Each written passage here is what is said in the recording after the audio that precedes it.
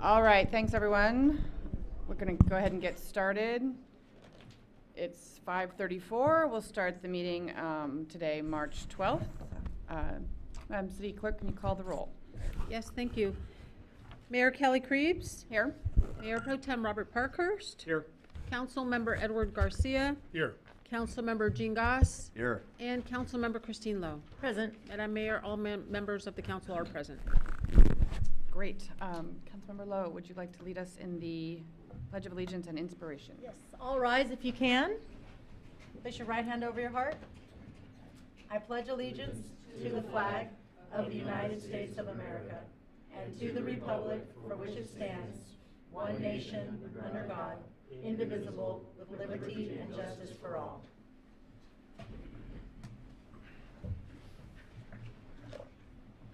I like seeing a packed City Hall. Hello, everybody. For my inspiration, I wanted to acknowledge that tomorrow is March 13th, which is the Good Samaritan Day.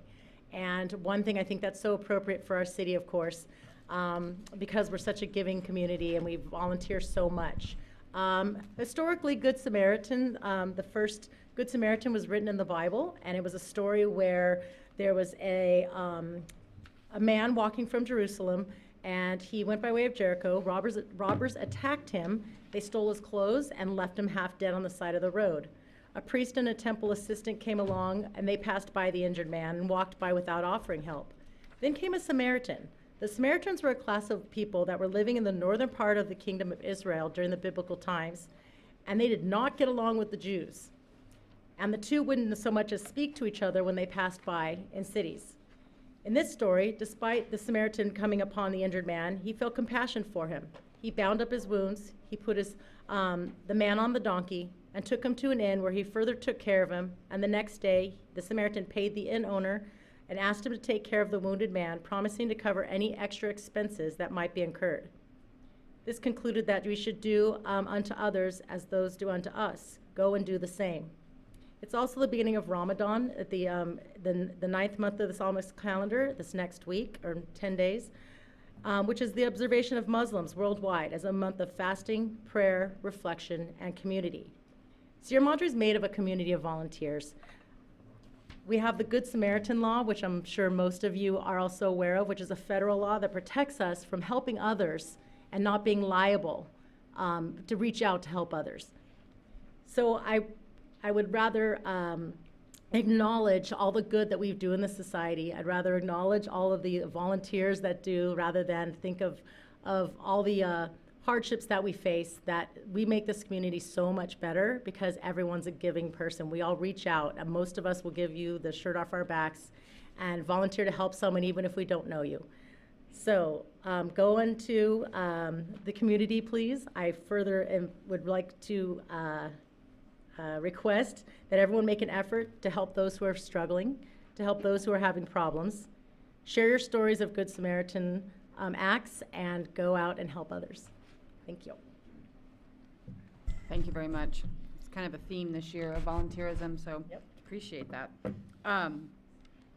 Would anyone like to move to approve the agenda? Move to approve the agenda. Second. All those in favor? Aye. Any opposed? Motion passes. Mr. City Attorney, would you like to report out from our closed session? Yes, thank you, Mayor. The City Council met in closed session to discuss two items. The first one was conference with the labor negotiator.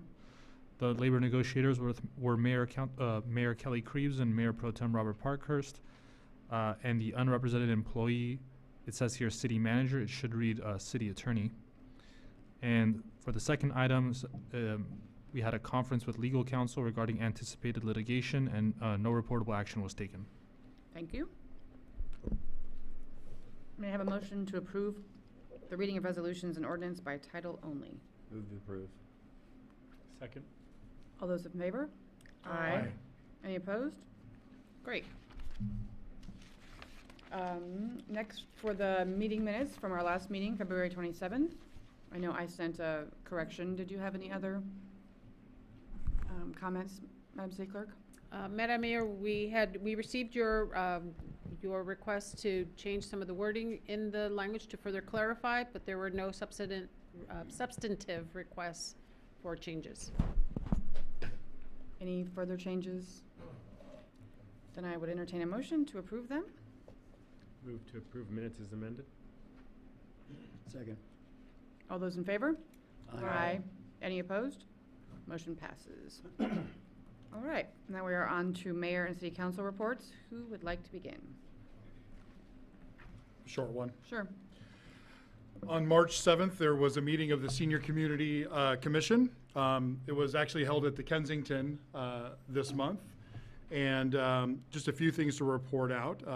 One is that the Senior Community Commission approved sponsoring one of the concerts in the park. It'll be the June 10th concert, which was a surprise to me. It will be on a Monday night. It's my understanding all the concerts will be on Monday nights this year. And did I mention, it's Kelly Ray. So everyone's very excited that Kelly Ray is going to be coming to, I think it's country music, performing in the park on June 10th.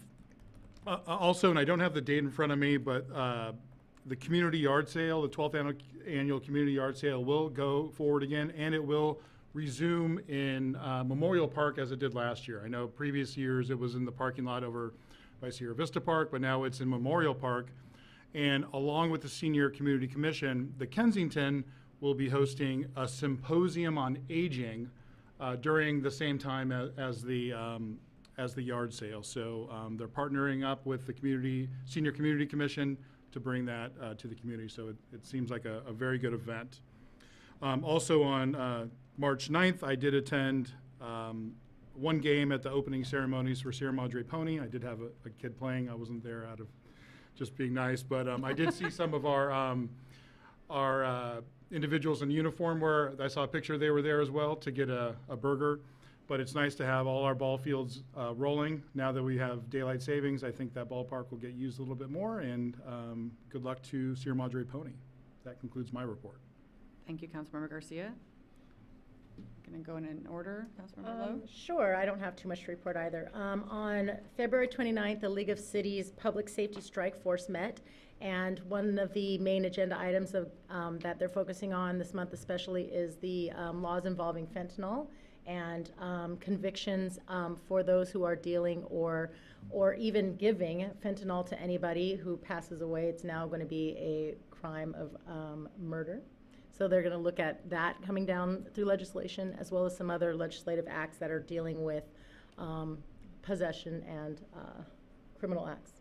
On March 7th, the Planning Commission met, and the CUP for Alverno Heights was addressed, so you can watch that recording if anyone would like to see how that is going. Thank you. Councilmember Goss? Just very brief. On February 28th, we had another meeting of the Transportation Subcommittee. Mostly what we did was we kind of reviewed some ideas for public outreach for what the committee's doing.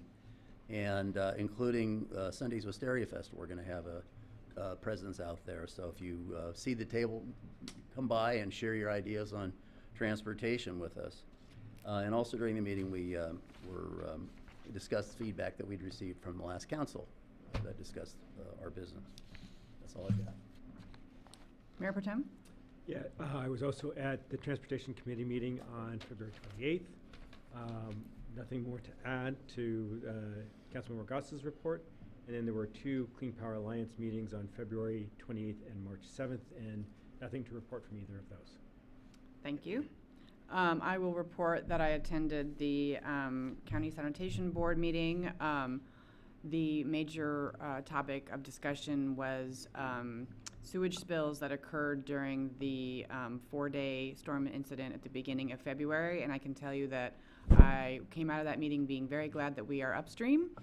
But it's very interesting. Lots of people may know this. I am new to the sanitation function in our county, and they have done a lot of upgrading over the last years to be able to actually have sensors in the system and be able to measure flow and measure the peaks and valleys of flow. And it's a really they've done a lot of technological upgrades so that they're able to better monitor what's going on in the system and really pinpoint where the problem areas are. So that was very interesting. One of the things they did mention that they thought was a source of some of the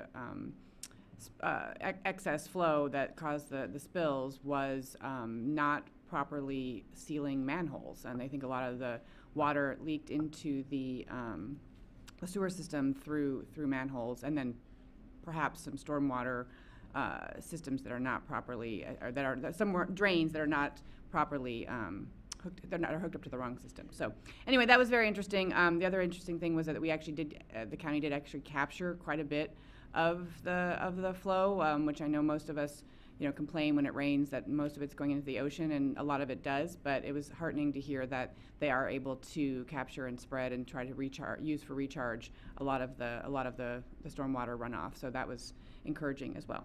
And then I just have some announcements. As I'm sure everyone here knows, this Sunday, the 17th, is our Wisteria Festival. So our local shops, food vendors, crafts, all sorts of booths, Sierra Madre Auto Show will all be in effect in our downtown area. I don't have times, but typically it's mid-morning to mid-afternoon. So I hope to see everybody there. As you know, we've mentioned many times, but we are still looking to fill 3 commission vacancies. We have 2 open for the senior commission and 1 open in the planning commission. So if you are interested in applying to fill the vacancies, you can contact our city clerk for more information and for the application. Saturday, before the Wisteria Festival, Athens will be hosting a hazardous waste and e-waste drop-off in the parking lot here behind City Hall from 8 until noon. And then again on the 30th, Athens will be back to host one of their free compost events, which will be at Sierra Vista Park on the west end of the parking lot closer to the pool, also from 8 to 12. There are flyers in the back, I think, for both of those Athens events. And those are my announcements. All right, so we'll open it up for public comment on items not on the agenda. And as you know, your participation is welcome and invited. We request that you refrain from making disruptive remarks generally. And if you are making disruptive remarks or engaging in disruptive conduct, we will warn you. And if you continue, we may ask you to leave. As you know, you're not supposed to bring signs or posters or other objects that would disrupt, disturb, or impede the course of the meeting. That said, you have 3 minutes, and please do state your name and your address, and I welcome any public comment for items not on the agenda. Madam Mayor, we have 1 speaker card from Public Works Director Yanez. Oh, great. Good evening, Madam Mayor, members of the City Council. I want to take a moment to share some important updates about the trees along our beautiful South Baldwin Avenue. As you may have noticed, we're lucky to have a stunning variety of trees lining South Baldwin near Orange Grove Avenue, with Coast Live oak trees lining the east side and ficus trees gracing the west side. These trees create that iconic tree tunnel feel as you drive into Sierra Madre. And they're a big part of what makes our neighborhood special. However, it's become clear that some of the ficus trees planted several decades ago weren't the best fit for our environment. Over the past 15 years, our dedicated team has been working hard to address this issue. We've been gradually removing the most problematic ficus trees and replacing them with new oak trees. We've also been filling any gaps between existing oak trees, extending our beautiful tree line all the way to the post office. Unfortunately, we've identified 2 more ficus trees that need to be removed due to health concerns. This removal is scheduled to happen within the next 2 weeks. To ensure our community safety and keep our surroundings looking great, we'll be trimming the remaining ficus trees starting as soon as tomorrow. Tree trimming process will take some time as it's happening citywide. After we remove the ficus trees, our public works team will then plant new oak trees in those spots, further enhancing the beauty of our neighborhoods. Next time you drive down South Baldwin Avenue, take a moment to notice the new oak trees that have been planted over the past decade and a half. They come in all different sizes and ages, adding to the charm of our community. I want to thank you all for your understanding and cooperation as we work to maintain and improve our natural landscape. Your support means a lot to us, and it's what makes our city such a great place to call home. Thank you. Thank you.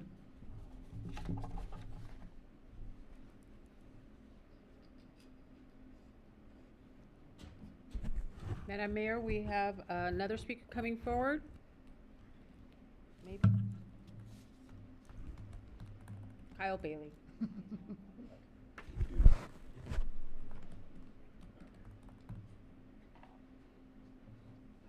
I'll be starting off with a group. Madam Mayor, esteemed members of the City Council, my name is David Gaycad, Union President of Sierra Madre Professional Firefighters Union Local 5216. I am here with Kyle Bailey from the Police Officers Association and 3 members of our community, Jim and Martha Walsworth and Ted Seraph. Tonight we are here to announce our efforts to place the Sierra Madre Public Safety Ordinance onto the November ballot of 2024. Good evening, Mayor, Mayor Pro Tem, members of the council. Kyle Bailey with the Sierra Madre Police Association. Just want to elaborate a little further on what Dave was mentioned. This is a grassroots effort that truly is done in Sierra Madre fashion. It involves our members of our community working in partnership with the police and fire associations to develop what we hope to be a funding solution to the challenges of our funding our police and fire departments. As many of you, as we all know, Sierra Madre is a very unique community. We have for 3 square miles to run a full-service police and fire department is traditionally been a challenge.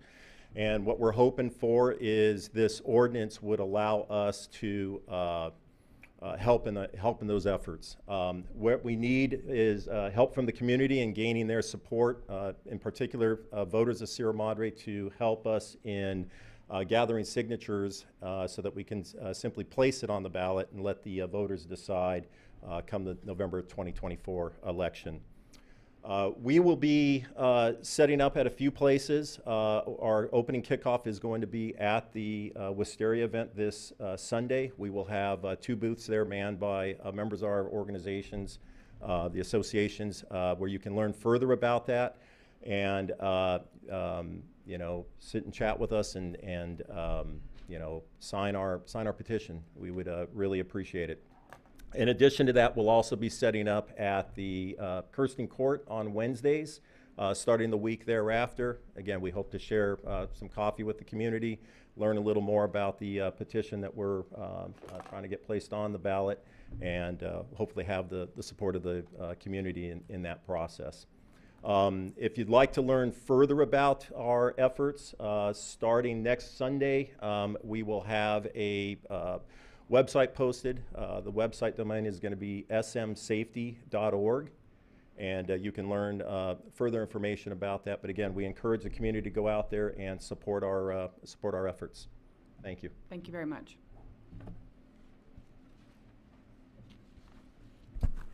Madam Mayor, we don't have any other speaker cards at this time. And there were were all of the email comments received for items on the agenda? Yes, all the emails that the city staff received were forwarded to the city council and were for items on the agenda. Thank you. Okay, moving on. We have a number of presentations tonight. I think we're going to start with the Sierra Madre Search and Rescue. I think we have Art Fortini and Rob Klessman. So maybe not. Sorry. Hi, good evening, Mayor Krebs and members of the City Council. My name is Lauren Kaposha, representing Sierra Madre Search and Rescue. Thank you for having us and giving us the opportunity to tell you a little about the team and what we've been doing this past year. So, Sierra Madre Search and Rescue was founded in 1951 by 16 members of the community, most notably the Lone Brothers. We claim to be the first mountain rescue team in California, and we are one of 8 search and rescue teams in LA County. We're all volunteers. Some of us, I grew up here. Some of us live here, Art lives here. And we're a nonprofit organization, and just to help, we have a passion for the outdoors, and we want to help our community and keep everyone safe. Our team members come from a variety of backgrounds: engineers, rocket scientists, nurses, educators. We all come together for a love of outdoors and helping our community. And we are entirely funded by donations.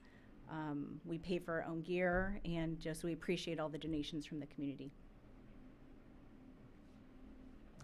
Our team today has 36 regular team members, and we just adopted 13 probationary members. They just started in January, so they're starting their training program, which is 18 months.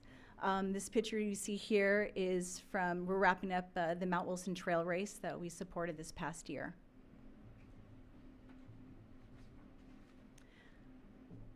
We have 3 pillars or mandates that we base our team of. One, searching for those lost in the wilderness, rescuing anyone that needs help, and also providing preventative education on how to travel safely through the mountains and return home, so you don't need to call us. But you know, every search and rescue that we go on with the mindset that our subject is alive and needs help. We don't pass judgment on our patients that need rescue. You know, everyone makes mistakes, gets in trouble, and there's lots of things in the mountains that are out of our control. And we all are here to help those that need our help up there. So this past year, just some statistics on what we did. We had 25 searches. We spent about almost 3,000 hours searching. 21 rescues for a total of 46 operations. The past few years have been a little slow for us. Typically, we get called about 120 times a year, but since the Bobcat fire and Chantry being closed, we've been a little slow, and we've been spending our time practicing. So our training to operation hour ratio is about 2 to 1. So for every 2 hours we spend training, we have 1 hour in a real rescue or operation. Half of our operations are in our local mountains, anywhere from Bailey to, or you know, as far as Altadena as well, but Bailey to Chantry. Another 45% are assisting other LA County teams, and 10% outside of Los Angeles County, Riverside, San Bernardino in particular, especially this past winter. Additional hours that we put in are for the preventative search and rescue, going to events in the community, schools, Kiwanis Club. We are gonna have a booth at the Wisteria Festival. We have 2 team meetings every month. Training, lots of training, 6,000 hours, equipment and trucks to maintain, and we have lots of committees within our team to help keep our organization running. So all of us volunteers put in 15,000 hours this past year. It was a slow year. Just some statistics on our operations. Most of our subjects injure themselves or need help from hiking. Majority male, 63% male, 32% female. 19 were uninjured, either they got lost or mostly got lost. 17 were injured, 5 deceased. We had a couple animal rescues, most notably in the summertime when dogs overheat on the trails. And our most common injury that we came across were lower extremity injuries, mostly ankles.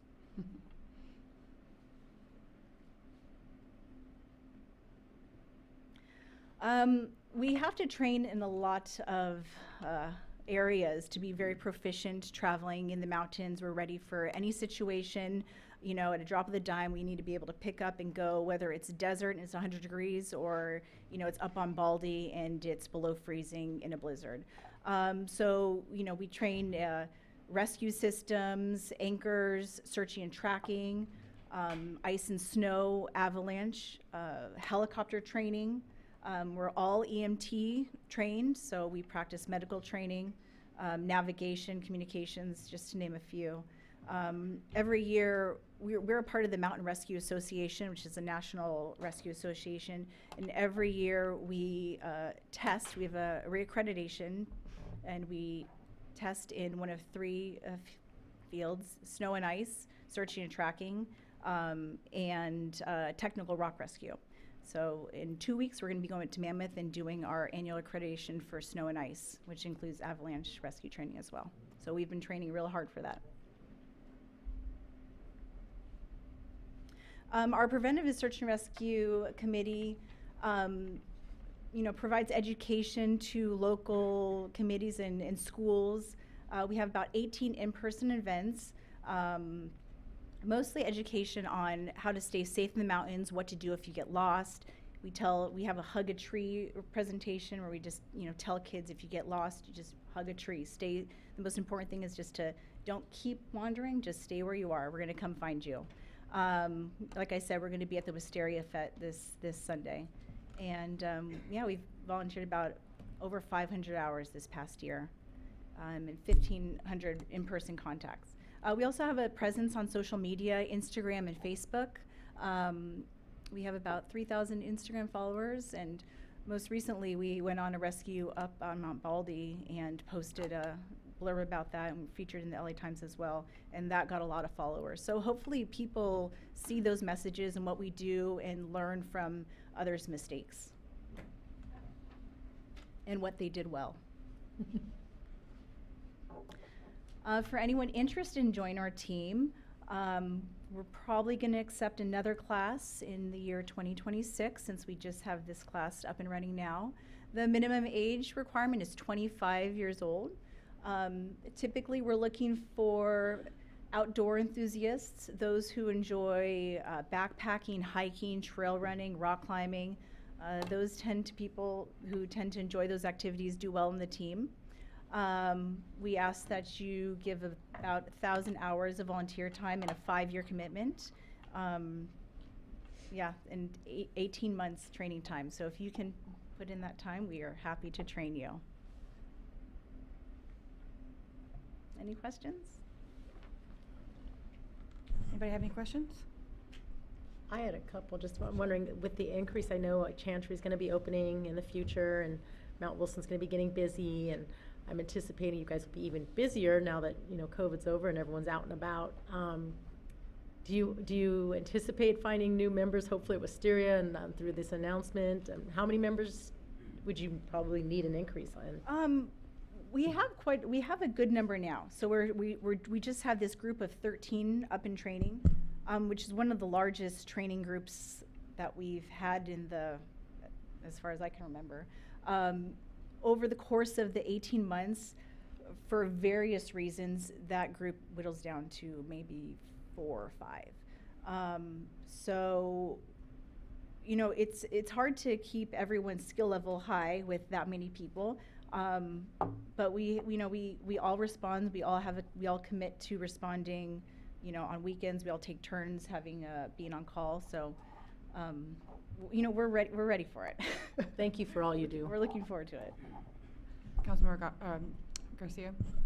Regarding donations to your organization, so I'm assuming during ongoing, the ongoing year, it'd be monetary donations that you guys would like the most. And let's say it's during an event like a wildfire or a large rescue. Uh-huh. Is it then again monetary, or do you need things such as like water and those types of items? During we've had a couple large searches this summer, and we want to thank the community they really stepped up and donated food, water, snacks. That was really appreciated. So during large searches like that, our previous search this summer went on for over a week, just around the clock, and we felt the community support. So yes, during those large events, I know usually it's on Facebook, something like that's going on, but most of the time it's monetary donations, for gas, for new equipment. Those are big ones. We're going to need a new truck soon, so we got some big ticket items coming up. Thank you. Anyone else? Mayor Pro Tem? Thank you very much for the presentation and for everything you do for the community. It's really fantastic. I'm curious about how you're working with our fire department and kind of collaborating with them and kind of, making sure that you guys know each other's skills and abilities. At some point, you have to transfer someone for a mutual aid type of situation, right? And so, can you tell us a little bit about how you're working with our our fire department? Yes, we do train every year with the fire department, and we do appreciate their help and their resources. And yeah, we have joint trainings that so we get to know each other and we work together. A lot less so since the Bobcat fire. We would see them on rescues in Chantry very often. So yeah, we do continue to train technical rope rescue and litter evacuations. One quick question. Sure. Thank you for all the work you guys do. I'm curious about the helicopters, because I know the sheriff's deputies have rescue helicopters when they pick people off mountains. How do you guys work with them? We have a helitalk training every year, and we require all of our new members to attend that. Typically, we do work with the helicopters for searches and rescues. And You just call them in and then they show up, or is there other criteria? For usually 911 calls in the mountains, a lot of time the Air 5 is notified. If we do require an air evacuation, and we get them on the radio. So not every operation requires a air evacuation, but So they're not used to just scout, like you guys are the ones that are out there looking, and they only come in when they have to bring somebody out. Is that it?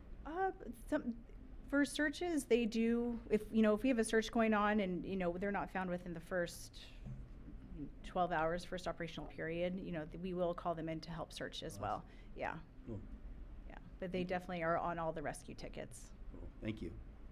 Well, I'll just reiterate our thanks for all that you do and really just keeping everybody safe here. And really, I enjoy following, your social media sites, because it's really just interesting to see how you're helping both locally and, beyond. I love that we are able to provide that service outside, and I'm assuming that you're also welcoming of similar agencies, in within when you guys need help locally. So I love that sort of mutual aid concept that flows throughout all of our public safety organizations. Yeah, we appreciate the community's support. Thank you so much. Thanks. Speaking of public safety, that was a great segue. We have our annual public safety updates, and I think we're going to start with fire with Chief Bartlett.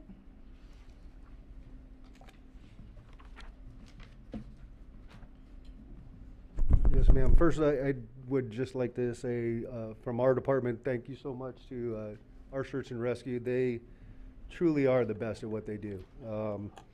If it comes to tying ropes and putting people over their side or bringing them back, they're the experts, not us. So we appreciate everything in their partnership.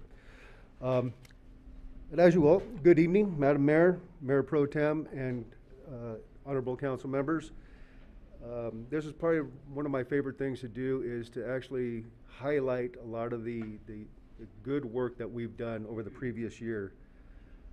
So as we reflect upon the remarkable efforts and achievements of the Sierra Madre Fire Department throughout the past year, I present to you with great pride and enthusiasm the Fire Department's annual report for 2023. Our department is an example of dedication comprised of individuals who tirelessly strive excuse me, try to get used to talking with a mask on again, to uphold the highest standards of professionalism and proficiency in all aspects of emergency response. As we review the 2023's accomplishments, it is evident that the Sierra Madre Fire Department is more than a collection of first responders. We have a cohesive team driven by steadfast allegiance to safeguarding our community with resolve and compassion. We function on the invaluable contributions of our department's 5 divisions, which are administration, operations, emergency medical services, training, and fire prevention. A dedicated team of 16 individuals staff these divisions, along with providing emergency response to calls for service. Pretty much our whole department is basically suppression and EMS. But yet, with all the work and regulations that we have to do, many of our folks take on collateral duties for which are not in their job description. And so if you would, please me, I'd like to actually reference these folks by name because I think they're well deserving. Our A shift captain, who's Robert Ladd, deals with all facility concerns and our operations. B shift captain, David Gaycad, is in charge of training, scheduling, and our records management system. C shift captain, Chris Bertrand, is our CERT liaison and Wildland Urban Interface coordinator. Our engineers are Ted Walters, who deals with all of our fleet and apparatus equipment. Marcus Duson, who is our reserve firefighter coordinator or co-coordinator. PPE, uniform, hose testing, and self-contained breathing apparatus coordinator. And Ryan Torcello, who is our city AED coordinator. Our firefighter paramedics, Jacob Knapp is our paramedic coordinator, who's in charge of all of our inventory, ordering and stocking of all EMS supplies. Sawyer Wooten, he'll get something, but right now it's just passing probation. He's one of our newest members. Larry Chu, who is our arson investigator. Scott Rosevear, community risk specialist, and also our co-coordinator for our reserve program. Jessica Johnson, again, focusing on probation. And then we also have Caleb Smith, who deals with all our small motors, which chainsaws, circle saws, and anything of the like. Andrew Diaz, who does urban search and rescue through our USAR.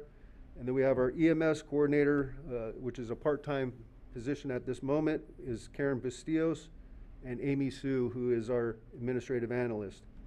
Together, they form the backbone of our department, ensuring that we not only meet but exceed the stringent requirements and standards governing our operations. It is a privilege to serve alongside of them. Our resolve is to uphold our core values of honor, respect, integrity, and compassion. We will continue to forge ahead with sound determination, knowing that the safety and well-being of our community are entrusted to our capable hands.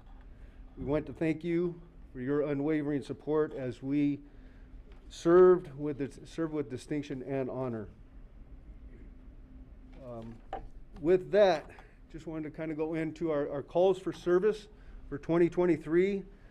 Once again, we're the most in our department's history. It was an increase of 5% over 2022. You can see Council Member Lowe's face there. As a former member of the department, she can very much attest to the differences. 37% increase in service since we became a career department. So quite a difference in leaps and bounds. Our EMS calls remain the highest. Currently for 23, it was 82% of our calls. Fires were 12% and other was 6%. Other would encompass down power lines, person locked in or locked out of a vehicle or a home, some of the non-emergent but still needs some sort of service. And as I know might be very much on your mind is calls for service outside of our agency and calls for service coming in. Calls, now that we are in unified response and there basically are no boundaries, we help our neighbors to our borders as well as them helping us. That's the, basically it's the closest resource available to do the good for anybody needing help. That's the way we're running it within our area right now. It's not necessarily the engine or ambulance that city represents or represents the city. So calls outside of Sierra Madre were basically 31% of our total volume at 445 calls. That's almost as many as we ran back in the volunteer days in a year. That was a 50% increase over 22. Arcadia stands out with the most at 23%, with Pasadena at 4%. Agencies coming into Sierra Madre happened a total of 13% of our calls, agencies coming in. Arcadia supplied the most response for us at 11%, with Pasadena at 4%. Our department training, we strive to achieve around 3,500 total hours per year, and we cover things on fire suppression alone, which is going to be our biggest training bucket, if you will, because there's just so many things to learn and to know and to keep in our skill set. So that can include the basic firefighter skills, fire ground survival, technical rescues, hazardous materials, wildland firefighting, and the like. Our EMS is another big component to it. So basically our paramedics have to maintain a minimum of 48 hours every 2 years to maintain their licensure. And EMTs, which we still have a couple, is 24 hours every 2 years. So we make sure that we're doing continuous education at all times. We have to get certifications for those and turn those into the county and maintain the ability to practice our EMS skills. One of the things that I value most that we want to definitely continue on is our professional development. For me, it's definitely the next person up. Right? We have to train people to fill the role that is above them. Through attrition or at the very least, just to make sure that they're ready at any time. They should always be ready. We did, in our fire professional development, we went through fire inspector classes as well as fire inspection classes, two different disciplines, if you will. One more along the lines of arson and trying to recognize how fires were started and doing the investigations and such, where the fire inspector is more on inspections. But we're training people up on that to help share the load of the responsibilities. And then we also are very big on our company officer courses. So again, training that next captain or officer, if you will. Oops, let me get back. Next would be our inspections. We are mandated to do certain inspections. And those mandates would be multifamily residentials, so our apartments and condominiums, as well as our schools and churches. We have to accomplish those every year. Everything else is what we want to do to make sure our community is safe. We're not mandated to do them, so our brush inspections, commercial inspections, and we do those to make sure that we're safe in the community. Inspections are a part of fire prevention, focusing on life safety, environmental hazards, and lessening the potential for fire. We enforce laws, codes, and ordinances through inspections, permitting, and safety education programs. You'll see on there we also have field inspections, which are basically 80% of them had to deal with residential fire sprinklers. So anytime we're doing new construction or remodels meet a certain threshold, we're going to require residential sprinklers. That's the bulk of our field inspections, along with alarms, commercial cooking hoods, ducting, and even solar. We are finishing up our second year of our grant funding. So basically our fire hazard and fuel reduction program with CAL FIRE, which we were awarded $78,000. We've been able to hold 9 chipper and green waste days. Councilmember Garcia, thank you for your participation in that. It was very successful. We actually are looking to hopefully extend this. We're putting in an application to extend this and the request to extend it because it's ramped up and it's gained a lot of traction. We'd like to keep it going. We also held 8 community educational forums discussing disaster preparedness, wildfire home resiliency, community wildfire resiliency, fire resilient landscaping, and then also our annual fire prevention. As far as our financials go, with everything, the cost of business has gone up. This is another number that is the highest for our department in its history, but our budget this current fiscal year is $3.6 million. And the bulk of that is actually going to go out to salaries, as you can see in that chart there. What I'm pleased to say is we actually, even though we're not in the business of making money, we do like to try to recover as much cost as we can. We were able to recover 18% of our budget. Our EMS billing was the highest that we've ever seen, coming in at over $600,000. which coincides with the increase in calls for service. Our paramedic subscription program, still working on that. That's a baby of ours that we're trying to grow. We're currently at 5% of our community that is enrolled in that program. So a quick plug is for $82 a year. If you sign up for that program and we have to transport you, anything your insurance doesn't cover, we waive. Currently, ALS or an advanced life support transport is in excess of $3,000.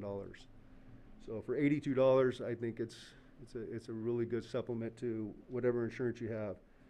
The other thing that we were able to bring in this year that is sort of relatively new to us, it's a couple years in, is our instructional service agreement with Rio Hondo College. We brought in just over $31,000 for training that we're doing. We're also getting reimbursed through the California Community College state level. So that's a good avenue for us as well, not only to get the training, but help recover some costs. One thing that we were able to bring back into the department this year was our arson investigation. The department's arson investigator position has been vacant for the past 3 years. We were the only department out of the 15 Verdugo Fire Investigation Task Force agencies without an arson investigator. We had to rely mostly and mainly on mutual aid from other agencies. Thankfully, anything that we needed was free because of the goodness of their hearts, but they can charge us for that. So, but now we're a full participant in that task force with our own arson investigator, who, as you can see, in just a short time, about a half a year, has already been put to work and is making a good name for himself and representing our department and city very well within the area. Our community outreach, something that we love and is absolutely a part of this community and Sierra Madre, and the reason we all live and work here is how active we are with everything we do in the community. We provided free community classes like Sidewalk CPR and Stop the Bleed. That was also in conjunction and partnership with one of our local businesses, Code 3. So I'd definitely like to give them some accolades for their participation and partnership. We held our annual Fire Prevention Festival, the second annual Sierra Madre Mayor's Car Show. We passed out thousands of pieces of candy at Easter, which we're about ready to do again at the end of this month. Partnered with the library for their annual Pumpkin Smash. And then we also, once again, led Santa down the parade route or down through the boulevard to the station to greet people for pictures and pass out some goodies. We also support numerous programs such as school tours. Just had one today for the nursery school, and visits from the Boy Scouts, Girl Scouts for their badge work, and partnering with our other departments such as the library and community services. At this time, this concludes my annual report, and I'm happy to answer any questions that you may have. Any questions? Madam Mayor? Sure. Councilmember. Thank you, Chief. Comprehensive report. So I have a few questions. I guess there are two different types, so I'll ask the first one in a group. I guess it's more than one question, but can you explain to the council and to the public what automatic aid is and the benefits of automatic aid, who the members or roughly who the members of Verdugo response are, and also how close are the closest firehouses in Arcadia and Pasadena to the city? Very good. Like 3 questions, but. Yes, sir. Let me see if I can check those all off for you.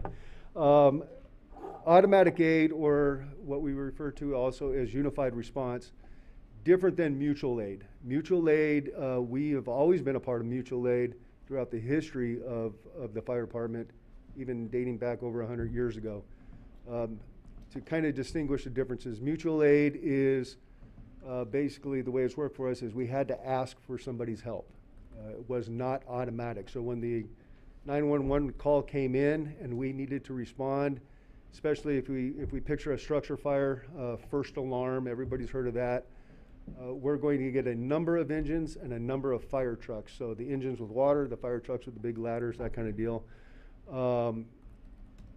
That's an automatic response. In the past, it would be engine 41, RA 41. We would have to get there, size up the situation. If it needed more additional resources, we would then have to call back and say we needed more. They would call the other agencies and say, can you guys go help Sierra Madre? We never had anybody say no, but you can see the delayed response in that, especially when you're looking at the industry standards. We need to have so many people on scene within certain time frames, within certain percentages of the time to meet the standards. That's all part of our ISO auditing. Automatic or unified response has eliminated all of that.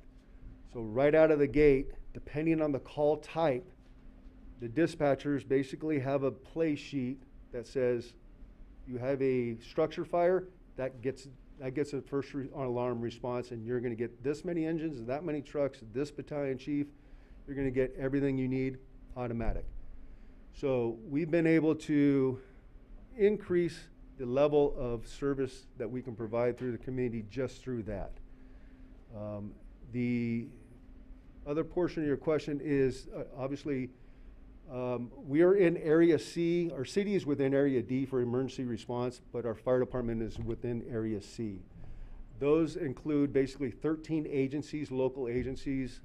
From our east would be Monrovia, the furthest, to Burbank on the west, and then all the way down to South Pass, Montebello, and everybody in between. So San Marino, Arcadia, Pasadena, South Pass, Alhambra, Montebello, Monterey Park. I think that kind of covered, but it's basically 13. The closest to our city is going to be Engine 107s, which is Arcadia over there on basically Orange Grove and Santa Anita. And then also Pasadena's Engine 37, which is pretty much over by Best Buy, right there on Foothill. Those are the closest two pieces of equipment to us. And then we do also have an automatic aid response with Los Angeles County. We will get Engine 66s for structure fires or anything that of that like, and they're over by Kanaloa, by Garish Swimming. So they will come in and help us. That automatic aid deal was developed for our efforts up in Chantry. That Chantry is Los Angeles County area, but we're closest into there, so we usually get on scene, and so we've made that trade. Hopefully I got it all. I think, that was comprehensive, and that covered all that. So the second question would be, and I think we have two, is it apparatuses, that we sometimes send out, and I know, because you do this annually, and we didn't hear much about on cost recovery from those. I know we have a water tender, which will bring us money sometimes, and then we also have a type something or other that from the federal Yes, sir. fire. Could you explain those, and did we have any revenue from that this year, or do we expect that to continue?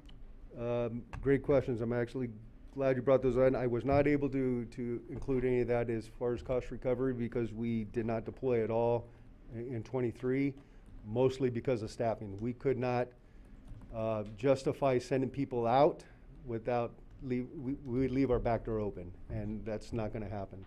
So we were not able to staff the water tender or the Type 6, which is the Office of Emergency Services through the state. So it's a California-owned vehicle that they loan to us, but when they need it, we're supposed to respond. So ideally, we do not get reimbursement for the state-owned vehicle, but we do get reimbursement for personnel. On the other side, if we use any of the city-owned vehicles, for instance, the water tender, there is a recovery reimbursement rate for that vehicle as well as the personnel. Last year, or the last time we had the Bobcat, we had the water tender out, the water tender made us over $100,000 for that incident. It was out quite a while. We did a lot of work, but it is a good resource for us to have. So to that note, I'm glad to say we're putting out some conditional offers to fill our last 2 vacancies currently, and that will get us back to full strength. We should be up and running again for this season to get people out and start doing our job to help support, California efforts. All right, I didn't know that. Thank you. Thank you. Can I ask a couple follow-up questions just right Sure. after that? So the way that the recovery costs go, if we get to go out and basically go out other parts of the United, or California specifically, and go fight fires, mostly I'm guessing brush fires or other emergencies, we recover the hourly wage or like the personnel cost. It doesn't cost the city anything? That's correct. It won't cost the city anything.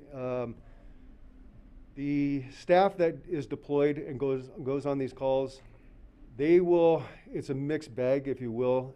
They will get paid their regular time if they were scheduled for a shift here. They will get paid overtime if they weren't scheduled here. So they're revolving between regular pay and overtime. And then we have to backfill here and bring in some people to fill their responsibilities for the people that left, fill their responsibilities here. Again, they're gonna work their straight time and their overtime. The state covers, or basically, we will get reimbursed for all of that. So we're not out, the only money we'll be out is for straight time. We're gonna pay people anyways to do their job here in town, but all the overtime that the incident has made us accrue, we will get reimbursed for that. So previous years, I remember your report last year did show an income from going out on the Bobcat fire as well as other fires that we participated in. And this year we had zero for any of our personnel? Correct. And that was due to this lack of personnel? Just to reiterate, we didn't have the staffing to handle everything, and our responsibility is here in town. So if we sent people out, we would still handle our responsibility here in town, but that means the remaining folks are constantly working, they're probably not going home. That's not a good work-life balance, so we need to take care of our folks, and unfortunately, we couldn't participate last year. And then this year you anticipate we might be able to, because we are coming up on fire season, or close to fire season coming up, and especially with all the rain, we'll have growth. What do you attribute to us being able to have personnel now, or being able to participate now? That's from the great support that we have, right? We were able to get the wages for our membership to a marketable place. It helped our department quite a bit. I had probably 5 people with conditional offers in other places. We were able to retain them, and so that left us with a couple. A couple people did move on, but now, like I said, happy to say I've got conditional offers out for 2 more. These are laterals from other departments looking to come here. We've changed the face of the way we're doing things, and that's because of the support that we've had to get our folks to market. And so attrition's always gonna happen, but I'm very excited for the future. I think we're gonna be able to grow leaps and bounds. Then the other follow-up question was right to your first question. What are the requirements? How were we able to join automatic unified aid now, whereas before we were not? The big requirement was to become a career department, become unionized, because we all work on the same fires. We will go help Arcadia, Pasadena, anybody around, and likewise they'll come in. I'm not taking away from any other industry, but you've heard the word scabs and things like that, right? It's the union folks want to work with union folks. The training that goes along with that, not to knock anything of our past history on our department, because I was part of it as well, but the training has elevated in our profession. The regulations, the criteria, and everything that we have to accomplish now is far more substantial than it has been in the past. So the move that we've made to take on that challenge is got us to where we are now, to be seen by our neighbors as their peers now. And like I said, the big thing is career department with a union association as well. Thank you. Anybody else? Councilmember Goss? I have no questions. I just wanted to thank you for your report, Chief, and thank you for all the hard work you've done to get this department where it's at, and thank you to all the men and women that work for you. We all appreciate it. Appreciate that, sure. And I definitely would like to pass that on to my staff. They're a big part of what's happening here. Mayor Pro Tem? Yeah, I had a couple questions. So, when was it that we went from a EMT to a paramedics service? Like, when were we able to upgrade that? And then can you tell me a little bit about, like, why is that important for us? What benefits does the community get by having all but two of our staff, as I understand it, they are paramedics? Great questions. It was 2008 when we made the transition into advanced life support services with paramedics. At that time, they were part-time, and it was a challenge keeping people in, the same as it was then. The benefit of it is pretty much just as it says. EMTs are basic life support, and paramedics are advanced life support. So your paramedics can pretty much do hospital level stuff in the field. They can administer narcotics, they can do EKGs, they basically are going to save your life. Where an EMT, the best that an EMT is going to do is high flow oxygen and a heavy foot on the accelerator to the hospital. That's really the difference. The paramedics have the ability to stay in the field and treat the patient and then transport them, where an EMT is just going to try and stabilize them and get them to the hospital. So is that, are most of the departments around us, are they all at paramedic level, or are there ones that are at EMS level?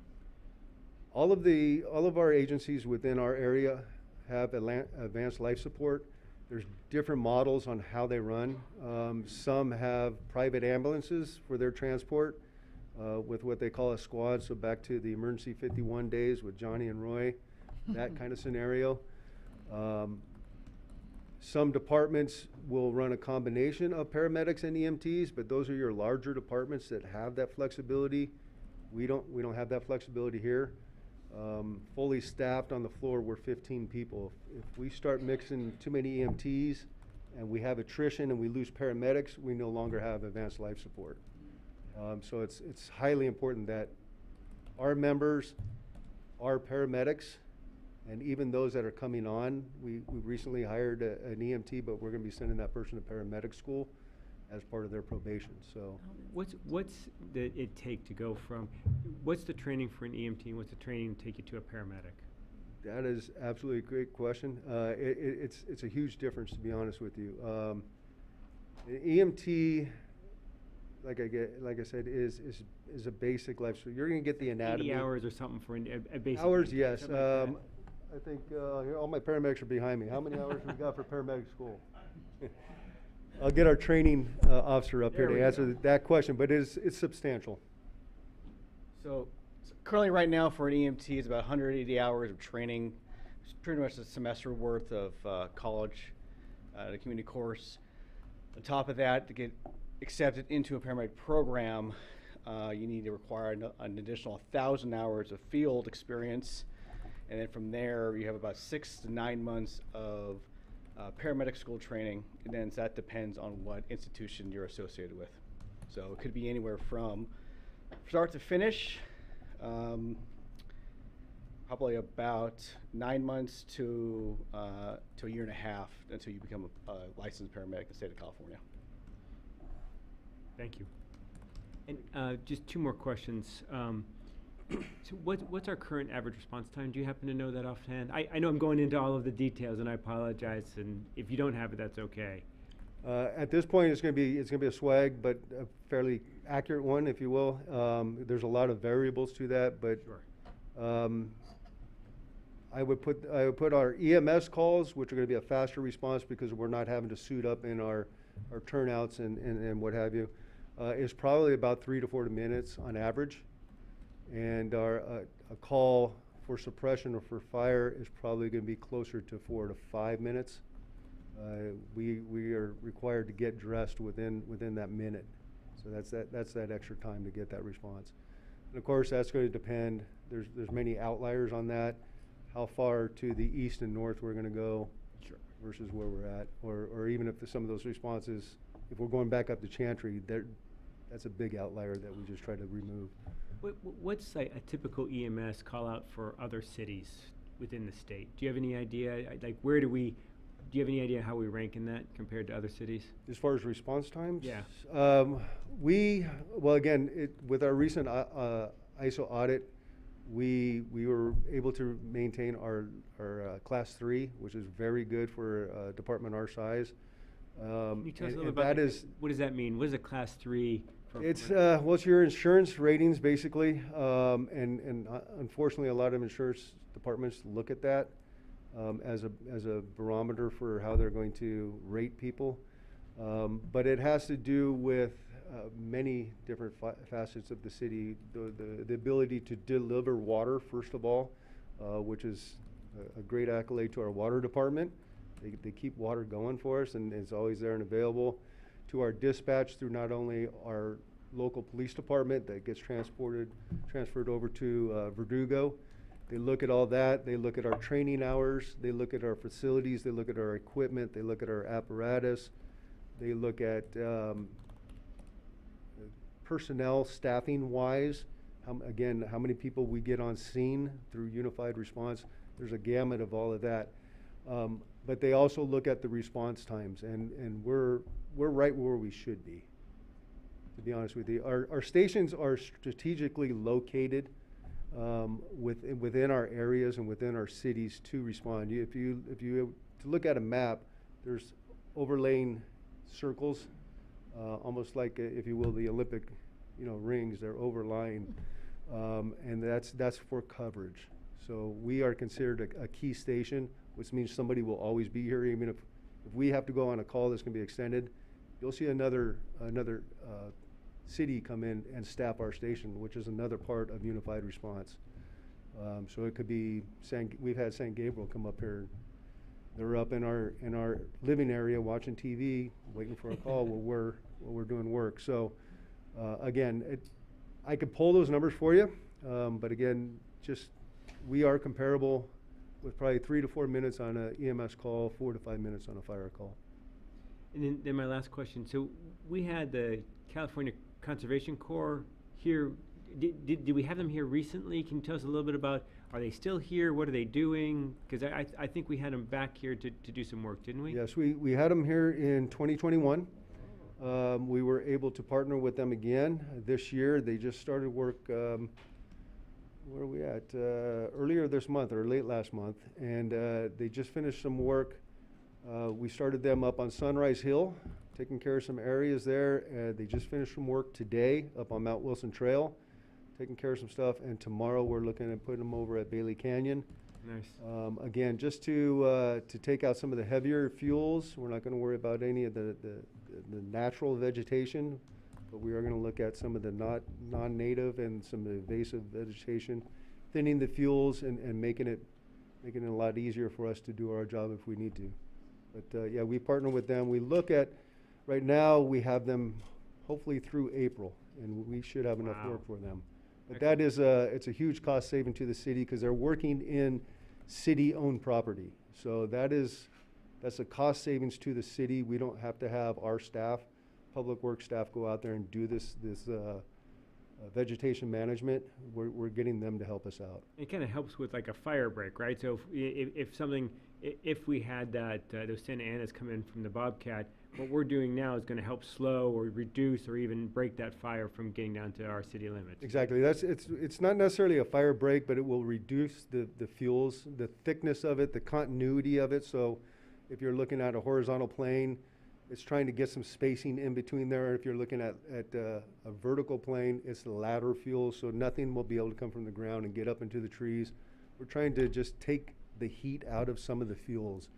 We're not removing most of it. Some of it, like I said, that's non-native or it is invasive. We want to get rid of it. But the rest of it is just kind of clean up. So it's kind of like having your landscaper, your gardener going and trimming up your hedges, making them look nice and right and serving a purpose.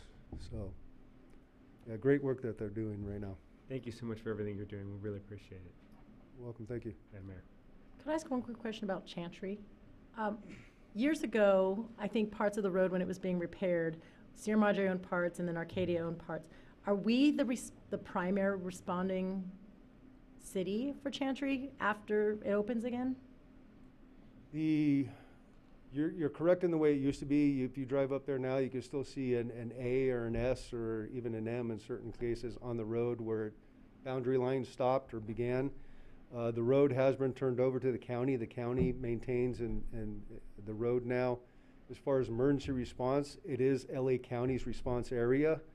But through that automatic aid, we are there, and we're usually first, just because of geographic location. We're usually beating them there. We will have engines 244 or 44s from basically over in Irwindale area. That's the typical resource that will be responding on their behalf. But we will usually beat them up there. Thank you. So I just want to connect some dots with all of these questions. Given the increase in service and the benefit, but also, burden of automatic aid, and the benefit being that we're getting the backup from other agencies, but then also the burden being providing, them with aid from our agency, and the, increase in training and increase, I assume, in, apparatus and all of those things. I'm assuming that all of this has resulted, as you mentioned, the budget being, at the highest level it's been. I mean, in terms of resources, I assume you expect that budget number to continue to grow given all of the development that we're still in the process of doing in our transition from volunteer to professional agency. Unfortunately, yes, that is the answer. As we all know, anybody that has any kind of employment, runs a business, doing whatever, even your own household budgetary items, the cost of living has gone up, from fuel to supplies to equipment to everything. And in order for us to provide the service, we have to have good equipment, we have to have good supplies, we have to have good equipment, we have to have well-skilled personnel. And that does come at a cost. It truly does. However, that being said, I think we provide it very well on the budgets that we have. But unfortunately, the cost of living doesn't stay the same. Every year, right, everything's going to go up. So I do anticipate that, like the world, we will see increases.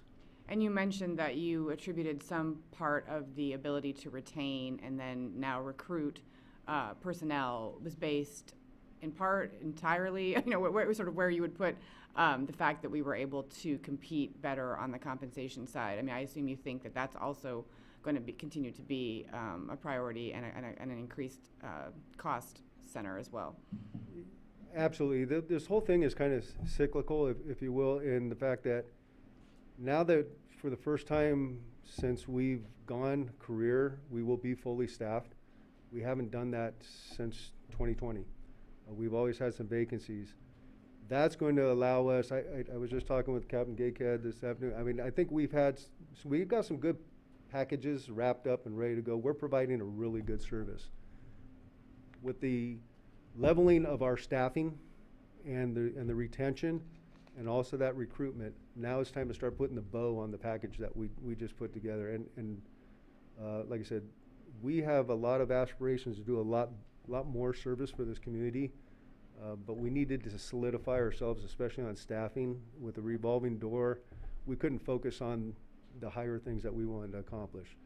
Now that we can put that hopefully to bed, we can start focusing with some really great people that we have. I mean, the skill sets that we have and the people that, the two gentlemen that are coming in are bringing 18 years of experience between the two of them. It's going to be a huge value for this community, which is going to allow us to focus even more on increased services. I just wanted to highlight one of those because I think the council was involved in just a view into that. But in terms of the wildlife-urban interface and the work that we could be doing on, home hardening and, preventative measures in town with respect to fire safety, we got a little bit of a glimpse of that as a council with our, the meeting that was arranged between LA County and CAL FIRE. But I assume that part of what you're saying is those types of efforts could be expanded, if there were, like you said, that now that there's the personnel to support sort of beyond the basic services. To be quite honest with you, Madam Mayor, is the people that we have now, they're operational, they're suppression and EMS folks. As I alluded to in my report, we have different divisions that take on a whole nother job set and job skill that our folks have been filling, which is not typical in our profession. They are basically holding, some of our folks are holding divisional chief type of roles and responsibilities, and that means somebody is in charge of fire prevention, but yet they need to respond on the ambulance or the engine. So what I mean by enhancing some of our services is I would love to, throw the Sears wish book at it, for those that remember that stuff, is a full-time person in fire prevention, where somebody can go to that desk any day of the week and get the help that they need. Currently, it's every Friday. Somebody that can go out and help promote fire prevention to the public through classes and forums and things like that. Right now, it's our operational staff that does everything. Right. So that's kind of what I mean by enhancing what we do as well. Not only what they can do at their level in the field, but what we can do as a department to not only be reactive, but also be proactive in the level we're doing. And so, yeah, we have a lot of work that we're willing to take on and are happy to do. Well, thank you very much. I appreciate the presentation. I appreciate all that you and your team do for the safety of our community, and not just our city, but our greater community, because it's amazing that we now have that backbone, and then we're able to provide that same service alongside with the professional departments that have been professional for decades. So congratulations on that for sure, and thank you very much for your report. Appreciate it. Thank you very much, and thank you for your support. All right, so we had the one side of public safety, and now Chief Barrientos to give the police side.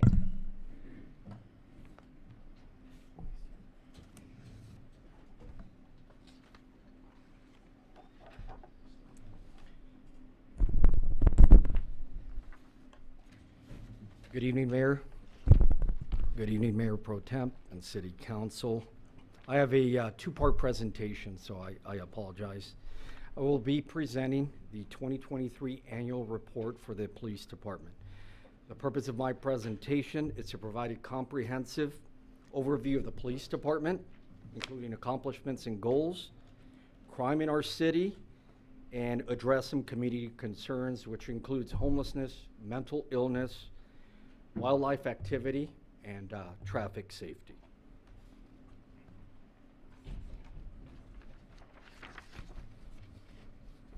Okay, this is the Sierra Madre workforce. We have two in the command level, which is a police chief, myself, and the captain. We have one vacant part-time lieutenant position that's open. We have 4 sergeants, 10 officers assigned to patrol, 1 to traffic, another officer assigned as our detective. We have 1 services division supervisor, 4 dispatchers, and 2 community service officers currently in backgrounds. And then we have a multitude of, we have some part-time LAPD officers that work here, part-time retired police officers, and some part-time dispatchers. What I'm happy to say is that we're the only police department in the San Gabriel Valley that's fully staffed on the patrol side. Wow. Crime data. So Group A or Part 1 crimes, Group B, which is Part 2 crimes. Group A crimes are those crimes that are in, or Part 1 crimes are those that are in the crime index. So they're considered the more serious crimes. Versus Group B are what the Uniform Crime Reporting would indicate that they're a little less level crimes. So as far as our Group A, we show 2 more incidents, 2022 versus 2023. We had an anomaly. We actually had 3 robberies, so they were thefts turned robberies in Sierra Madre. All of them resulted in arrest and prosecution of the suspects. Can you explain the difference between robbery and burglary? I suspect that would be useful. Robbery? Sure. So robbery is basically the taking of someone's property through force or fear. So you don't have to use, or by the use of a weapon. So hypothetically, let's say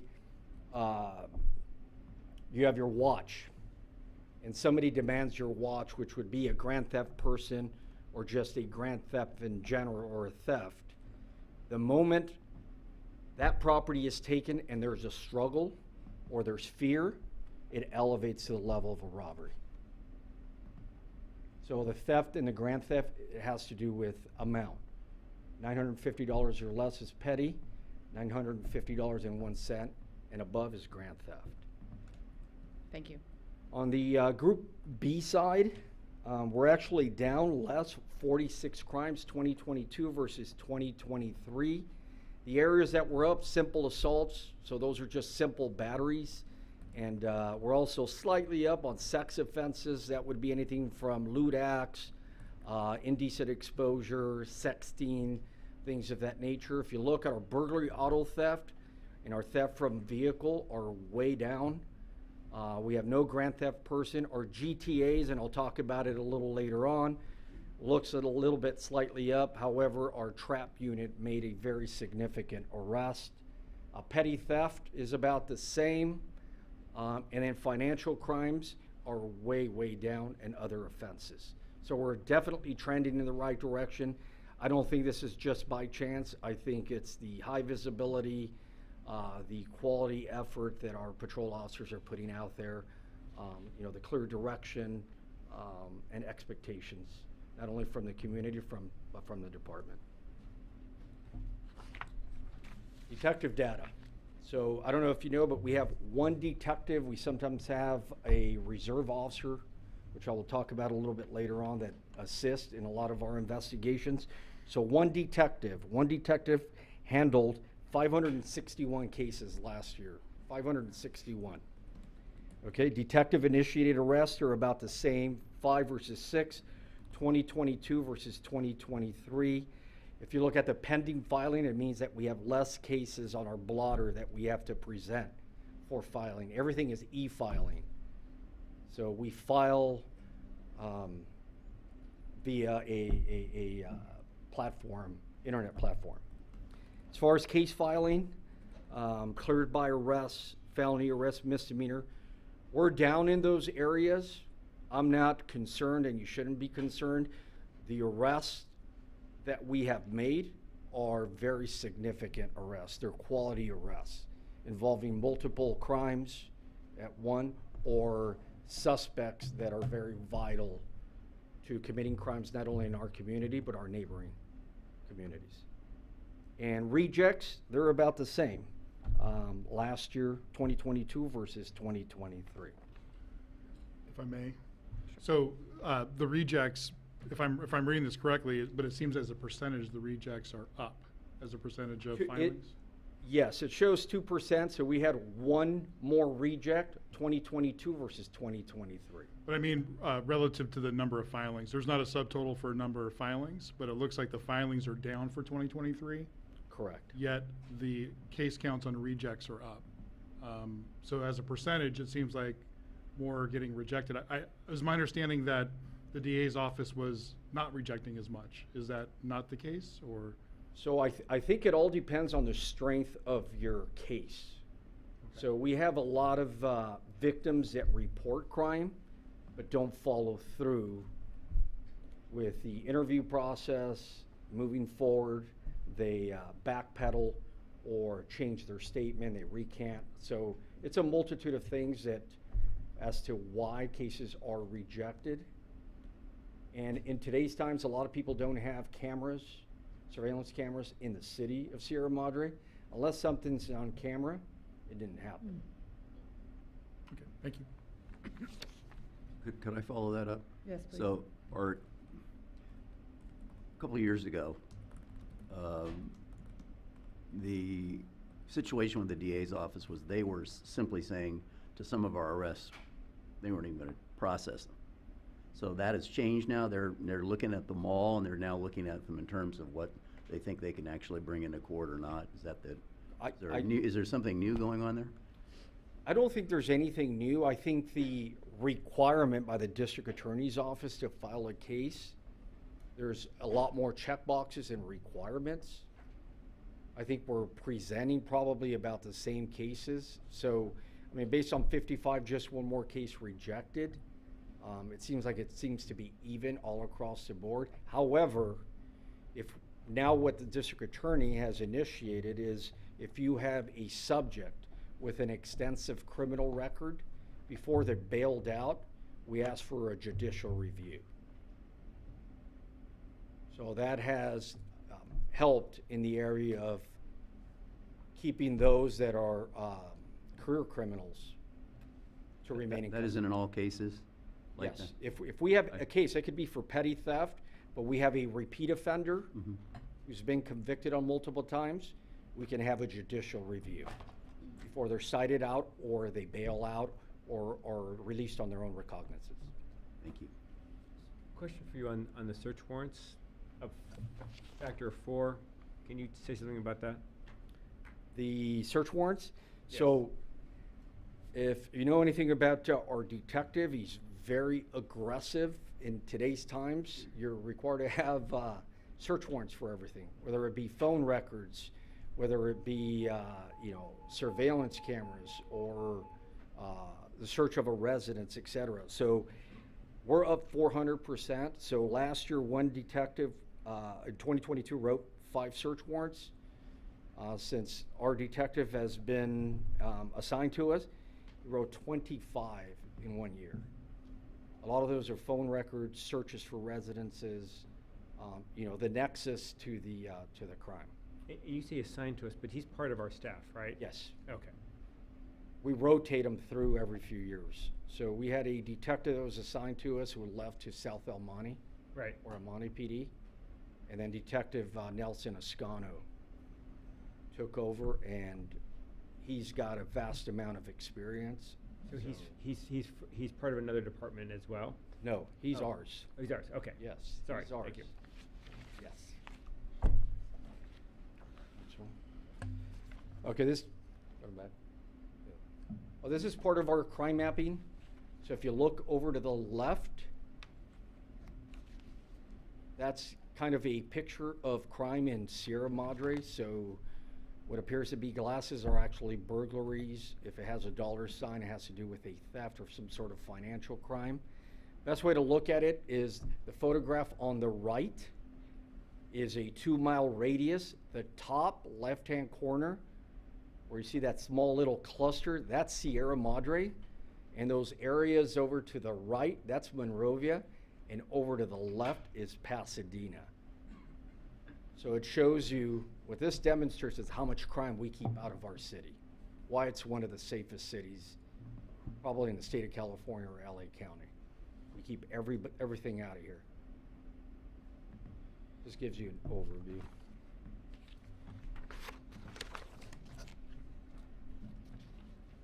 Okay, I'm going to talk about some community concerns that came up all throughout the year, and then I'll bring up some questions that were asked here last year during the annual report. Hate crimes. So in 2022, we had none reported in Sierra Madre, and in 2023, we're the same. We had none. As far as mental illness, both 2022 and 2023, we handle or we get dispatched to about 60 to 80 calls for service involving some sort of mental illness. 2022 and 2023, we placed about 13 individuals in each, 2022, 23 on a 5150 hold. Of those that we placed on a hold, none had firearms registered to them. Therefore, no firearms were returned to them. Okay. As far as firearms seized, in 2022, we seized 13 firearms. Of those 13, 9 were sent to destruction, 1 for safekeeping, and 3 involved arrest. So all of those guns have been destroyed, so none have been returned to an owner. In 2023, last year, we had 5 weapons seized, 4 for destruction and 1 for safekeeping. When we say destruction, we have some citizens here where they have a child or a family member that's suffering from some sort of mental illness. There's weapons in the house, and they surrender them to the police for destruction in some of those cases. in many of those cases. Or a parent or family member passes away, there's firearms in the house, they don't want to possess those firearms, they bring them to us and they give us the permission to destroy them. Homelessness, this is a big hot topic in Sierra Madre. We really don't have a homeless problem. However, it's something that we have to be aware of. We're getting our bus line here again. It does happen in Sierra Madre. In 2022, we had 61 calls for service involving someone experiencing homelessness. 61. In 2023, we had 69 calls for service involving homelessness. So we do get calls. We have individuals experiencing homelessness that traverse our community here. It's not illegal to be homeless. So it's something that we have to just be aware of and be on top of. We just attended a symposium about a week and a half ago regarding some of these issues. And then lastly, the ICAT, that's the Internet Crimes Against Children. We're part of the LA County team. So in 2022, we handled 4 cases involving crimes against children. That resulted in 2 arrests in 2022. In 2023, we handled 6.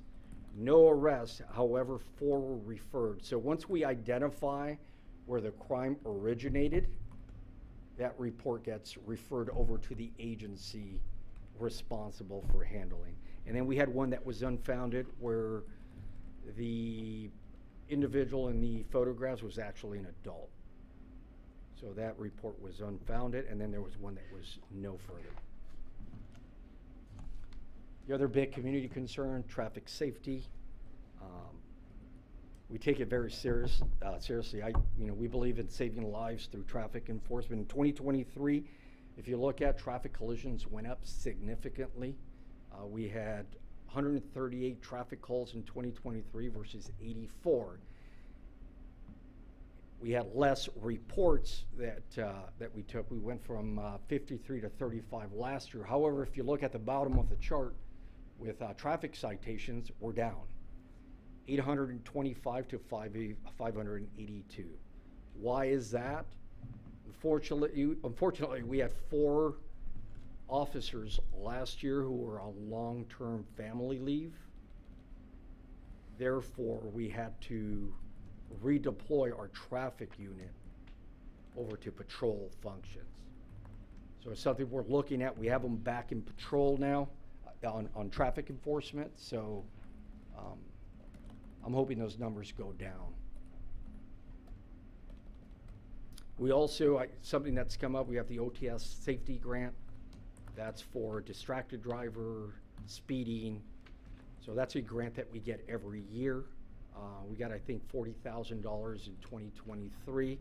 Then we have the California Highway Patrol grant. It was, I think, a little over $100,000, and that's a cannabis tax fund where you could do education or enforcement in those areas of traffic. Okay, another important one. Okay. Fish and wildlife. Okay, total calls for wildlife, 2022.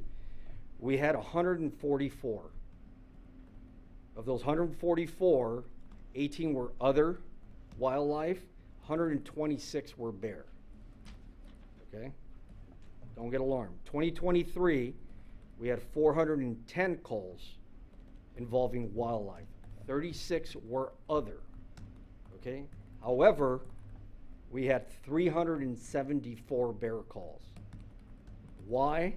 In April of 2023, we went to our social media and requested that our community report any bear activity. So we had more calls for service of sightings, of habituated bears, the no harm, no foul, just seen. So just to give you an idea, in 2022, what I call a public safety bear, so it may vary what I view a public safety bear compared to what Fish and Wildlife, These are intrusions into home. 2022, we had 19. I think they're probably equal to 2023. We just had more reporting. In 2023, we had 54 intrusions. Conflict bears. Conflict bear is one that's aggressive, attempts to enter a house. It's just different type of behavior.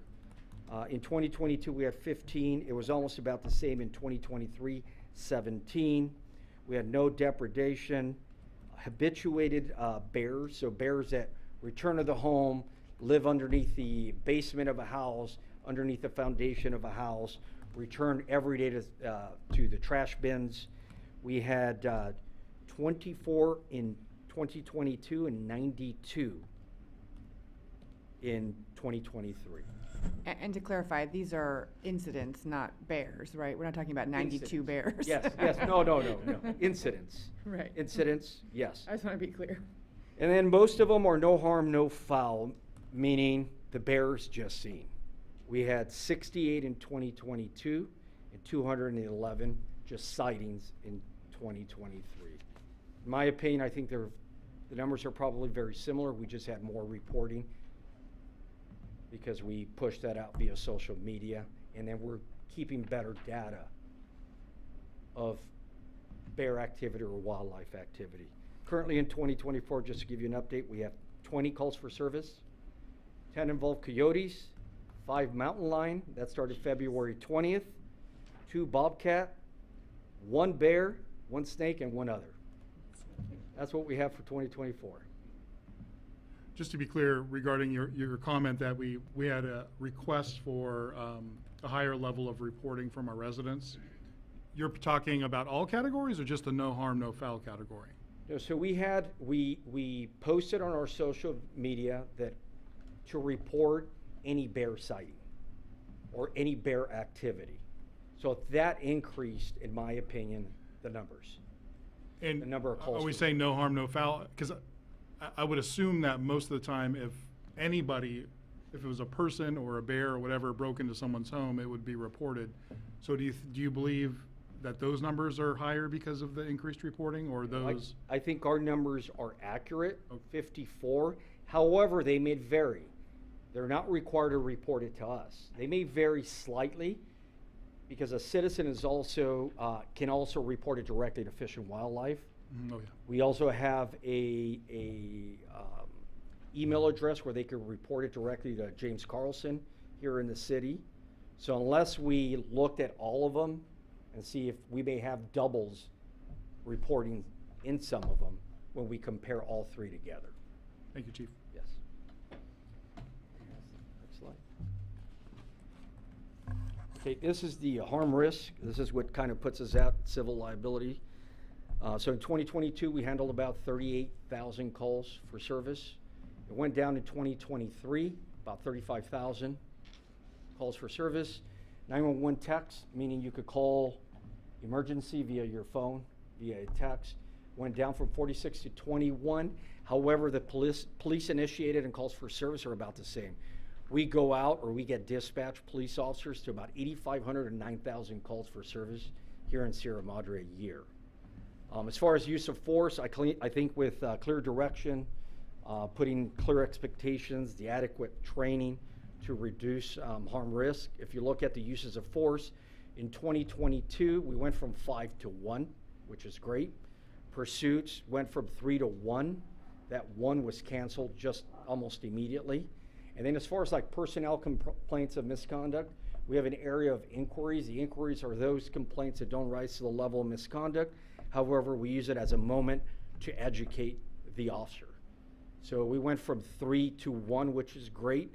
And the serious misconduct, which is the internal affairs investigation, went 4 to 0, none in 2023.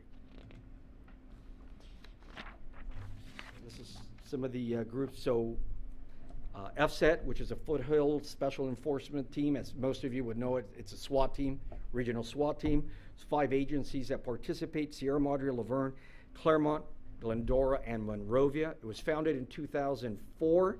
We were formally invited in 2022. However, in April of 2023, It was the first time that we had 5 members of Sierra Madre participate in FSET. We have 3 officers, 1 sergeant and 2 officers who are operators in the SWAT team. We have 1 officer that's a crisis negotiator, trained in crisis negotiations, and we have 1 dispatcher assigned. It's basically a 23-man team, 3 commanders, 4 supervisors, and 16 operators that are available to us in the event of any incident. It's a great resource. Last year, our officers responded to 5 call-outs. Those are usually barricaded suspects, barricaded vehicles, where a suspect has a position of advantage or access to body armor or weapons. So they had 5 call-outs last year, pre-planned 5, meaning search warrants where they executed, and those were pre-planned. Training, each officer that's participated in FSIT has received about 200 hours of training. I can tell you, just talking to my counterparts, the other chiefs in the surrounding area, where Arcadia and Monrovia, we have seen the benefits as a result of our participation. Just the training, they get trained on movement, range, they have tabletop exercises, arrest and control, de-escalation, they debrief each incident. So it's been very instrumental to bring back and train our officers. Chief, on those FSET calls or the SWAT calls, you said there were 5 last year and 5 search warrants. Were any of those within the city of Sierra Madre? No, none were. Surrounding agencies. Thank you. Okay, Task Force for Regional Auto Theft Prevention, which is TRAF.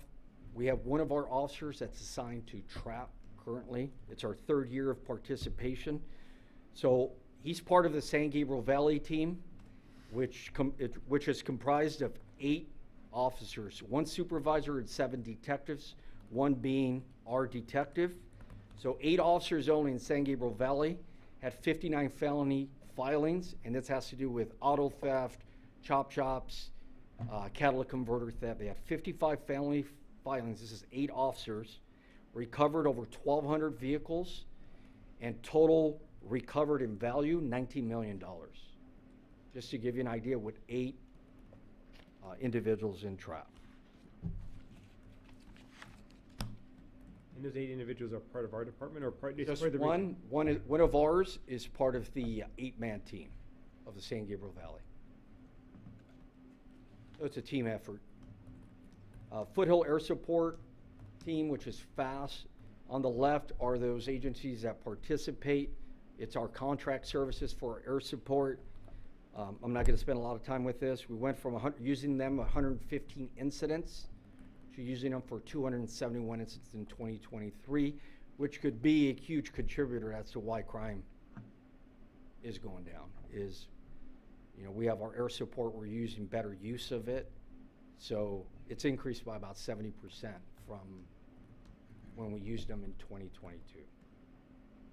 Would you attribute any of that increase to the increase in wildlife incidents? Are we using this for those? We're using it for everything, Anytime they're available and they're up, absolutely. We're just they have the better scope of what's going on. They can direct us. We have used them for wildlife, anything, missing persons, et cetera. Great, thank you. All good. Again? All right, I'm going to go real quick. Just some legislative updates from our department. So Senate Bill 2, serious misconduct, there was some amendments to it. There's 9 categories that we're required to report to POST, which is Police Officer Standards of Training.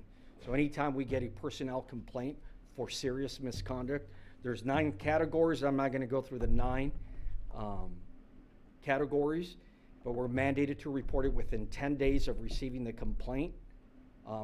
We were required from 2020 through 2023, or to current, to submit any internal affairs investigations that accused the officer of any of these 9 topics.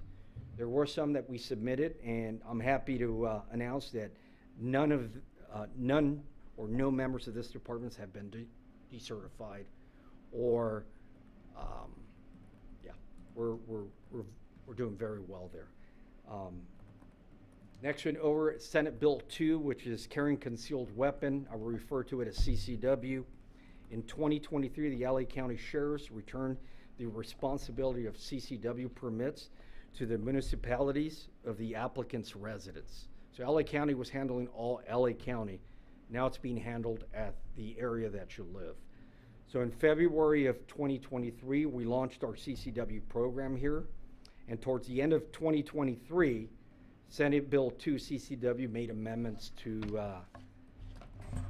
the bill, and we have made those changes, and we're current. Just to give you an idea, CCW, we had 17 applicants to date from February of last year to now. I have approved 7 CCW. However, prior to me approving, the LA County Sheriff's approved 14 in our city. We have 10 remaining applicants that are still being processed and background. And then lastly, the Racial and Identity Profiling Act. It's California law, it's RIPA. They also made amendments, and the whole thing with RIPA is it was implemented to prevent officers from racially profiling individuals. So anytime we have contact with a person, whether it be a traffic stop or there's some radio calls, we're required to fill out a RIPA form, which is then submitted to DOJ. And we have to do it every day. So sometimes we could have 20, 30 contacts in a day. They all get submitted. So we have made those or implemented those changes, and we're current.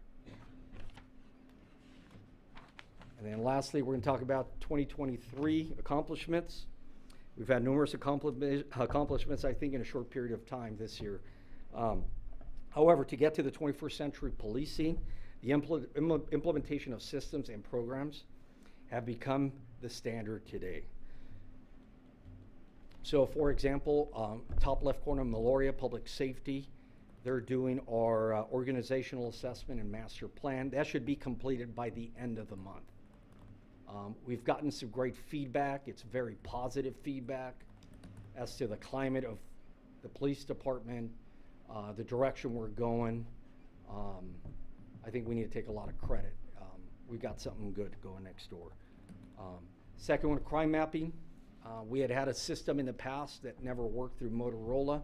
We now have crime mapping, which is accessible to the public, the police department, where you can go back several months and it'll provide you, it's the map I showed earlier today. It'll provide you with real-time data. Anytime we take a report, not a radio call, a report for a crime, it is populated into the database, and it's called crime mapping. It's accessible to everybody in the public. Another thing, mention that one. LEFTA systems, we went from pen and paper to a managerial system. So all of our uses of force, pursuit,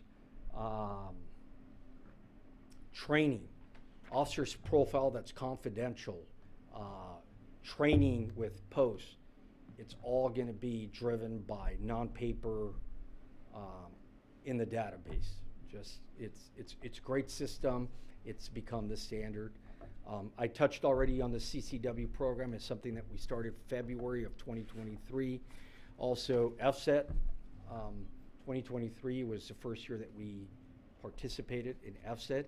And lastly, and most importantly, Axon, which is body-worn cameras, on person, and we have in-car cameras. The in-car cameras have license plate readers.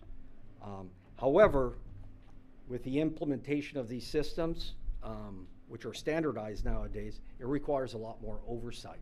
And it's difficult with the limited staffing that we have. For example, with Axon, we had to create a department policy that's pretty strict. However, we implemented a quality service audit component to it. So our supervisors review a minimum of 12 random videos a week to see if there's any misconduct, if we're providing the adequate quality service, and then for training. If there's anything we could change, something we're doing right, we're doing wrong. So, great stuff.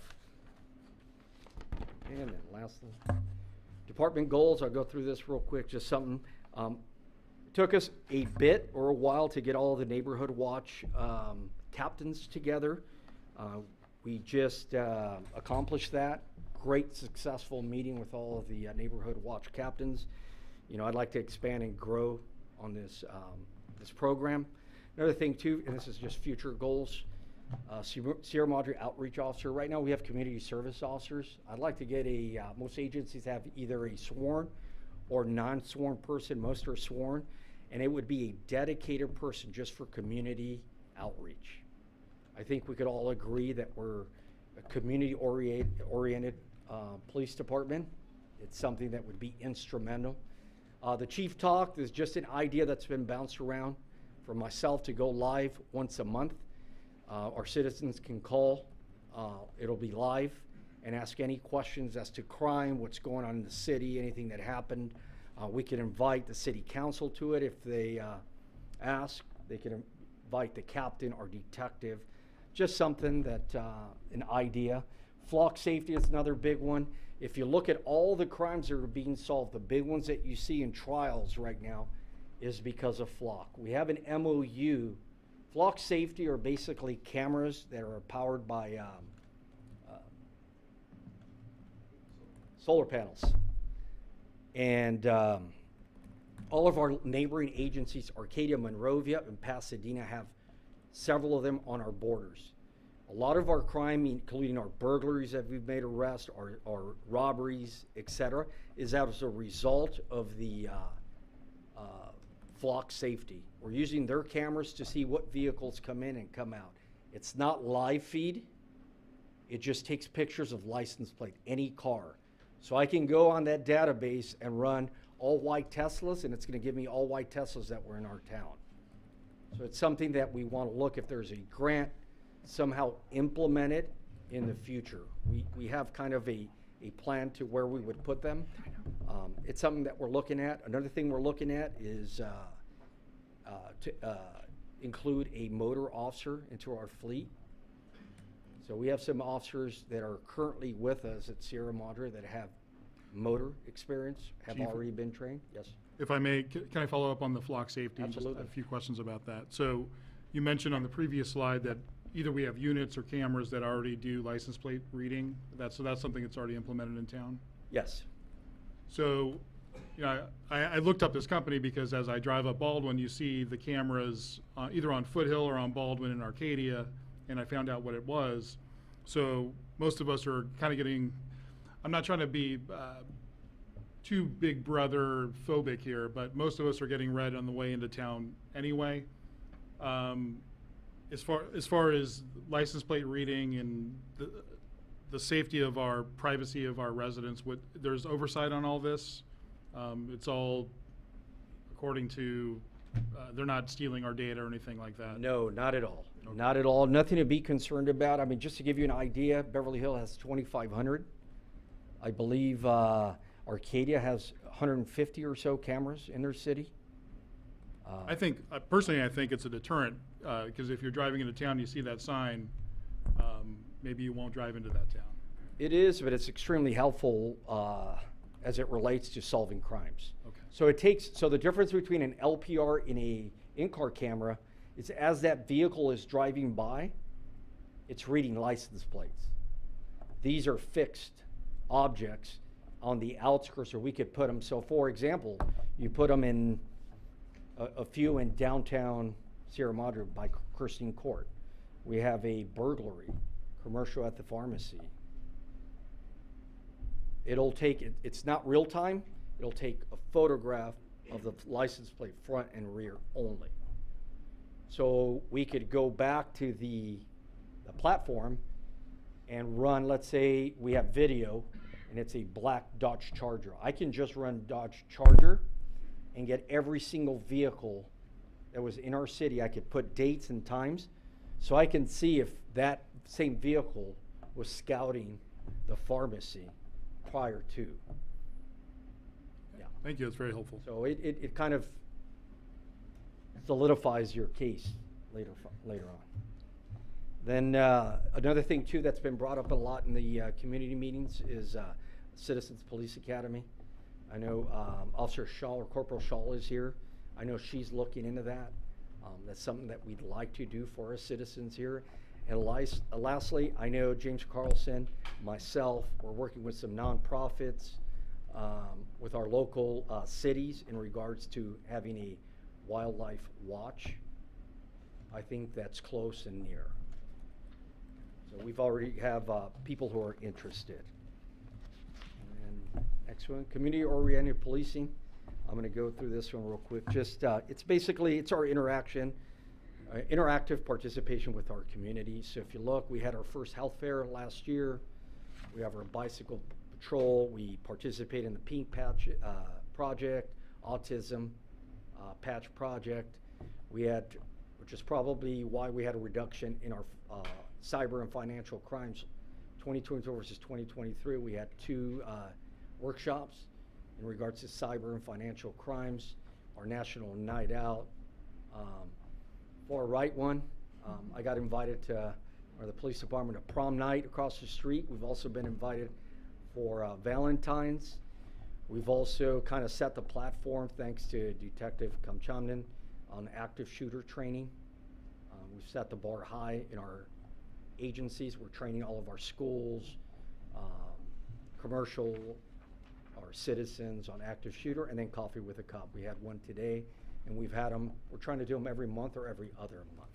This is just some of the community interaction that we've had. This concludes my presentation. Any questions for our chief? I know we've asked some as we went on, so maybe anything else? I was curious, so in terms of personnel, I mean, you said we're the only city that is fully staffed. What do you attribute our benefit versus other cities? Because we are the smallest town. I mean, we're not super active. We don't have that many exciting calls. So how is it that we retain or have so many officers? Wonderful chief. Yes, but you know what? I think how is he able to do that? I think it has to do with city hall support, city council support, community support, and morale. I think that's what it's attributed to. I think in some cases people are willing to take less or less benefits because of the environment. We're a family. If you look at the assessment, I mean, what we learned from it, it's a true family. The former chiefs of police from other agencies and much larger agencies that are doing the assessment asked me for jobs. So that should tell you something. They said we have something really good, however, we don't take enough credit for what we have. And how many officers, I don't remember, when I was younger, I remember we had 2 officers on at night, and I don't know what personnel we have. Can you tell us about the personnel during the day, night and daytime shifts? Sure. So during the day, myself, I'm here most days, Monday through Friday. Captain Amos also, I'm handling, the overall functions of the department. Captain Amos has the administrative responsibility. However, at times he does respond to calls when he's here, to a lot of calls. He has oversight over the supervisors and basically what they're doing out there. And then we have 1 sergeant and 2 officers per day. This is during the day. And then our great detective. Our detective, and I'll talk about him a little bit later, but he responds to calls for service. And we have our dispatcher and our traffic officer. So there are more here during the day. At night, our shift, we run our shifts from 6 a.m. to 6 p.m. and then 6 p.m. to 6 a.m. At night, we run 1 supervisor, 1 sergeant, and 2 officers. 3.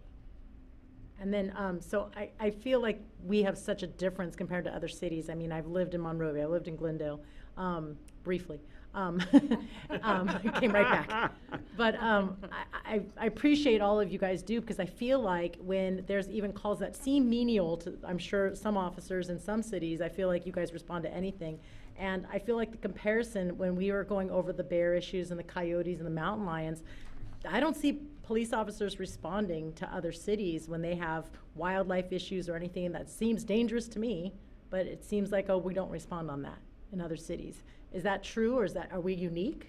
I think we're very unique. I think the level of service that we provide, I call it white glove, it's just service. I mean, what city, I mean, I could tell you about my former agency what response time is, but we have about a 3-minute response time. Where do you get that? Where do you get? Bravo. Bravo. What is the other response time, if you don't mind me asking? Oh, there are 20-some minutes to over an hour in some agencies. Yeah. 3-minute response time is the average here. We handle everything from A to Z. Perfect example, we had a person probably about a week and a half ago, experiencing homelessness, came to the station, said, all I'm trying to do is get to a shelter. White glove service. We'll transport you. Why not?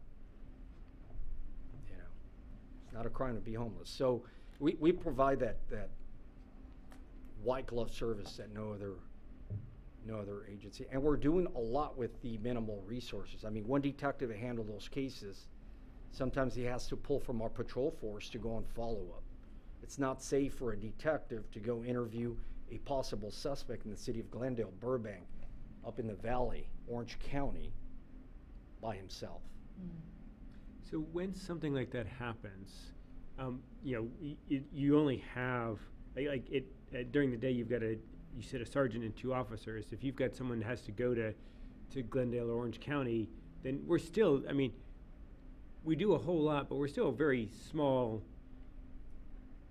tightly staffed organization. Is that right? I mean, you know, something like this, it doesn't take much to deplete our resources. Is that correct? Correct. So, for example, if we have an arrest here and the person is injured or has to be hospitalized, that takes the 2 police officers out of commission. That's it. So now our sergeants, the captain, myself has to go out and patrol. Not right. Our job, if, you know, and agencies will talk about this, it's command and control. Our job is to have oversight and prevent, you know, anything from happening, whether it be criminal, the whole de-escalation, and any liability towards the city or towards the officer. Our job is command and control, to take control of that situation. Our job isn't to be out there handling calls. But we have to because of the limited resources. And so, and how is your budget looking right now? I mean, how are you, you know, to manage with what you've got? You know, we talked earlier about the fire department, and you know, the thing was they're really tight, and it's, you know, costs are going up, training's going up, equipment's going up. But from a personnel perspective, how are you, like, how are costs handling for that? And you know, you've been able to maintain an impressive team, fully staffed. Only one in San Gabriel Valley, it's phenomenal. But you know, I mean, the thing is you have a lot of agencies around here that are poaching to try to get officers from other agencies. We have a neighboring city right now who is asking for our assistance. They're losing 7 officers to Riverside. Wow. Of another neighboring city losing 4. Could it be benefits? Sure. Could it be morale? Sure. I don't know. But there's a lot of agencies out here that are losing dispatchers, police officers, and people with tenure, which is surprising. 18 years near retirement, and they're leaving to another agency.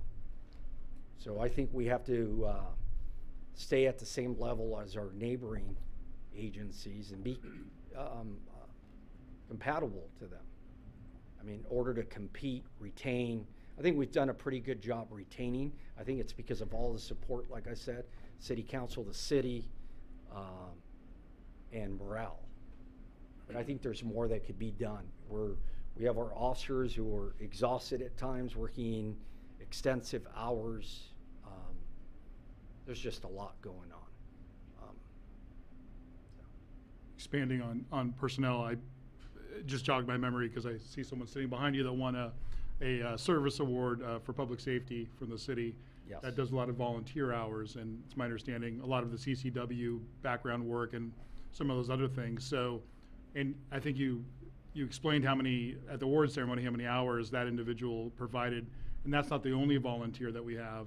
So do you know offhand how many volunteer hours kind of come through the department?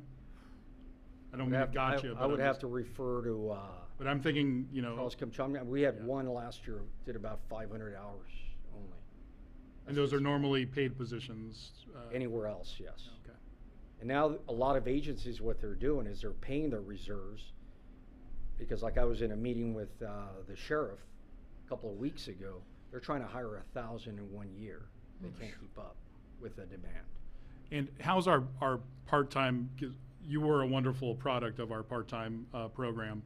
How is that going? And as far as like backfilling when people are ill or things of that nature, is that something that we're still implementing? So I'll be frank with you, it's become a little difficult. That's why I've kind of rerouted and I'm going with more of officers that are retired, tenured, they're still post-certified.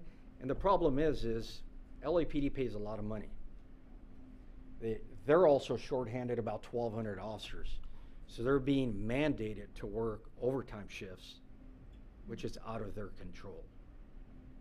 So it has become difficult to fill those spots. It's just a mandate. Nobody wants to be a police officer, and those there are being overworked. And then finally, I think it was almost 36,000 calls. That's 100 calls a day. That comes through our department? Yeah. That's amazing. Calls for So service. more of a comment, I guess. Kudos to our dispatch and staff that can field that many calls in a day. So thanks to them. Anything else? Please. I just wanted to say thank you to you, Chief, for the report. I thought it was outstanding.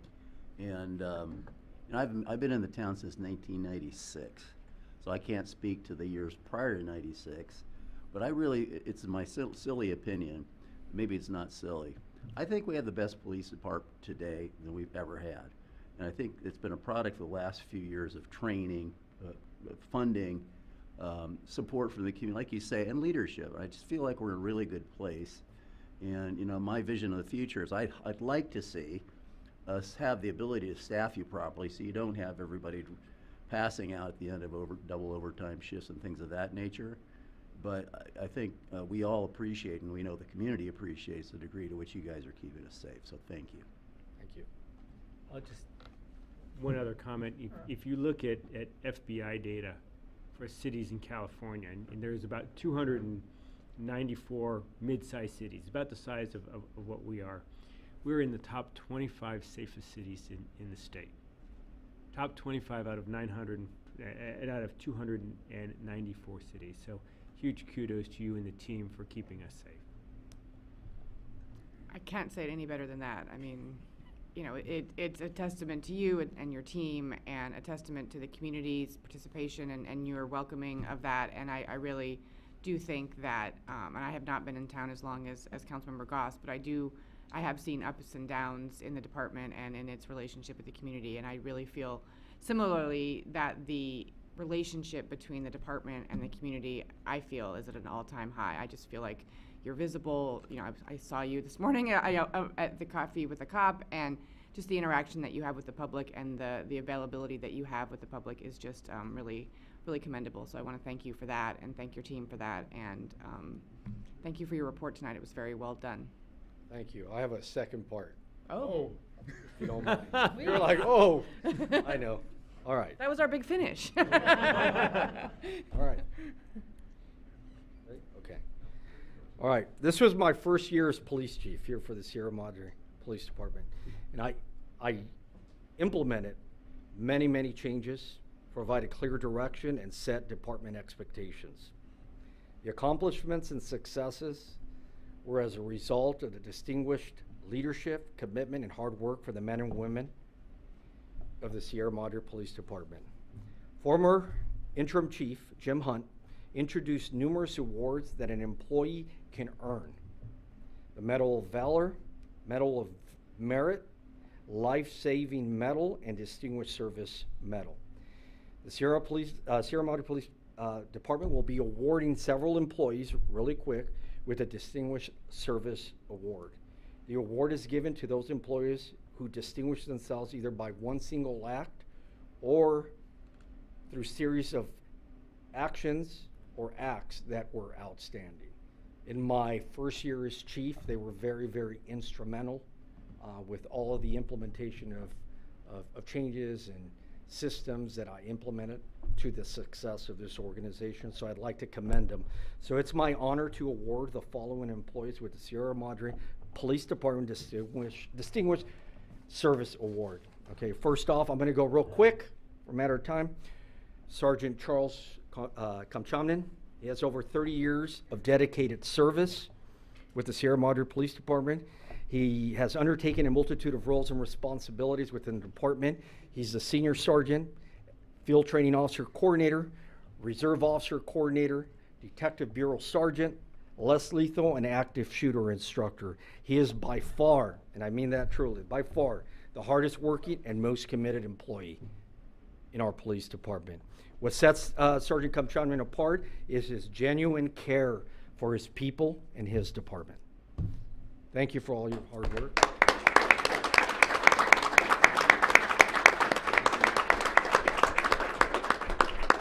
I'm going to go real quick to my next employee, Detective Nelson Ascano. 22 years of dedicated service, 5 with the Sierra Madre Police Department. He's a field training officer, a detective. In his past assignments, he was a supervisor with a multitude of experience. He's our firearms training range master, so if you're going Thursday, he will be there. What distinguishes Detective Ascano is his reliability, his versatility, and flexibility. His experience allows us as a department to use him in many capacities. You have a problem, a trainee that's experiencing difficulties getting through probation, you give them to Nelson, he will fix them. It's really great. He's a person that you can count on. Any time of the night and day that you call him, he will respond. Always, always available. So thank you again for your distinguished service.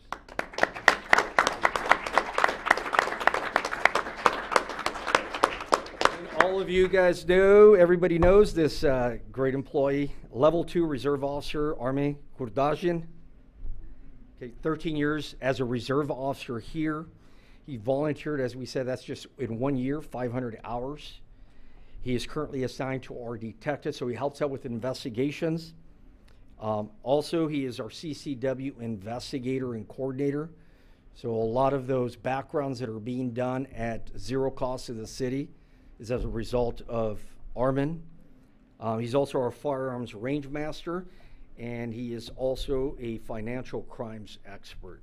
I think what distinguishes Reserve Officer Kordajian is his dedicated service, his professionalism, and his really, what I admire, his diverse way of just thinking, his input.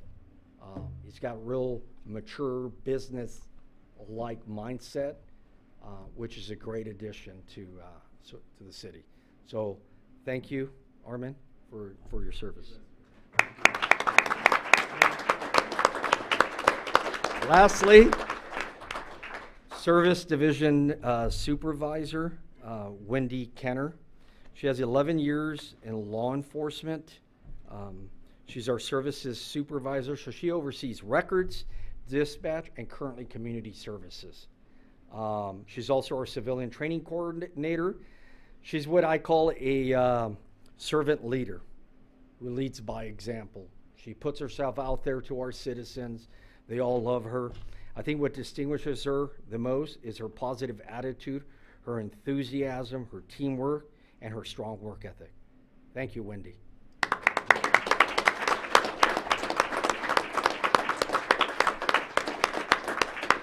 Why don't we have the council go up and we'll take a picture. With all of them. Captain, you got to be in.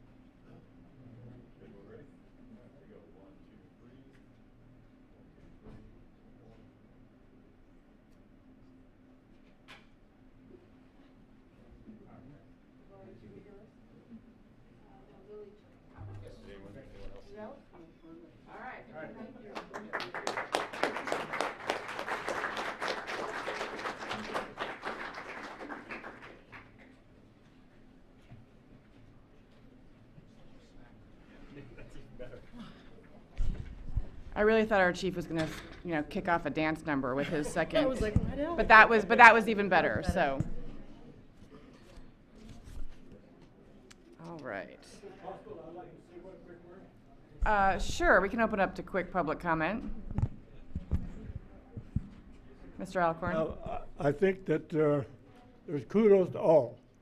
I was I remember I was working on this stuff. We had a problem, I think it was the lowest point in the police department I know of. That was back when we had the sheriff's department. The point that they couldn't get people to work in the police department. They had to have shifts taken over by the, as I say, the sheriff's department. And there was a really, I think that the police department had to be the lowest morale I've ever seen. And I just want to commend everybody, the city council and the police department.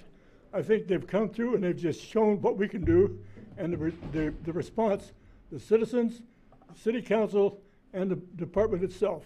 And I really could give kudos to everybody, and particularly the police department, because they just shine through. I just want to say thank you very much for all. Just thank you, because I'm really so proud of what we have here. Thank you all very much. Thank you very much, Mr. Alcorn. All right, I think we have Public Works Director Yanez to come back and give the library update. I'm sorry you have to follow that. But we're very excited about the library. Yes.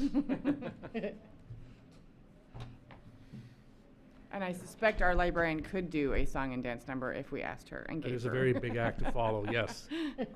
If Director Regan will begin the first number, I guess. Hello, Mayor Krebs, Mayor Pro Tem Parkhurst, and our wonderful City Council. Just updating a little bit with the temporary library. We are open. Please come visit us. And in additional to that, we have fully moved out of 440. So that building is empty. And the main thing I want to discuss is we have our final meeting with, public meeting with TSK coming up next week. Tuesday, March 19th at 6:00 p.m. right here in the City Council chambers. It is going to be live stream and recorded, so if you're not able to attend, you can watch from home. And it will be the finalized design, so it'll be what is actually going to happen to the building at 440 West Sierra Madre Boulevard. So that's all I have, unless you have any questions about the temporary library or the current renovations. Anybody have any questions for our librarian? Then I will Thank hand you it very off much. to Director Yanez. Thank you. Good evening, Council. Our Engineering Public Works Department has completed a complete review, 100% of all plans submitted. If you recall the big rows over here, we finally finished that. It's 3,000 pages of review. All calculations meet California standards, Green Book, construction compliance regulations. Vertex Engineering is officially on board. Last Friday and Saturday, we had a virtual meeting, including myself, TSK, Vertex, and our Public Works Department, which is the initiation of the project itself.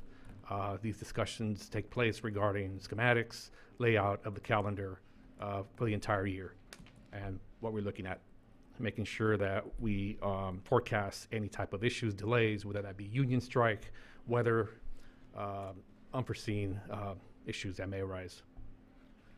I have requested DDs, which is demolition design drawings, along with construction project manager's schedule.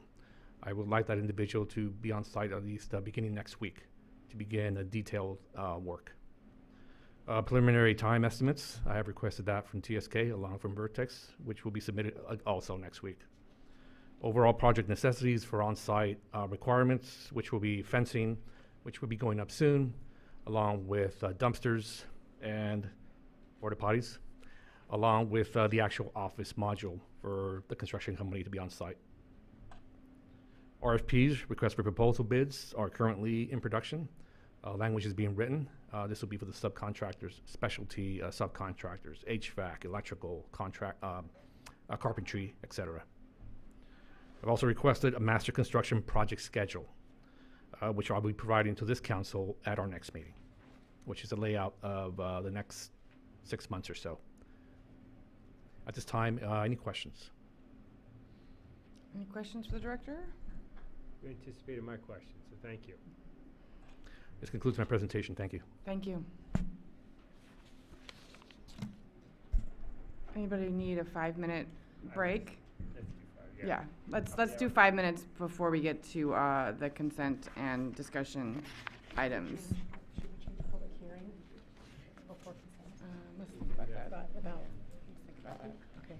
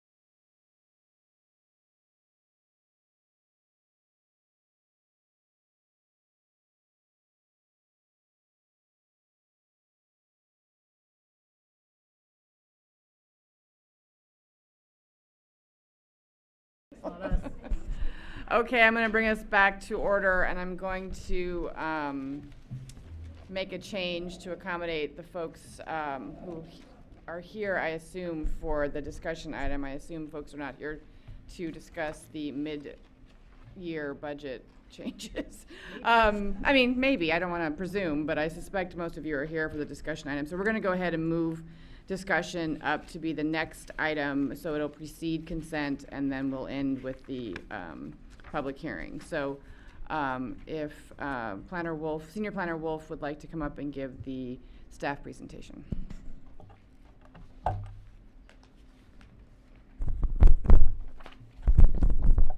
Thank you, Madam Mayor, for making the accommodation. Tonight I'm introducing for discussion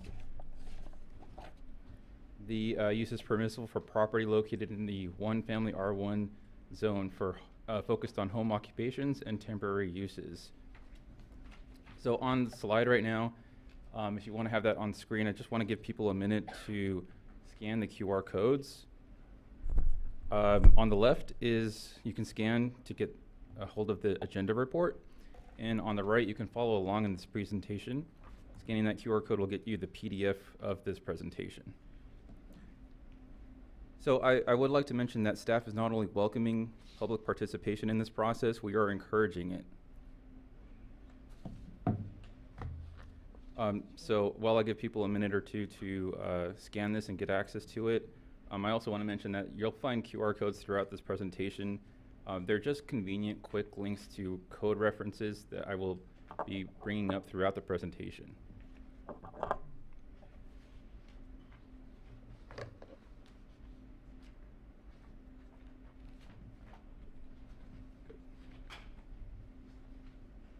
Let me know if you want to go back to the slide.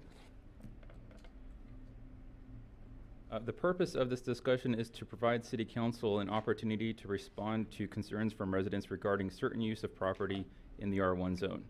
The first objective of this discussion is to hear from the community and uphold its values as guided by the general plan. The second objective is to use the guiding values along with the recommendations by staff to provide direction of framework for the implementation of home occupations and temporary uses for consideration by the Planning Commission and eventual adoption of an ordinance.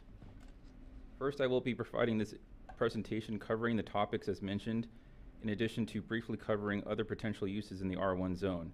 And as I go through these topics and at the end of each topic, I will offer a moment to pause and if the City Council has any questions of staff.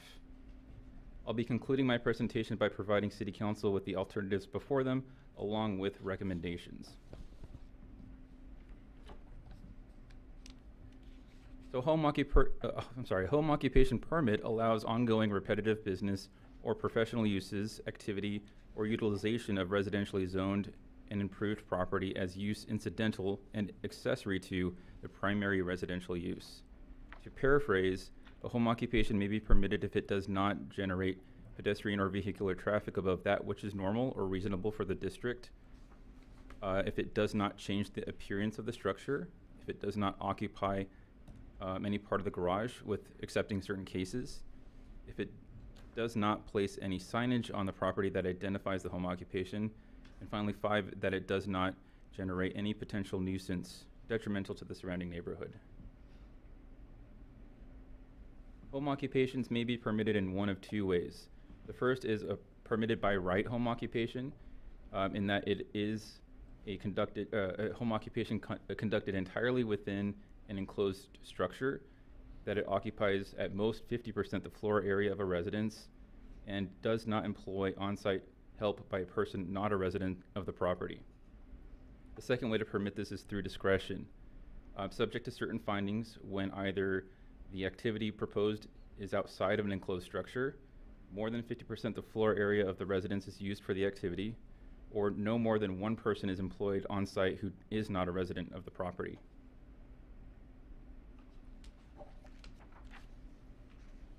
Staff conducted a brief comparative study with 8 other cities in the San Gabriel Valley. Some key takeaways are that Sierra Madre is generally liberal compared with other cities when it comes to how much floor area is allowed and on standards of use. It is worth mentioning that here that Sierra Madre's home occupation ordinance is performing as intended, but does have areas that can be improved upon. This includes finding a more objective way to measure what vehicular traffic above that which is normal or reasonable for a given neighborhood means. It may also include slightly tighter regulation on standards of operations, such as limitations on the hours of operation for home occupations.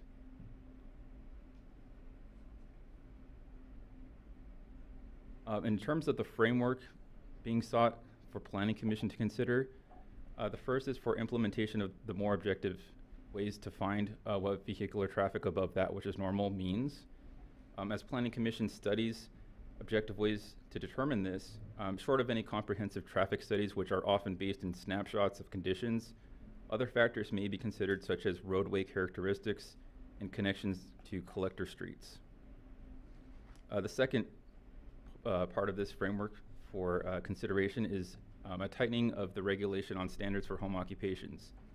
And that can include, for example, a limitation on the number of hours of a business that draws pedestrian or vehicular traffic, or limiting the types, sizes, and or weights of vehicles that may serve the business.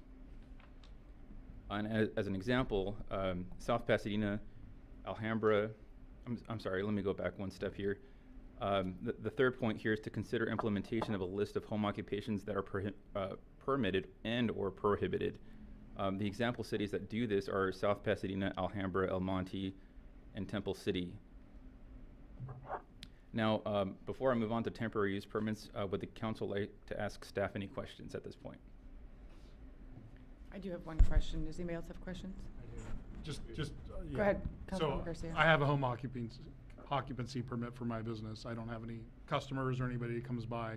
So can you explain the process as when someone, I know I've experienced it, but when someone comes to the desk, kind of currently what the process is and what kind of questions are asked for application for the permit? Yeah, so typically when a home occupation permit is submitted to the city takes a review of it, and oftentimes we go back and forth in dialogue with the applicant to clarify certain aspects and to ask them certain questions to whether or not, use of the garage is there, and what the nature of the business is, if that needs any clarification. Most cases involve just this home office type business where they're just doing transactions online and they're basing their operations at their home. It's a very simple, straightforward process. I said one question, but just to follow up. And then what is the renewal process? Is there a continuation of questions, or is it just pretty much a renewal? So the home occupation is a one-time permit, and as long as you maintain a business license associated to the home occupation permit, maintaining that with an annual renewal fee, we do not ask any follow-up questions on how the business is being operated year over year. Okay, thank you. I have a quick follow-up to that. So you, in your presentation, mentioned that some permits are by right and some are discretionary. Does that mean that those, running their business out of their home in the by right category do or do not need a permit because they're permitted by right, or are you drawing a distinction between sort of the discretion that the staff has to grant them? So thank you for that question, a very good question. And to clarify, in that slide, that when I say permitted by right, I do mean that it is permitted. So, but as long as it meets all of these defined standards in this code, it can be permitted. So the dialogue that I mentioned before that we have between staff and the applicant is just to clarify that the nature of their business does meet all of the standards in the code. Got it, thank you. Madam Councilmember Mayor, Goss, we get yes. to do ex parte communication. Oh, Yeah. sure. We were all invited to the Brandstater's home. I was able to get a tour of the home on Sunday afternoon at 5:30. I just wanted to disclose Oh, that. thank you. Councilmember Goss, anybody else have any disclosure? Just disclose that I've been on the property before, but this time I just did a drive around there and a drive around the corners to the different sections of the property. Thank you. Anyone else? Nothing to disclose except email communications. Yeah, I think we all got the email. Mayor Pro Tem, you had questions? Yeah, so in the direction sought, you saying that you were looking for direction sought on more objective standards to measure vehicular traffic. Do you have any options for us, any ideas for us? You understand what could be in this category better than I do. Is there anything, and if you have it later in the presentation, that's fine, but I'd like to be able to give you constructive feedback, but I don't know exactly off the top of my head, what that would be. I might be able to come up with stuff in a little bit.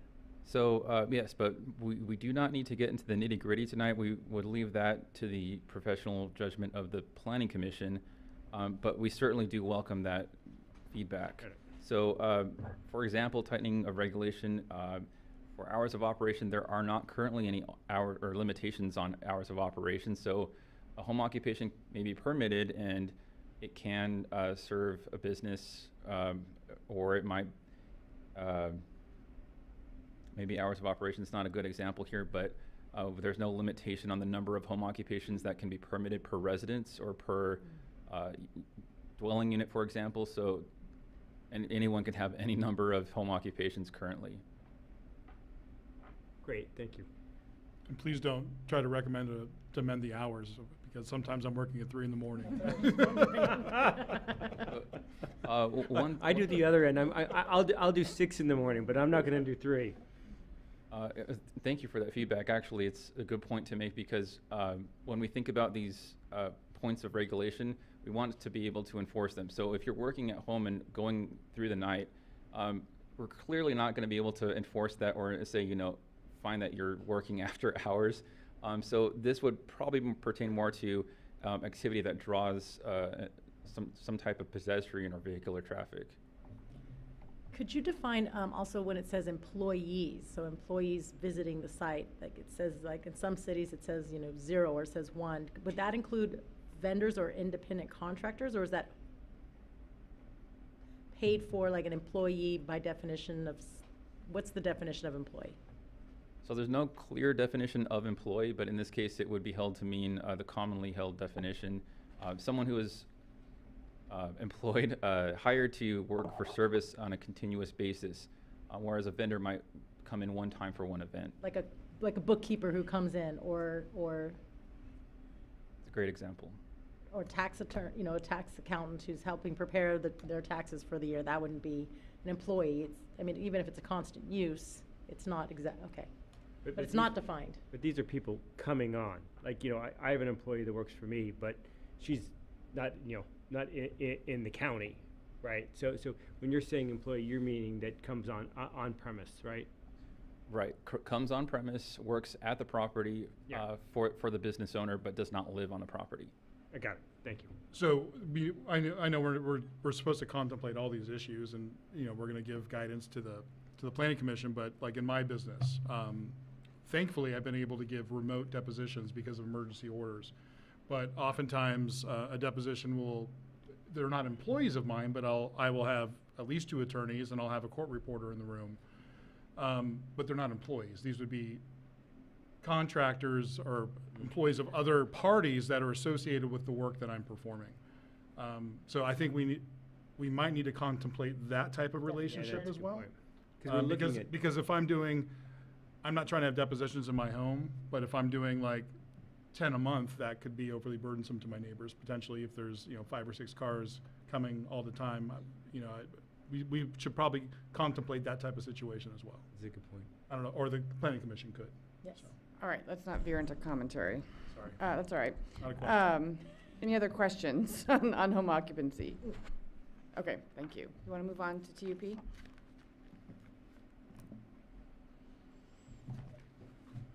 Okay, a temporary use permit, according to ordinance, allows city to authorize a use on a private property that is otherwise not consistent with the permanently entitled authorized uses applicable to the property. The ordinance goes on to describe that a temporary use means a use conducted for a limited duration and a limited frequency.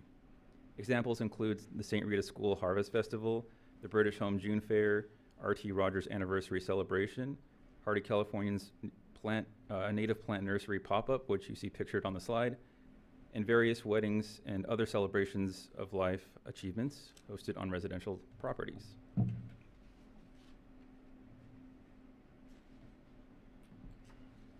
So the recent ordinance change, ordinance number 1458 back in 2022, was the most recent substantive amendment to the TUP ordinance. And of note, it included exemptions expanding for small events, which are gatherings of less than 25 people, and exemptions for expanded to house parties, which are private, non-commercial gatherings up to 75 people. These two exemptions were added to achieve two goals.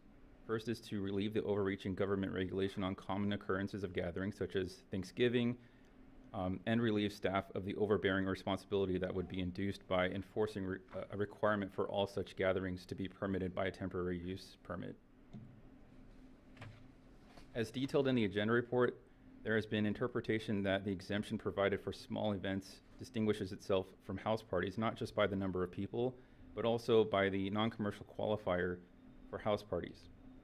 Given that other profit-deriving activity may be allowed in some alternative form on private residential property, through example by garage or yard sale, filming, or home occupations, and the distinguished non-commercial qualifier in exemption for house parties, interpretation by staff was made that small events, given the very limited number of people that may gather, would allow commercial activity in such a small scale that it would not be detrimental to the residential communities.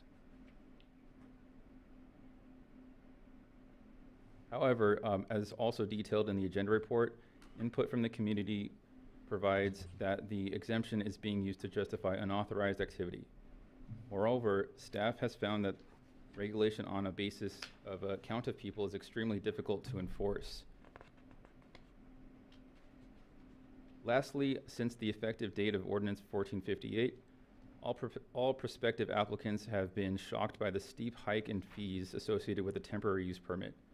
Due to the requirement to notify neighbors on the approval of any temporary use permit application, the additional fee for cost recovery on notification has caused an increase of over 200%, from less than $200 to over $500.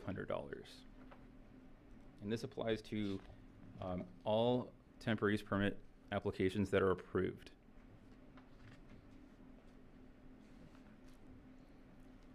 So another comparative study was done, again with the same 8 cities.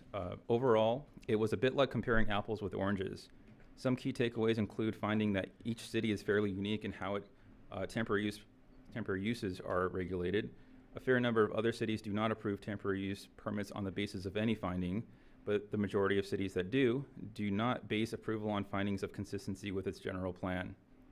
With the recent ordinance amendments, Sierra Madre has become the only jurisdiction among the studied cities that require all neighbors within a certain vicinity be notified by mail upon approval of a temporary use permit. And Sierra Madre is the only city that to require event monitoring on uses expecting only 100 or more guests. Can I ask you a quick question then? So if it has to do with the fee schedule, that would be something council addresses, but if it has to do more with the type and the permitting, what's allowed, what's not allowed, that list is more what we give back to Planning Commission, is that correct?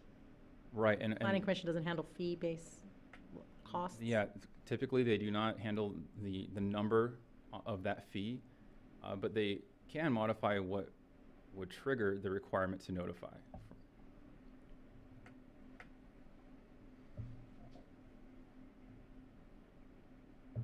So the direction being sought, much like the home occupation permit here, is another framework for regulation for Planning Commission to consider. First is the reconsideration of any regulation using the number of guests as a basis, given that the original intent behind the exemptions for small events and house parties is not performing as expected, and that regulation based on number of people is difficult to enforce.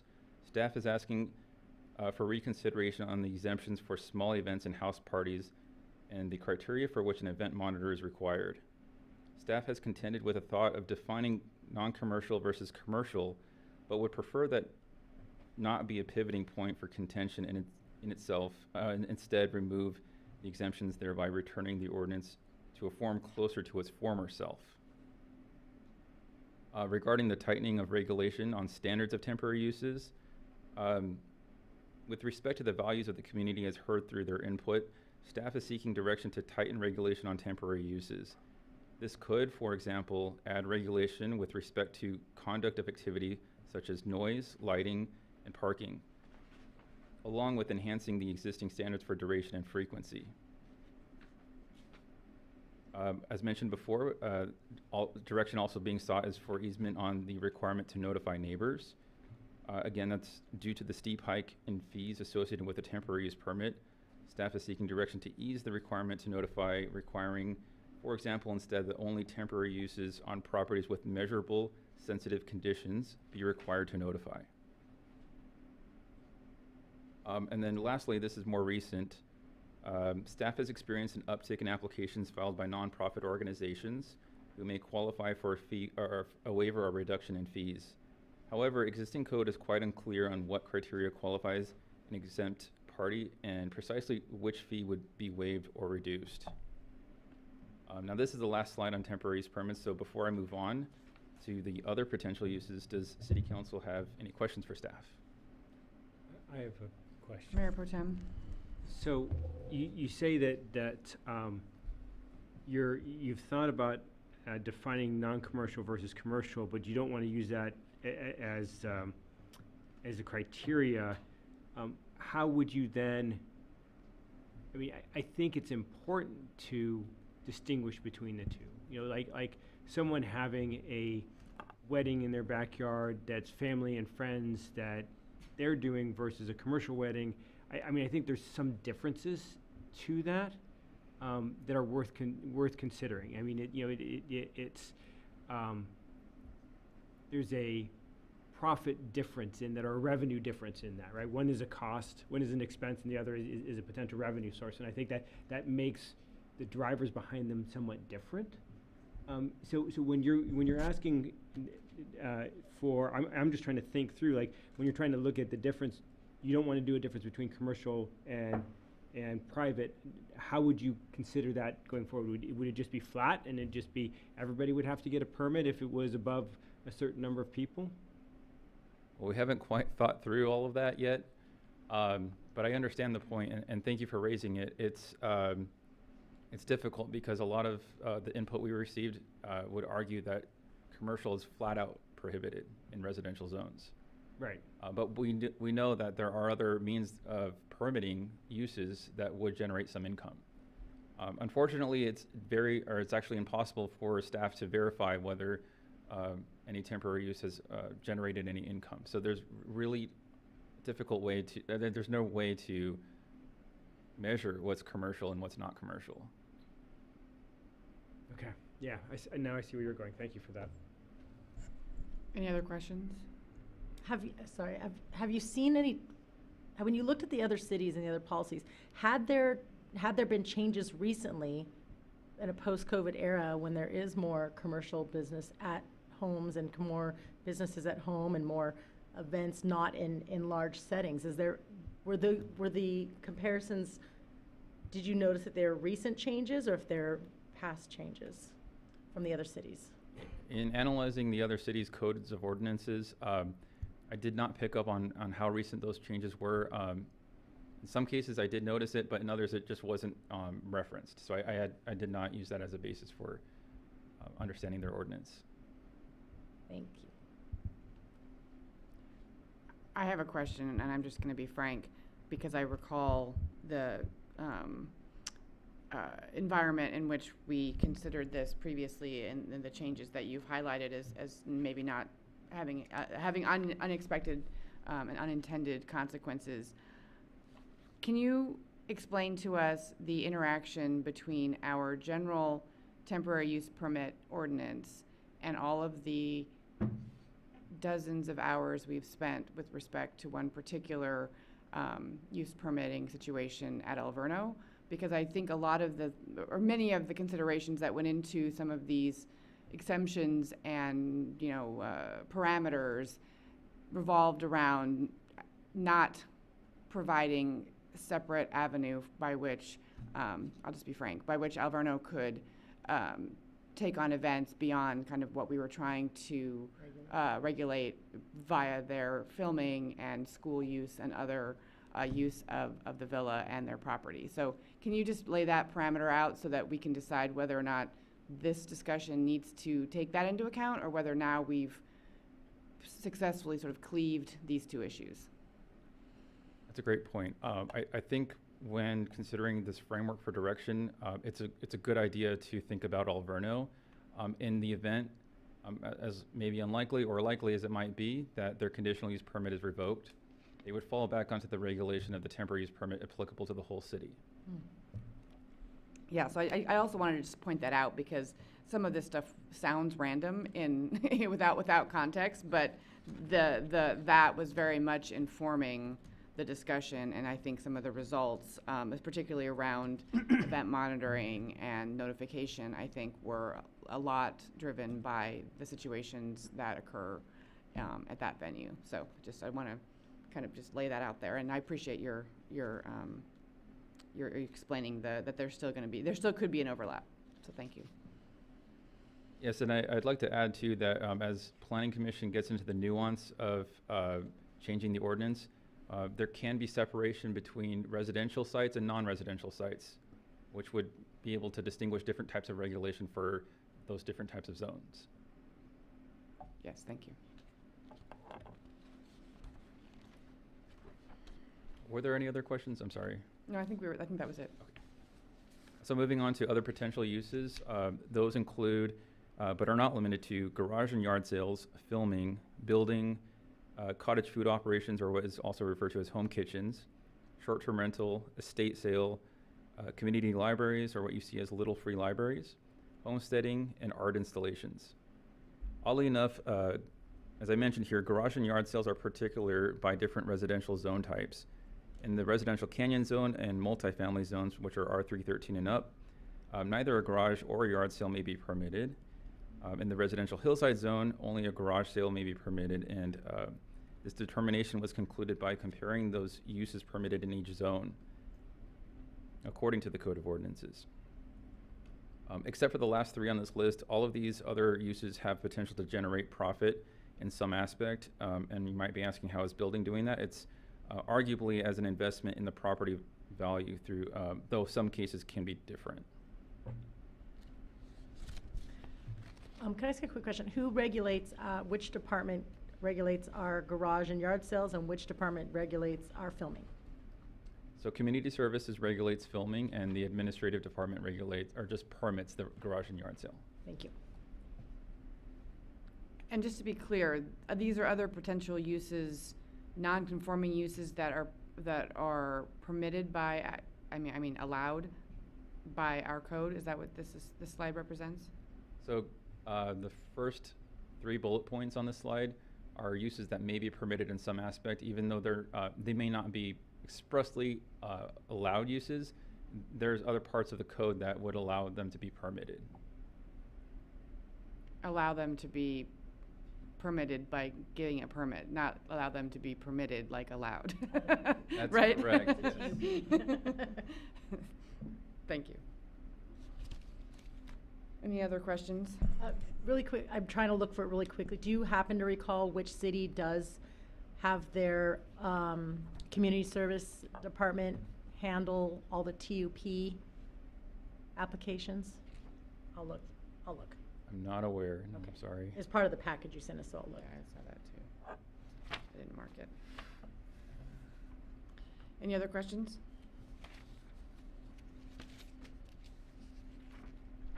So,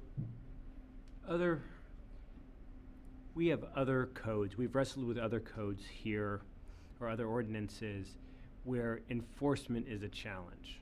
Is that correct? I mean, we talk about the smoking ban, we talk about the leaf blower ban, we talk about, there's all of those. So, is there anything that makes this commercial versus private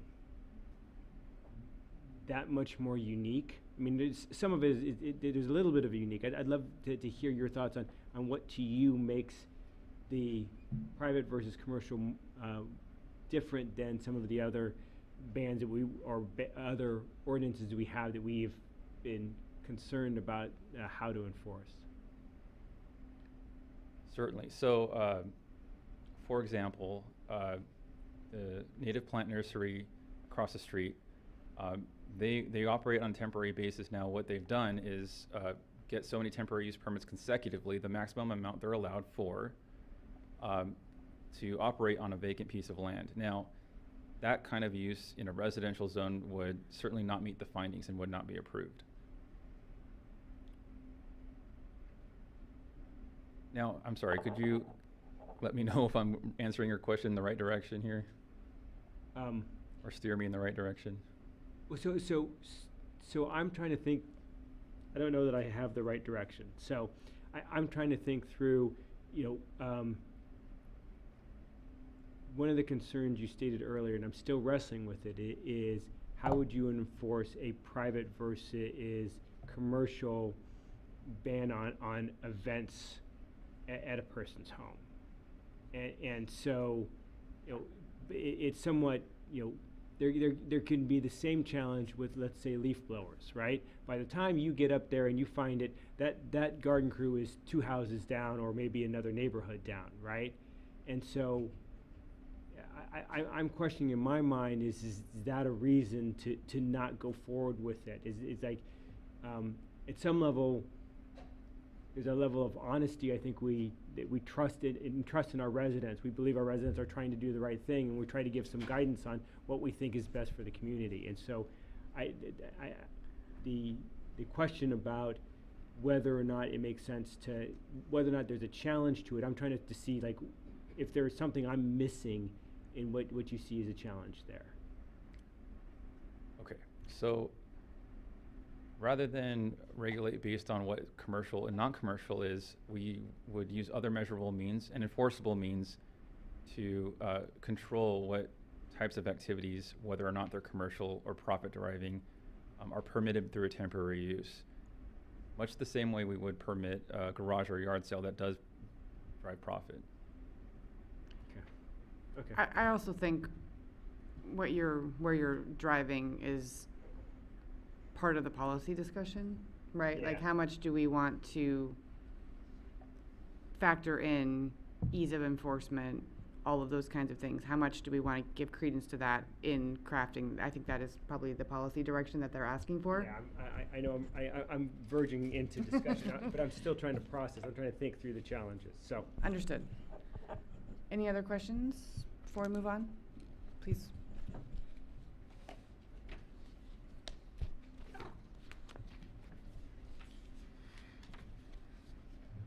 So as we really dive into the discussion here,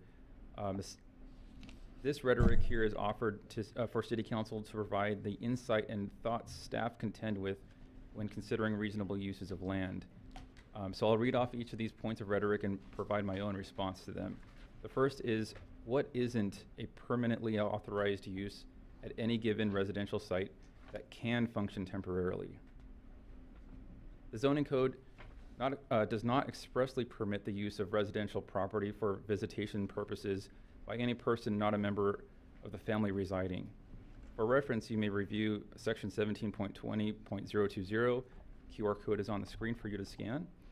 A strict interpretation of the code where presence of any person not a member of the residing family requires temporary use authorization would certainly be found unreasonable by a vast majority. But how far would that stretch? The second point here reads, is a simple lemonade stand an unauthorized use yet still a use consistent with the general plan? If so, how is it distinguished from any other profit-deriving activity? So we've all seen the pop-up lemonade stands in the front yards of residential property that offer refreshment to anyone passing by. Or if not, maybe we've seen them in movies or read about them in books. While these are extremely small, even negligible in the scale of the local economy, they are not an expressly permitted use in the R1 zone. It is not my own experience that there have ever been any calls for response by the code enforcement officer to shut down a lemonade stand, but if you know of one, I'd be interested to hear about it. The third point here is if a garage and yard sale, which is profit-deriving activity, that also generates additional traffic, may be permitted up to 3 times per year to residents. How should other profit-deriving activity be considered with respect to the consistency of the general plan? Regarding garage and yard sales, existing regulation also allows up to 4 signs that advertise each sale, which encourages increased traffic to each side of the sale. This regulation does not have any bearing or regard for the impact of increased traffic to the neighborhoods in which they may be permitted.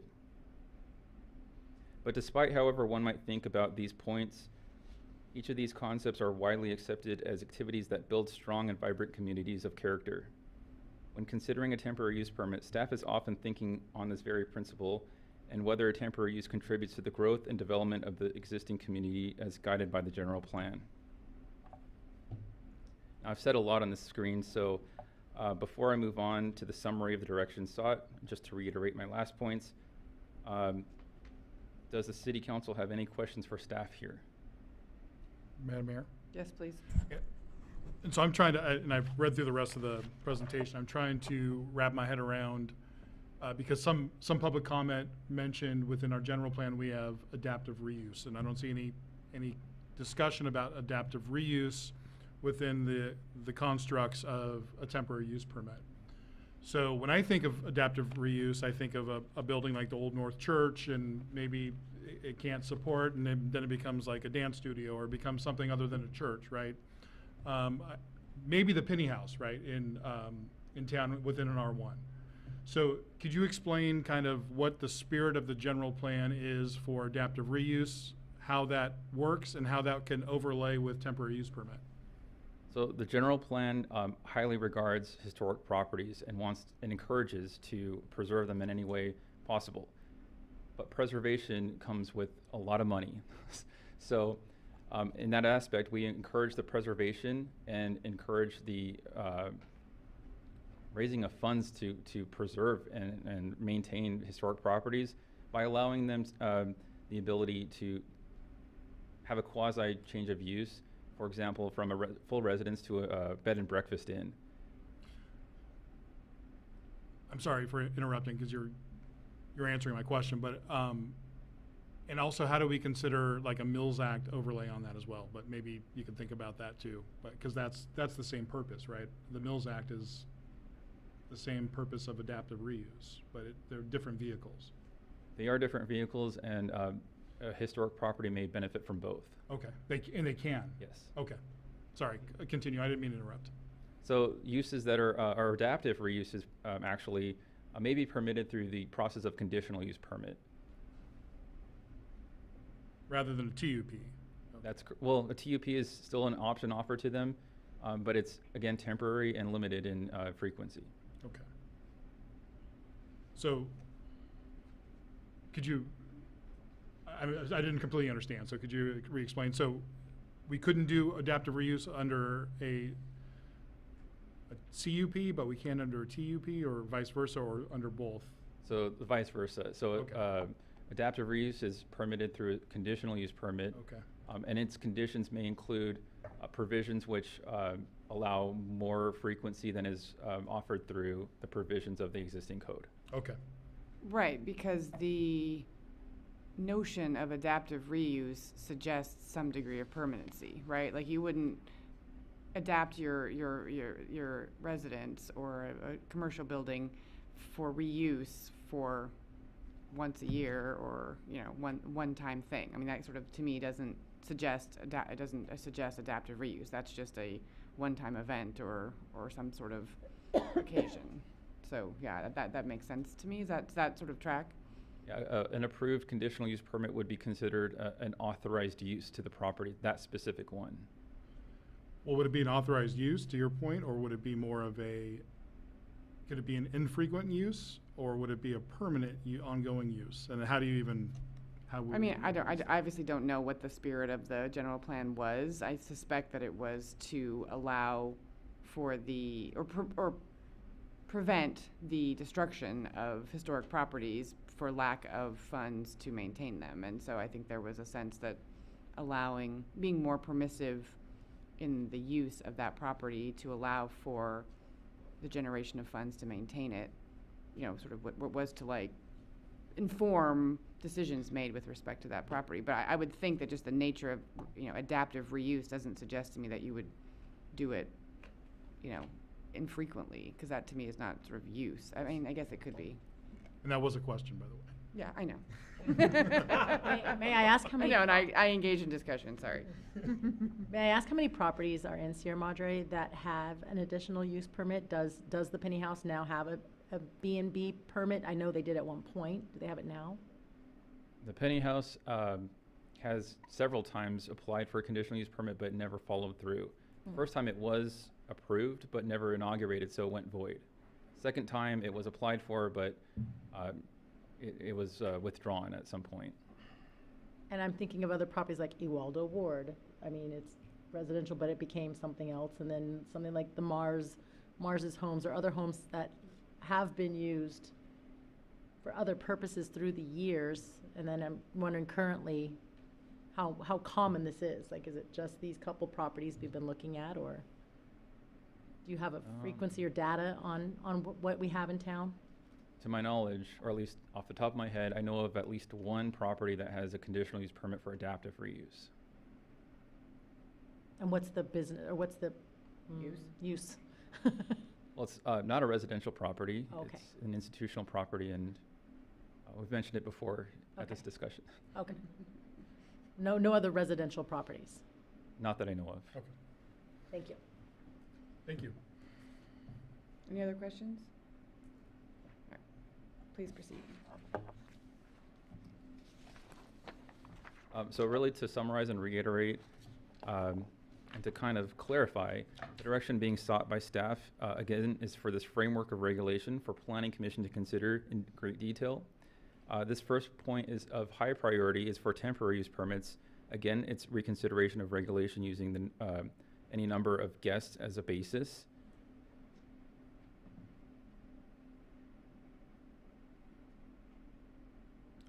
Again, it's reconsideration of criteria to which an event monitor may be necessary. Tighter regulation on standards of temporary uses that can include, but is not limited to, duration, frequency, noise, lighting, and parking. An easement on the requirement to notify neighbors, and clarification and specification on how to determine a qualified waiver or reduction in fees for individuals who would be qualified as nonprofit.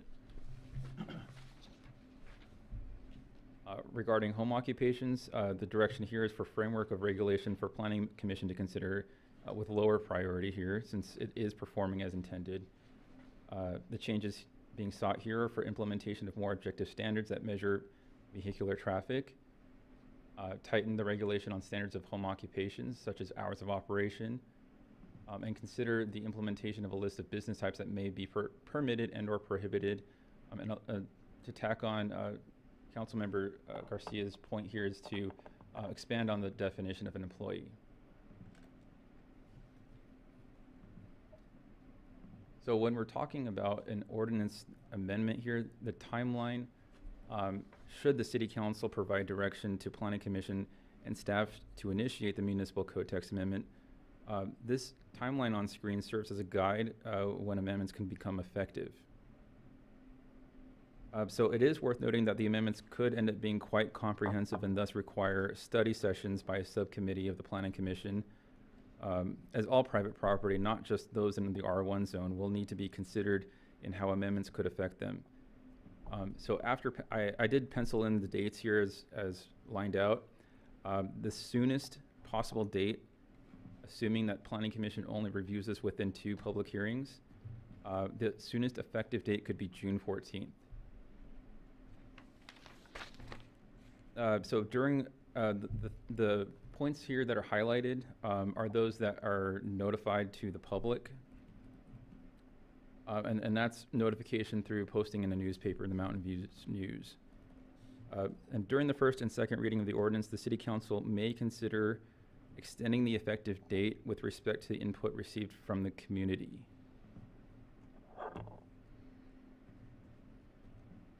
The alternatives before City Council tonight are to provide direction to the Planning Commission and to staff based on the framework discussed, or continue the discussion to a date certain, optionally directing staff to return with additional information, or take any action of their preference. Tonight, the City Council is being asked to hear from the community and consider the input from the community and the rhetoric and issues city staff face when discussing, as discussed through the issues. The recommendation by staff is to provide them with the direction for Planning Commission to consider the framework discussed, first in high priority to the municipal code text amendment for temporary use permits, and with less priority given to municipal code text amendments to home occupation permits. Again, I would like to mention that staff is not only welcoming public participation, but highly encouraging it. Staff maintains a list of individuals who have expressed their interest in receiving emailed notices of public meetings For anyone who would like to be included, you may email myself at jwolf, that's my first initial and last name, at cityofsierramadre.com or sierramadreca.gov. So again, that's jwolf at sierramadreca.gov. Information will be added as it becomes available on the city's website, which you can find linked here through the QR code, or at cityofsierramadre.com/TUP or sierramadreca.gov/TUP. That concludes my presentation. Thank you. Donna Wolf, any final questions? Okay, great. So on that note, we will open up and highly encourage public comment on this item. Madam Mayor, the city clerk's office received 3 emails on this topic. Emails from Stephanie Greenwood and Serge Monkowitz, also an email from Alicia Garriola, and an email from Anthony Sweeney. In addition to that, we have 3 speaker cards that were submitted.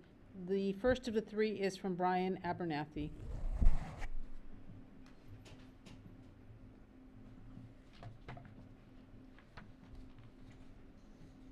Dear council members, I'm here to express my strong support for maintaining the temporary use permit held by Justin and Kim Brandstater. I understand that there have been concerns raised by some neighbors regarding parking and noise associated with their historic home. However, I believe the Brandstaters are responsible hosts who've made significant efforts to mitigate these issues, adhering to the 25 guest limit on their permit. Furthermore, as a fellow owner of a historic property, I understand the importance of sharing these irreplaceable pieces of our community's past. Following the guidance of the former council member John Capocha, I too believe in opening these homes to the public. John told me when I got my Mills Act permit, I hope you share this home with the community. And I opened it up pre-restoration to the Historical Society. I'm almost finishing up 10 years of working on it, like consistently, and everybody's coming back. So I totally support what the Brandstaters are doing. They've got a perfect home for it, which I've been to. Their temporary use permit allows them also, I said, to do exactly that, showcasing a charming and well-maintained historic gem. Their efforts not only contribute to the cultural vibrancy of our city, but also generate economic activity. Maintaining these historic structures is a significant financial undertaking, and responsible use like the Brandstaters can help ensure their preservation for future generations. I urge the City Council to consider the positive aspects of the Brandstaters' operation and allow them to continue sharing their historic home with the community under the current restrictions of their temporary use permit. Thanks for your time and consideration. Madam Mayor, the next speaker card is from Justin Brandstater.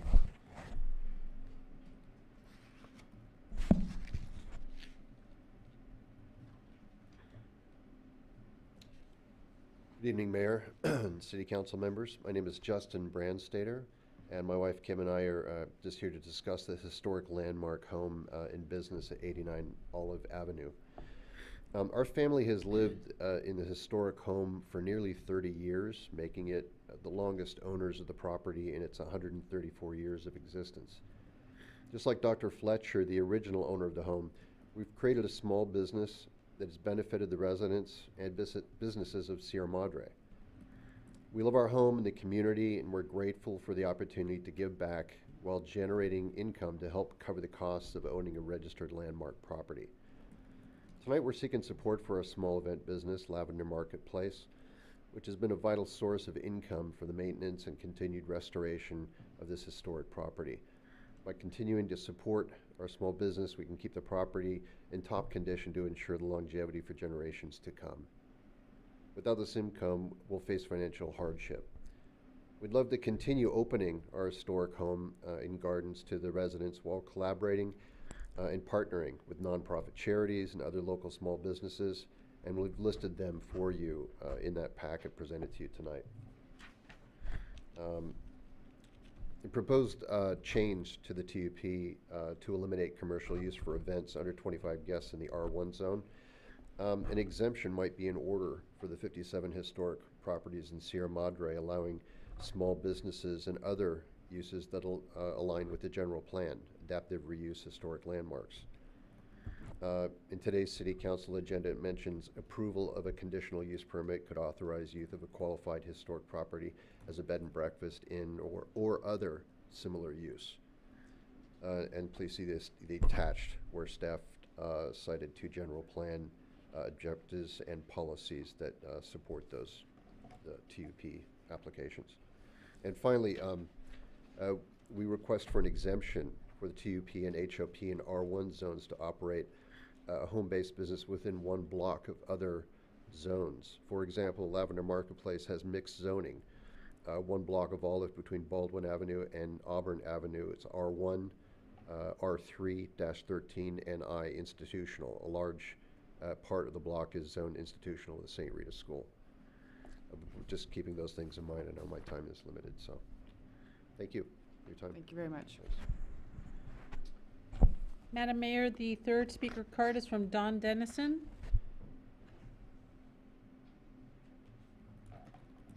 Hello, Dawn Dennison, 610 Auburn Avenue.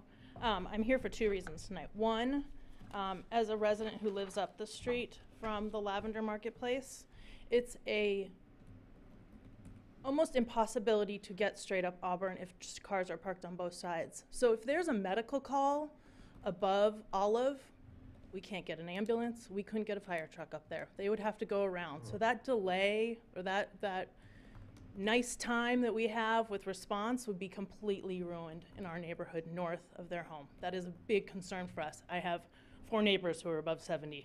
They have calls all the time. Second, I am here regarding the qualification for that fee waiver. On April 20th, Sierra Madre Elementary's annual fund will be hosting a school event at a private home in town. It's once a year that they do this for us.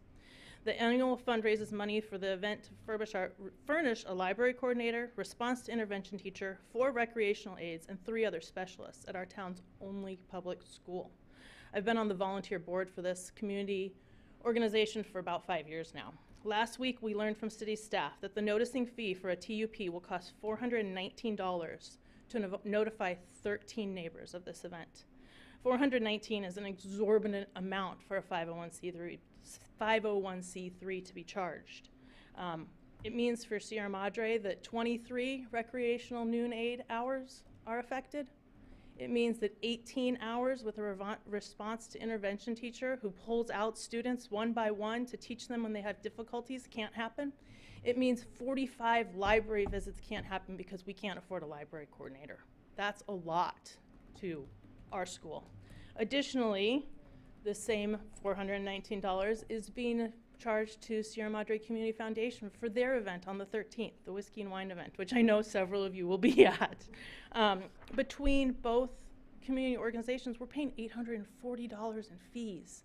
That hurts when we're fundraising organizations that are trying to bring money and services back to our residents and our town, even our smallest citizens in our TK classes. So what I'm looking for tonight is, 1, a waiver for both of those fees for both of our community organizations so we can continue to do the good work.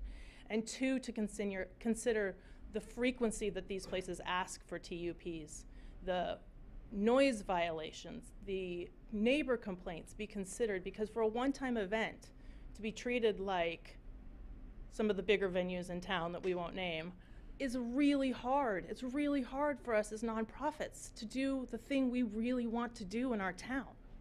And we're not, I know you don't want to punish any of our nonprofits, but that's what's happening, is we're getting hit really, really exorbitantly hard by these. Thank you. I appreciate your time. Thank you, Mrs. Dennison. Madam Mayor, we don't have any other speaker cards at this time.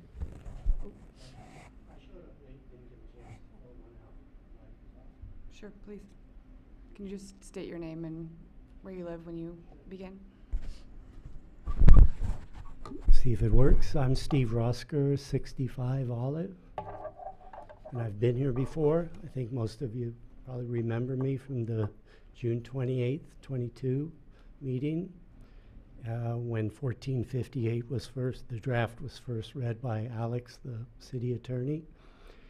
And I came up here and said that I think there's a big problem with the interpretation of that, and that this exemption of 25 or less was going to be a loophole for Lavender to use to continue to have parties. And Mr. Grosjean, hopefully I'm saying your name right, stood up and said something, clarified a little bit. And then Councilman Goss, who was acting mayor at that time, he directly talked to the city attorney to clarify that. Mr. Garcia was part of the conversation too, and I've sent you all the copy of the city tape just for a reminder, so I know you've all seen it. Basically, Goss asked him to clarify what is commercial activities allowed in R1, and after quite a bit of conversation, the city attorney said, no, there is no commercial activity in R1 allowed. And Goss asked him if they're having a party there and it's commercial, what about code enforcement? And the city attorney said, the code enforcement can go up there and shut them down. And that's the way it was left at that meeting. It was pretty clear that this was a commercial enterprise. You saw the packet that my partner, Dr. Smirkar, sent you with all the pictures of all the major events they've had. So everybody knows this is a commercial business. So what's the problem with staff trying to define this a commercial or not? They had a wedding the whole year. You've seen what Mr. Sweeney has sent you, a list of all the events. It's continued. So they jumped right through the loophole. You guys did the best you could to shut it down, but apparently the planning director enabled them to allow to have this. Because when I filed a police report for one in November, policeman came out, talked to me, took the report, said, yep, that's a wedding, all right. Called the Brandstatters, they said, we're allowed. He then called Officer Silva, the code enforcement. And Silva said, oh, they're allowed to have these. Where did he get the power to say that when the city attorney said that they cannot have a commercial event and that he could go up and shut it down? It came from Gonzalez. It had to, it's his superior. Otherwise, Silva is overstepping the bounds of his job. So the bottom line is commercial, can they operate a commercial business in R1? The answer is no. That's been pretty well defined. And if you want to eliminate the exemption for 25, great. That's a good idea. The 75, it's a good idea. Okay? I think that the fees that are being charged. Sir, we're at the 3 minutes. Pardon me? We're at the 3 minutes, so please wrap up. I think I've said it all. I could go through a whole lot of this. You guys all know what's happening there. They need to be shut down. Thank you, sir. And the neighborhood would like to see it done. Thank you. Madam Mayor, there are no other speakers identified at this time. Oh, one more hand raised. You have to approach the mic, and please, your name and address, please. Wait at the mic, sorry. Joaquin Kadarian, I have 41 Victoria Lane, 301 West Grandview, and 287 West Grandview, so those three. I'm sorry, just a clarification. When you say you have them. Oh, okay, thank you. Also, one of them is considered to be a historic home. It's the 3 bungalows on Grandview. My first thought is, how far are we going to let this go? This gentleman brought up the commercial as in R1. If we allow these things to happen, where do we draw the line? As the new developments coming, as the new homes are coming, we're going to be opening up, I think, the floodgates to people throwing events, activities, bachelor parties, bachelorette parties. I'm a young guy, I should be all for parties, but not in Sierra Madre. This young lady mentioned she moved back from Glendale for a reason. This is a safe community, quiet place where we grew up. I'm born and raised here, born and raised here. What happens on Olive Avenue, my parents' email didn't come through, which they also have another property separate from me, is beyond what should be in R1. There's children. Mr. Sweeney couldn't come because his kid was sleeping. We're families. We are people that are living lives. If there's constant interruption in our daily lives with drinking, smoking, I've witnessed it on the streets. Because you tone it down to a smaller thing doesn't mean that it's not going to exist. The vendors coming and going. And again, profit, non-profit, if I'm not mistaken, if I could ask the question, didn't the owners of that property buy the properties in the back of them as well? Am I mistaken on that? we're not really going to engage in a fine. dialogue. If it's but- for-profit or nonprofit, I think that's for-profit. If the home's so expensive for them to maintain, they can always sell it. They can't destroy the neighborhood in doing it. They can't destroy Sierra Madre. The Penny House, who knows what's going on there? Let's just open up the floodgates to what we can allow in our city. I don't think that's appropriate. That's just what I need to say as a resident born and raised here. Great. I appreciate that. Thank you.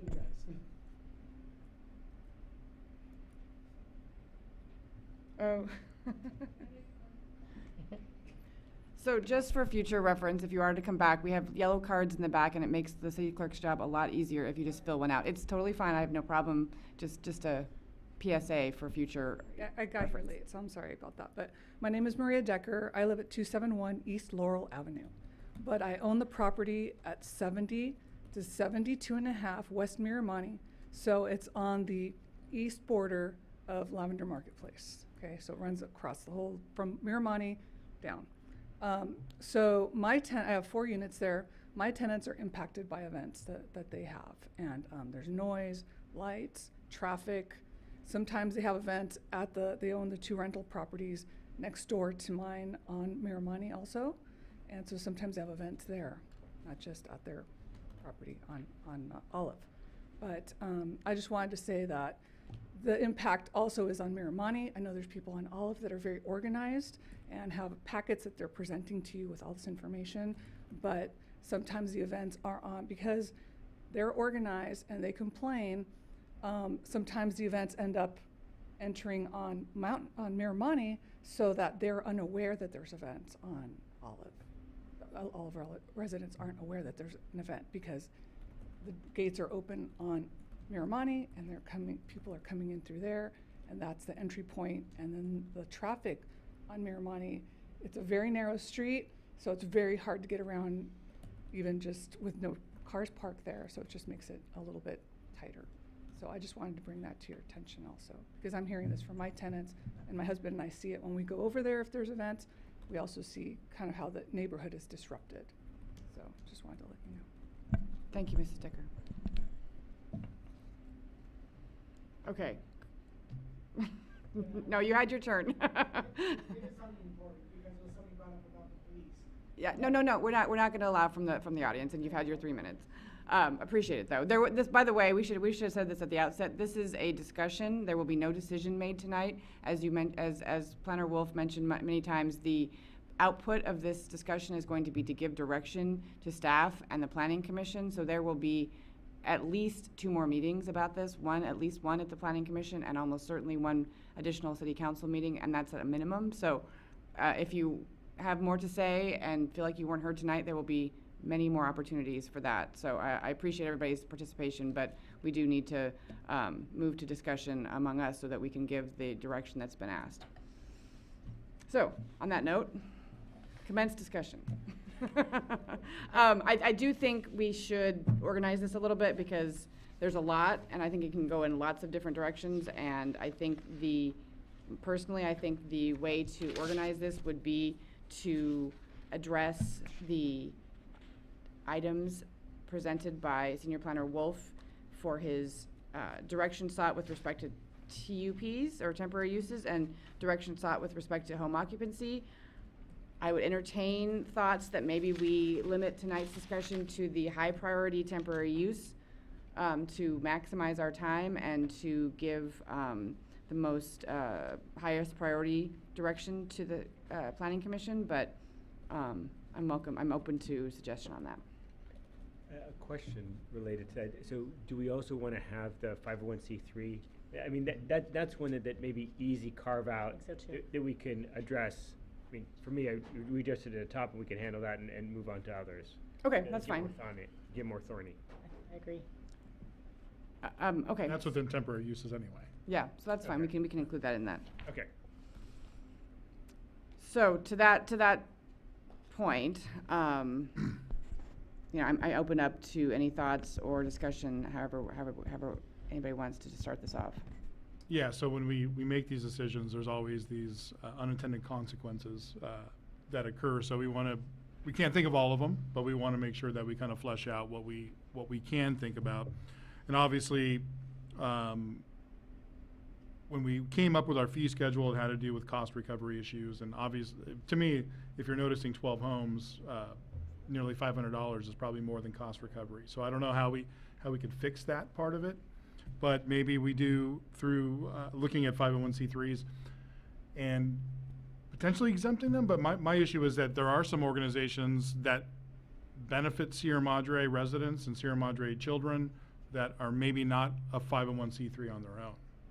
So I also, just on that point, I also worry about organizations who are in the business of fundraising who are for 501c3. And I don't want to call anybody out by name because I don't want to prejudice anything, but we also need to make sure that we're not creating a new unintended consequence such that businesses that are organized to be charitable in nature then have constant events.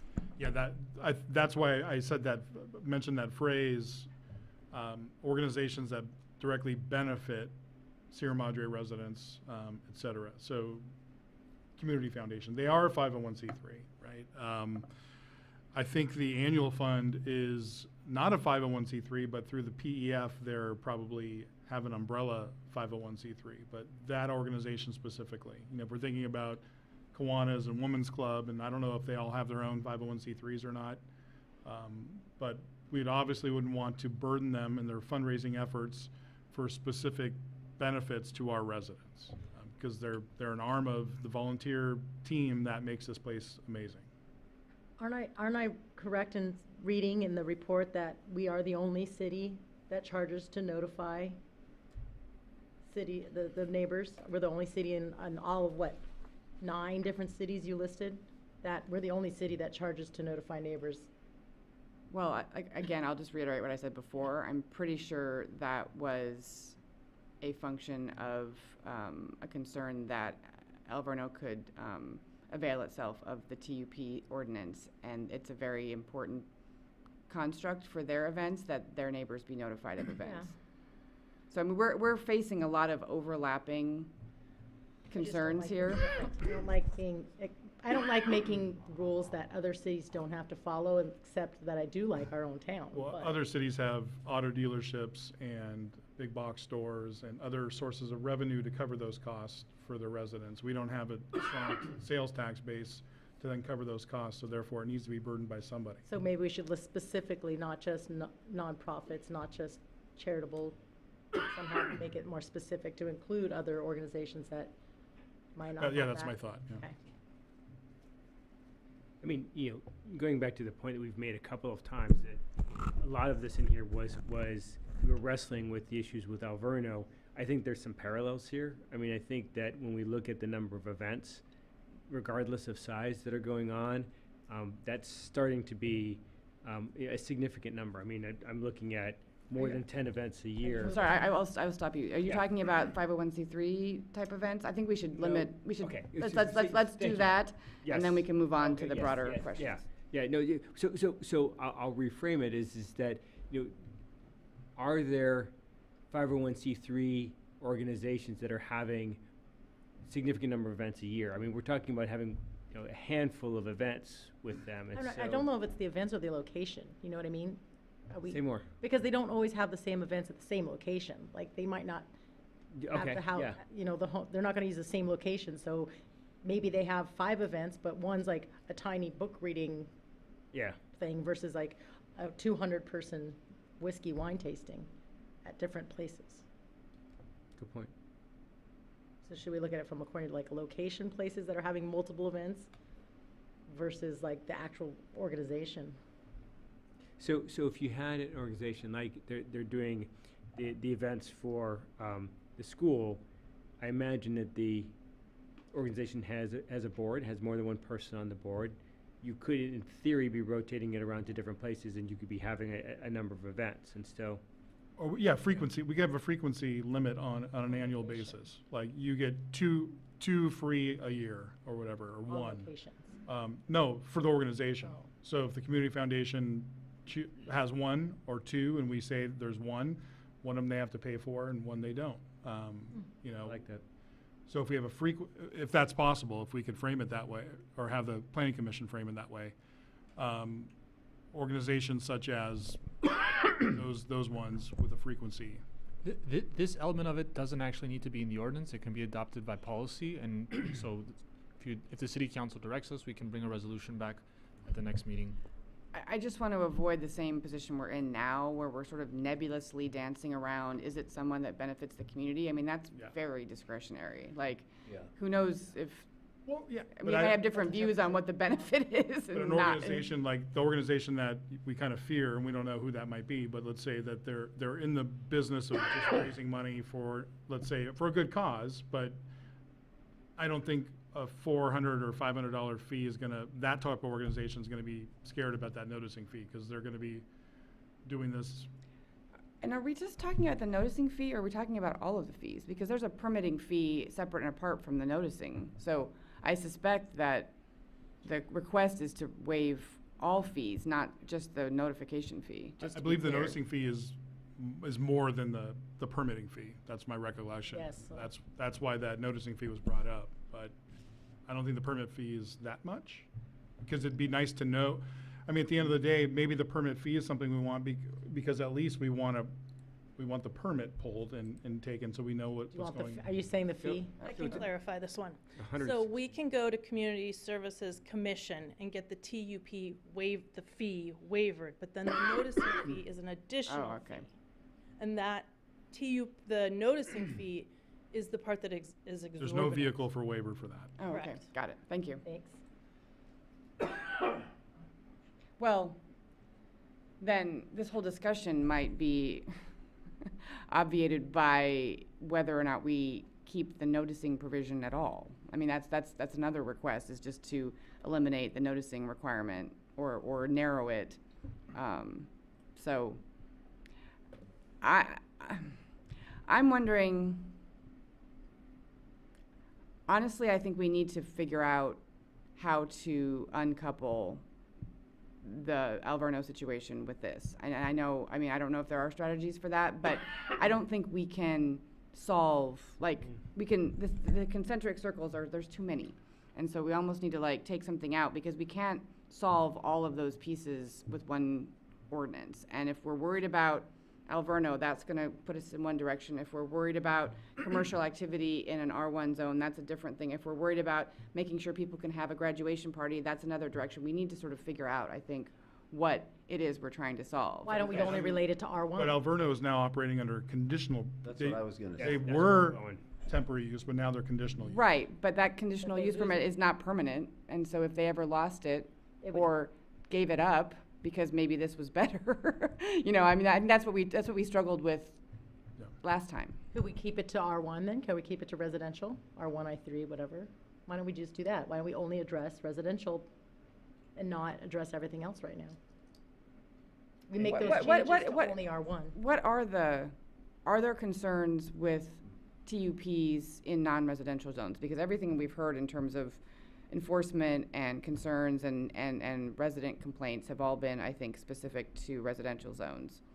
Well, you guys keep saying Alverno, and they're not residential. No, we mean aside from Alverno. Yeah. That might be the way to distinguish. Yeah. I agree. No, that's a good idea. Keep it to residential. They're residential adjacent, but they're not But zoned. they're not zoned residential. Right, but if the TUP process was, well, it's two things. One, The charts that were compared with the other cities as well, as if we did a chart similar, or even the chart that was presented from Mr. Wolf, it did show R1 and then what's permitted there. So it showed the different types of zoning and then what was regulated there, and it was easily understood. So I only highlighted R1 in this whole discussion because I thought that was pretty much all we're really discussing is R1, or R residential, even if we look at R3 or R2. Or 0.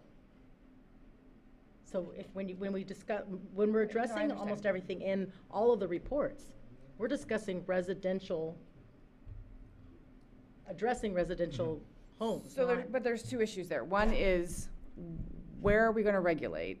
So, you know, you're required to get a permit if you're in a residential area for X, Y, and Z. But then how are we regulating non-residential, non-conforming use? So I mean, that's the problem. If we limit the TUP to regulate only residential, then we've kind of loosened regulation to other. But I don't think we're having a problem with the other, with if you're looking through our CUP, our wording for our TUP, sorry, it states directly what's allowed for the TUPs. So But that's not an exhaustive list. But you'd add a requirement for the TUP that for a non-residential area, you would have these requirements. And so you would take the noticing requirement and you would put it under that. So if you're not in a residential area, you just move the noticing information there. Or not, I mean, or would we, if it's not in a residential area, do we need to have notice? Like, if it's gonna happen on the boulevard, who are we noticing? Well, I guess it goes back to your point about Alverno, right? Is that if Alverno loses their CUP, and then they have to fall under TUP, do we want them still to notice? I mean, that's part of what we're trying to. So I think from that standpoint, and maybe we do it, we make it. So you take it out of whatever the boulevard is. So I don't know all the zones on the boulevard, but you say you do it in institutional, for example, and that takes the boulevard out, and that takes the Montecito out, and so now you've got it to anyone. So that would mean that anything that happens at St. Rita's or other places that they're having a big event, they'd have to send out a notice to the neighbors. But isn't that partially defeating the purpose for them fundraising money? Like if they're doing, let's say Good in School or St. Rita's is doing a fundraiser and they're noticing, St. Rita's is huge. So if they're noticing all those neighbors, isn't that gonna pretty much be And are they, so they're not a 501c3, are they? They're, because they're religious, so Well, is the there? issue is also, can they afford it? I mean, large institutions can afford the $400. But we're not talking about the noticing fee, though. The noticing fee is gonna be up to postage rates, time, Right, okay, staff. so it's gonna be more. No, we have a It's gonna- flat fee. We've No, we have a agreed flat on fee. a We do? flat. Okay. That's why it's the same for Okay. 13 versus, and St. Rita. Oh, got it. And St. Rita, I mean, we don't wanna pick on St. Rita, Yeah, but they raised $30,000 in that, so I think the $400 for, I don't wanna pick on that particular event, but I think to the point you're Right. making is that some of those larger events generate the kind of money that would support a It's the fee. cost of doing business, I mean, it's. And 4 of the 5 examples that Planner Wolf has on page 8 are not in R1 zones as far as TUPs are concerned. So it's not, we are issuing them, and they are being issued, people are paying those fees. All right, so is it safe to say that with respect to Charitable. unwinding the Alverno issue and noticing that one of the things we can recommend to the planning committee is to consider TUP ordinances tailored by zone? Yes. We didn't wrap up the 501c3 issue yet. No, Okay. but I just wanna like get one thing checked Yeah, off. That's, if they can, yeah, that'd be great. So, Makes sense. that's, I think that covers some of the concerns that we have. Now, back to the 501c3. Now, personally, I think if you are qualified under another regulatory regime that has its own very, like, 501c3 is a good example. Like, they have very specific, very rigorous qualification, notification, or record keeping, all of those kinds of things. I am fine with allowing that regime to govern, who's an appropriate 501c3, who's, who is that kind of organization, and I am fine considering, reducing or eliminating those fees. Now, beyond that, I think is where we get in trouble, because there's no objective standard, and we get into this, like, who's benefiting this and who's benefiting that. So I think the direction there is to figure out if there's another objective or quasi-objective standard that would expand that pool a little bit without getting into this murky zone that we're in now. But if it's up to administrative review, do you think we'll still get it? If the desk decides, do you think that gets into the murkiness rather than? I think the desk is telling us that they need more objectivity, because they can't tell what's commercial, what's not commercial, what's 25 and what's 28. I think that's part of the problem. Well, and if you have the 501c3, could we make it a limit on the number of events at a given location? I think that's direction that is appropriate. I mean, I think that makes sense, because then if you've got a 501c3, then it's like, it actually works in benefit of some 501c3s. I don't know the ones you guys have been a part of, but sometimes you get someone that is willing to do things and it always ends up at their house, and this is something that's like, well, I can't do it at my house this time. It could end up being a win-win for the organization in some ways, and win-win for the community. I just keep thinking like, I grew up in private schools and public schools. I teach at a public school, and I'm thinking about all these fundraisers, and irregardless how much money you make coming from things that are expensive, and it goes towards the services in our city that keep our community small and keep our community great. And I just have trouble with how much, first of all, I have trouble with how much mailers are nowadays. I have trouble with the fees that things cost. Like, why should it be that much? Like, literally, I'd rather go to the door and knock on them and sign and say, "Here, I notified you. Here's my signature. That's free." You know, so it's like this antiquated fee system. Well, but the other way to look at it is if we don't charge for what it costs us to do this, the city is effectively subsidizing the event. I understand that, but I still don't understand why we would be, I understand why we want to separate people, like separate from the other cities, but I don't like having the only city that charges a notification fee, like, or has to give notice. I understand we have a purpose for one location in our city, and I understand it's good being good neighbors, and we require you to be a good neighbor by notifying your neighbors.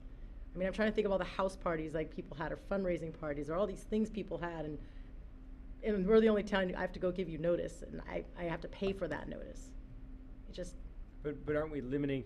I mean, if we limit the notice to non-residential zones, does that take the sting out of it? I don't know. What if the school wanted to have it? What about the nursery school that has it at the park? What about Sierra Madre Elementary School wants to have a carnival on their campus? What if the church needs to fundraise and they have it on their church site? I mean, that's in 501(c), but what if someone else uses their location because they can't afford to rent a location? I don't think we can regulate what the public school decides to do on their public school. That's just one of the many that you mentioned. But We have no jurisdiction over the public school sites. But those private schools, yes. Yeah. I don't know. Well, the PTA at the public schools. Yes. And they're not a 501(c)(3), but they're probably not a 501(c). Yeah. But they're benefiting. Yeah, but again, that's what I start thinking. Yeah. Yeah. It's just basically everyone find a private location to do your fundraising. No, that's the problem. That's exactly what's been raised, is that's what they did, and that's the problem. I know. And I actually wouldn't limit. I think notice is probably more important in residential. I'm more concerned that my neighbor's having a large event than if St. Rita is in an institutional zone. If I live next to St. Rita, I expect to have some degree of disruption because I live next to a school. If I live next to my neighbor in my R1 zone, I don't expect them to have a carnival on their front lawn. So anyway. So is it the single event or is it multiple events? Because to me, there's a difference there, right? Is that some people may have a giant 50th birthday party at their home, and it's a big bash, and so they or kids having a third birthday party, and they've got a bouncy house there. I mean, that's. In some ways that is a carnival, right? I mean, with all those kids there and all them doing that, we shouldn't require that to have notice, right? No. So I think the idea, I'm actually getting more comfortable with, I'm warming up to the idea of not charging for notice. Not requiring notice, you mean? Not requiring notice, thank you. Yeah, not requiring notice. On any temporary use or on? Well, I can't remember who made the persuasive cases, is that, you kind of, or I guess you did, Mayor, is that if you have it, if you live next to an institutional zone, you kind of expect to have them. Oh, then we get back to the Alberno problem. I understand that. That is the problem. So lots for the Planning Commission to consider. Yeah. And we've only talked about one issue and a sub-issue. I just checked, isn't notice and the fee, I guess it's the fee part that is supposed to be council, not planning commission would handle. Well, and the problem with the notice is it's an actual cost. It isn't defrayal of, or it is defraying staff time, it's actual cost incurred by the city Yes, for but postage. that's not up to the planning commission. That's up to us. Right, if the portion about striking notice entirely, that'd be something for the planning commission to consider when they amend the ordinance. But in terms of whether to waive the notice fee or Okay. to reduce it, that's something the city council can do at their next meeting. Okay. I mean, yeah, the problem we have, I mean, it all, the thorn comes back, or not the thorn, that's wrong. The challenging is comes back to Alverno. We've been hearing that not all of their events have been declared, not all of their events are on their calendar. And so if we get rid of the noticing fee, that means that the problem that we've got there is, But that's still an institution, I guess. Should we just focus on residential then today? But that's only if they come out of their conditional use permit. Yeah. right, which Could happen. there's a lot of discussion of that at the last. Anyway, I think my suggestion as to direction for the planning commission on this issue to consider whether a TUP regime by zone makes sense, because I do think that can help solve some of these problems. And we can get into the nitty-gritty of some of this stuff, in that context. I think one of the problems too, I think I was just thinking this through, is when we get down to that nitty-gritty is those loopholes. Well, it's really my birthday party. Well, it's really a friend's party. Well, no, it's this, But that's this. getting into the next I know. next part of it, and I think I mean I agree with you. I want to get to that point, but I want to make sure we close one off at a time. I think we've closed this. Let's Okay. let's move on, because I think we'll be here all night if we don't. So I mean, where I was saying before is that we look at we look at the information before us, and is there a right number of events? And I looked to others here. I don't have a lot of parties in my house. I may have one or two, maybe 3 a year, but if you're having more than, we're seeing evidence of 9, 10, 12, that's one a month. I don't want to clean up that much, but I don't know if the others want to have, like, is there a right number of, is there a right number? Do we need to restrict it by number? Because I don't want people not to be able to do things, but also it seems like too frequent is too frequent, if that makes any sense. I mean, honestly, If you mean for commercial purposes.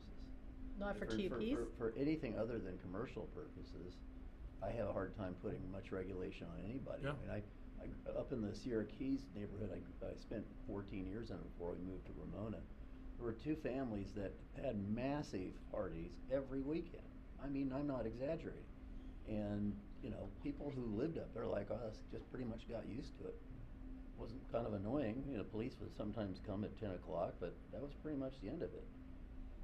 I don't think anybody in that neighborhood dreamed of coming down and telling them they couldn't have a party there. And I'm thinking, well, a commercial event, how is that worse than a party that's every bit as noisy or possibly even noisier that's not a commercial event? I mean, when you get right down, we used to throw parties for my son. Bouncy house, he had probably 75 people in our backyard all afternoon. I'm sure, we never had any complaints, but I'm sure it was annoying to people. Once a year. Yeah. I'm Probably sorry? frequency then. Well, it was pretty regular. Pretty regular. Little league and all that.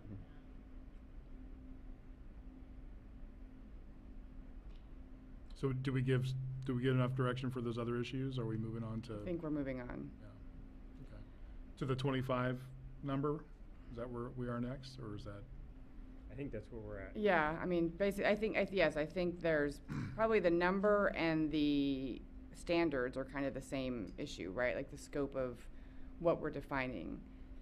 Yeah, because I don't have a taste for saying, like, weekly Bible studies at someone's house can't happen, or knitting group can't happen, or the civic club subcommittee can't meet once a month at someone's house, right? These are groups of people that aren't residents of that resident, and they're meeting for purposes other than commercial issues, right? And I don't think we should be regulating that, personally. I mean, honestly, to cut through all of this, I think we need to figure out how other cities or other groups, whatever level we're talking about, distinguish when someone is running a business in a residential neighborhood without proper permitting. Because, you know, the way our home occupancy ordinances are, it's very limited, the type of business you can run in your home. It's really sort of professional, you know, sort of white-collar-y type things that don't have customer visits, you know, don't have, you know, employees, you know, really sort of very limited. So, you know, some of the things, you know, that we're hearing about from residents does not fall into that. So really, we're looking at what point are you using temporary permits to effectively run a permanent business? And how do we define that in a way that we can then enforce it? Because that's really what it comes down to, is I think people are concerned that the temporary use permit is for temporary use. I mean, it's in the name, right? And if you're running a business that's been going on for a long period of time, that to me is not temporary use. That's continual Commercial use. Not even commercial, just continual use.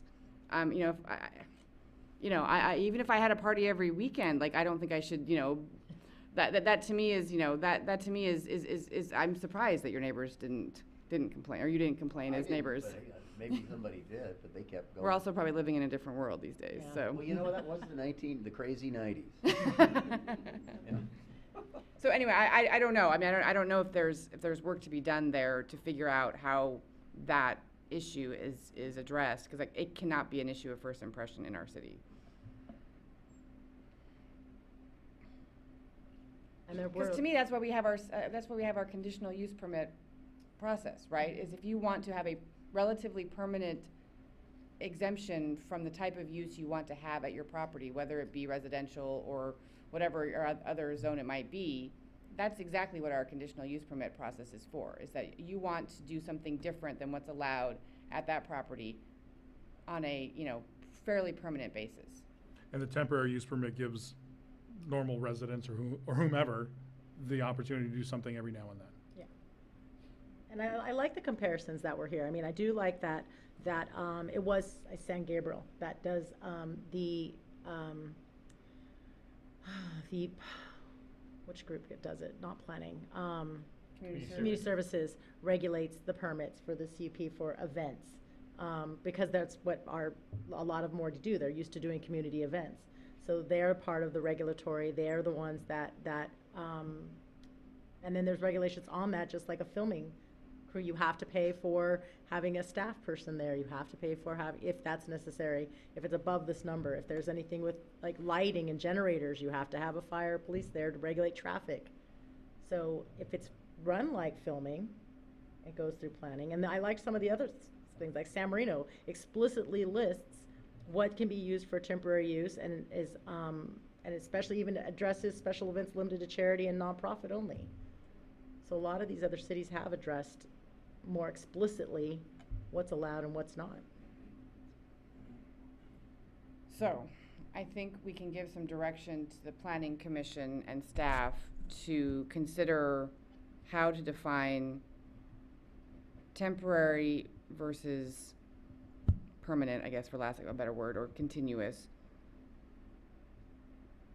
And then also, to your point, maybe another avenue to explore is creating a list of permitted uses for temporary use permit. Because that, I think. A key component of that, as you mentioned, is frequency, right? We want to get them to kind of hone that down a little bit to something. And every other city eliminates, it has to be indoors.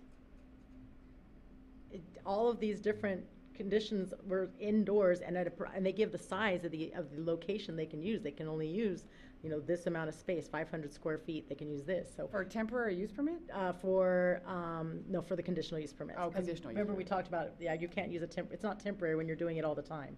Yeah. That's not a temporary use permit. You can't pull out 25 temporary use permits. You know, it's a conditional use.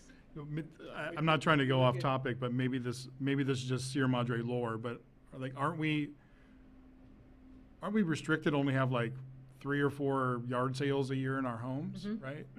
Like, yeah, there's a reason for that, right? I can't have 5 yard sales, right? Even though my wife would probably like to, but yeah, But if one's in your garage, maybe. Yeah, well, you hear them. But my point is, there was, that ordinance was there for a reason. So you have to consider, I don't know what that ordinance looks like, but. Yeah, Well, that's something it's for the in planning this, commission to- it's in this same area of the code. So if we look at, I like where you're going with this, Councilmember Lowe, is if you look at San Marino, I mean, they're saying 4 special events a year, or during any 12-month period. So it's 4, but their definition, see, here's the challenge. Their definition of a special event is more than 100 people. So that goes back to the challenge we've got is that we've got, are we trying to regulate a commercial business having events of less than 25? That's what we've got currently in the code, right? And that's But the again, real that's a question. commercial business. It's not, yeah. Right. Mr. City Attorney. May I try to frame the issue? Please. Bail us out. So the issue, in my mind, and in my discussions with staff and Planner Wolf can certainly disagree with me if he wants, is it's not so much the temporary use permit, because the temporary use permit isn't being used. They're going around the temporary use permit because the temporary use permit has exceptions. The problem with the temporary use permit, the way it's worded, and the reason Planner Wolf is proposing getting rid of some of these exceptions, is because it gives the false impression that just because the temporary use permit excludes it, that it's not subject to the temporary use permit, that it's somehow now allowed, which it isn't. In a residential R1 zone, commercial use is not allowed. The reason it hasn't been enforced so far is administrative. It's difficult to enforce these types of small gatherings to determine whether or not these are commercial, and because when the impacts aren't big, it's hard for us to keep track of these things. But if it's the council's direction that we begin enforcing aggressively against all commercial activities that take place in the R1 that aren't either otherwise covered by a temporary use permit, a home occupancy permit, some kind of adaptive reuse conditional use permit, or filming permit, whatever other permit that allows them to do something that is not otherwise allowed in the R1, staff can go that route and explore the fixes that it would take to the TUP to clarify that, so individuals don't have the wrong impression of what is and is not allowed in the R1 through the TUP process. But one of the reasons why we created that, and it was in Senior Planner Wolf's report, that exemption was a professed concern about permitting burden. So I guess now we've decided that these other concerns override that, but then we're back to where we were 2 years ago when we discussed this. Everyone has to come and get a permit, and that creates its own burden and cost and concern. So I hear you, and I like how you framed that, and I appreciate that. But we I guess maybe need some direction from staff as to kind of how they're prioritizing the concerns. Does everybody have to get a permit, whether it's commercial or not? Is that where you're going? No, you have to get a permit if it's not okay. commercial. No, the idea is that to City Attorney's point, the exception created this notion that it's a commercial event less than 25 people doesn't need a permit, but that means it's allowed. Yeah. And I do like looking at to frame what you were going over to. It's like there's different parts of that permitting requirement where it's operational standards. I think this is Alhambra has very distinct operational standards, and a lot of the cities, when I'm looking through it, they have very standardized, like they all have very similar operating standards. Not just listing what type of business, but how that business is run. Not just hours, but even amount of people. Obviously, all of them say no use shall create or cause noise, dust, vibrations, odor, smoke, glare, electrical interference, vibrations.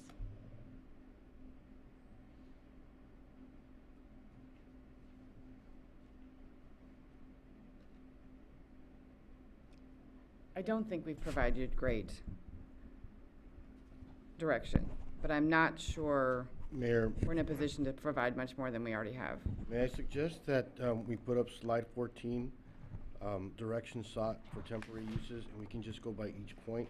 Maybe direct staff to, for example, bullet 1, reconsider any regulation using number of guests as a bias, and say we're in agreement that the Planning Commission could provide a recommendation for each one of these. Is that what you were gonna say? If I may. I generally agree with Councilmember Lowe's thoughts here in that it would be a great idea for direction to be provided to pull from different cities their regulation standards and use those to see if they fit with Sierra Madre. I mean, look, I'm not opposed personally. I mean, if you're looking at slide 14, I'm not opposed to asking the Planning Commission to consider all of these things. I mean, consideration is always great. I just worry that they're gonna have a very similar kind of conversation that we just had, which I don't think has been that productive. I mean, it's great because we're having a conversation and it's good to discuss things, but I don't think it's providing the framework or the direction that you've requested. And I also wonder if maybe we need to chunk this a little bit so that, I mean, I think there's just this overarching nature of this that like creates complexity that maybe we try to cabin this a little bit so that we're focusing on, and I know you try to do that with your, high priority and lower priority, but I do think that solving sort of specific problems, might help direct the conversation in a more productive way. I mean, I don't know if anybody has any disagreement with my point about, directing the Planning Commission staff to consider all of these suggestions on slide 14. I guess of the 5 that are here, it's the number of guests it's the number of guests, and it's not here is in number of events. Those are the ones that I struggle the most with. The others, I think, are easier and more straightforward. Like reevaluating the event monitor, looking to ease the notification to neighbors. Both those make perfect sense to me. Clarifying the fee waiver, I think that makes sense. It's really the number of guests, and then that third bullet of tighten the regulation on standards, right? Duration, frequency, noise. But it's really the frequency part of it is the hardest part for me. Meaning hardest to recommend them looking at it, or hardest how you would solve the problem? Yes, the latter. The hardest is of what's the right answer on that. Right. Or what's the right even guidance to give to Planning Commission. Well, Right. can we suggest, as what was saying, is to look at the other cities? Like I said, there's a lot of comparison here, and they're very consistent. We're the ones that aren't consistent with their consistent in general. We aren't. We're the one city that's not consistent, not just on the fees or those kinds of things. Well, but- that wasn't Planner Wolf's conclusion. He said that was all very different per city. So I guess I'm not sure I agree with it, that Oh. they're all the same. So if so we're talking about frequency, right? Possibly number of people, and whether it's commercial or not. So going back to our city attorney's statement about this being an enforcement issue primarily. So let's say we cut a arbitrary standard, we take it down to 5 or 10 events, or 5 or 10 frequencies, and maybe 5 or 10 people, and that's commercial. Okay, who's going to enforce that, and how are they going to make those determinations?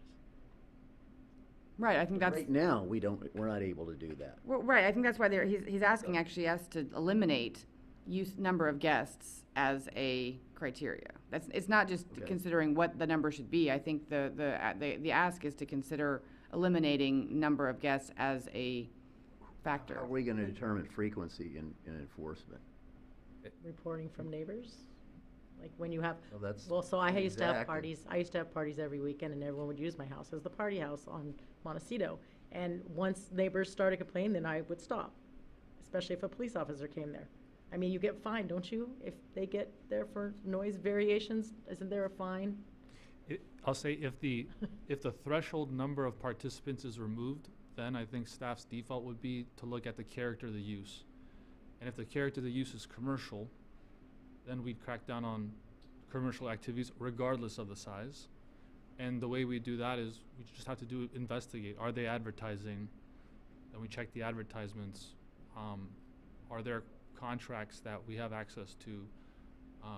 Have they pulled a business license? Things like that.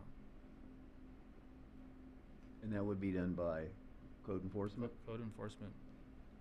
I mean, if you look at enforcement, and I think your dialogue was really helpful, is that with any of the other ordinances that we have introduced or adopted recently, it has really been based on feedback from the community. Right. Mm-hmm. And so, you know, I think that's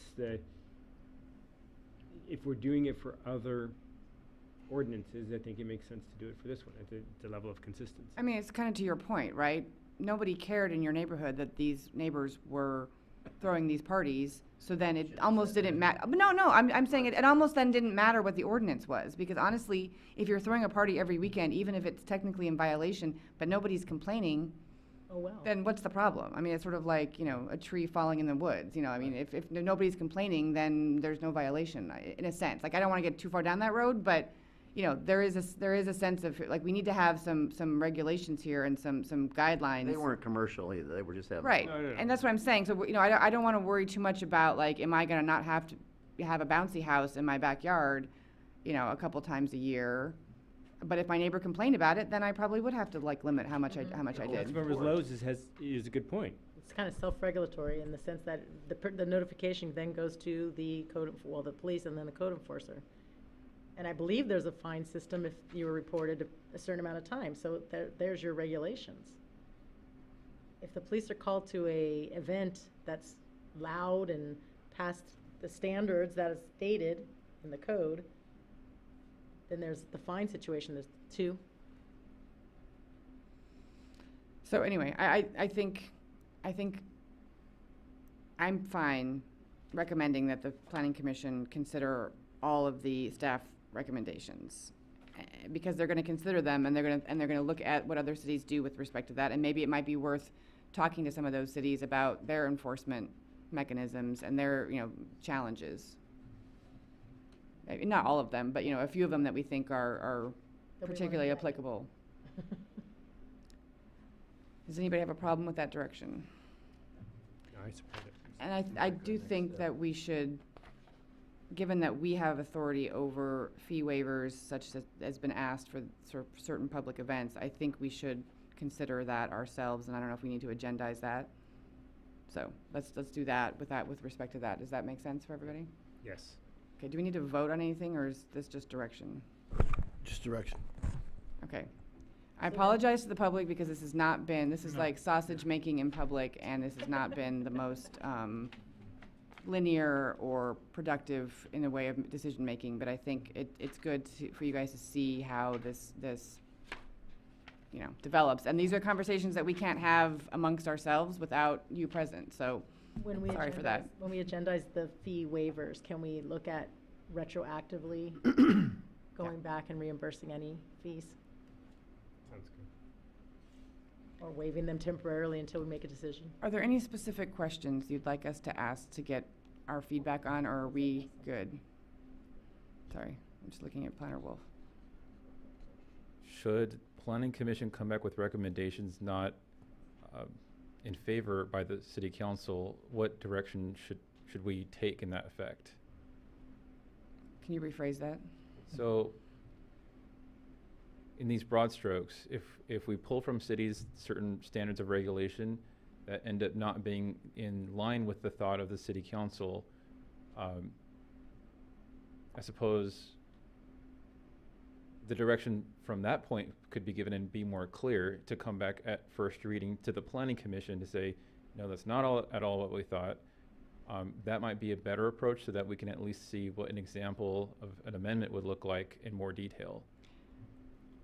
I'm in favor if the Planning Commission determines that they would like to recommend X, Y, and Z, and that is not necessarily in line with the discussion we've had tonight, I am fine having us look at that, because part of the problem here is it is a comprehensive ordinance, and pulling out one piece at a time, as we've been doing, you know, we may change our mind, right? Like, if we see it in context of a whole package, even though we were opposed to this, in the context of a whole package, we might that might make sense. Is that? Yeah. So I don't think any of us feel strongly enough about any one thing that we need to do a thou shalt not, or thou shalt Change this one. I think you know, we're obviously looking for guidance. Yeah, especially given that the planning commission will have the advantage of having even more public comment. I mean, we only heard from like 5 people, and 4 out of the 5 are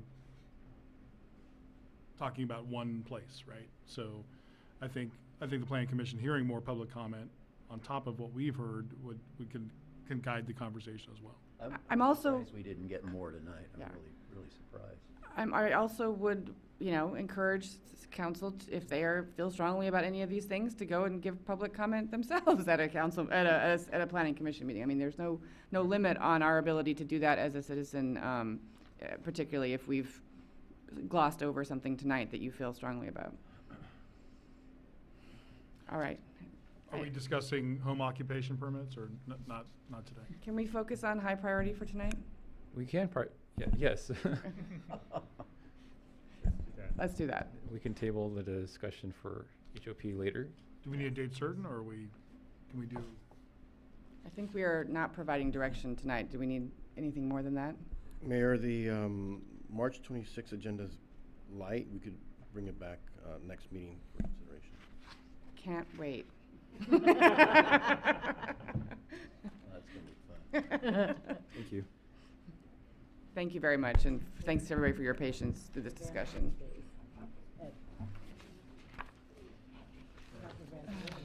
All right. Great point. We can't have these discussions outside of the public, so sausage making has to happen. Yeah. No. No, that's her job. I was just reiterating, you guys, what about the Van Halen days, like when you charge $5 to get into a party? Would that be a commercial event? It would be. All right. You know what?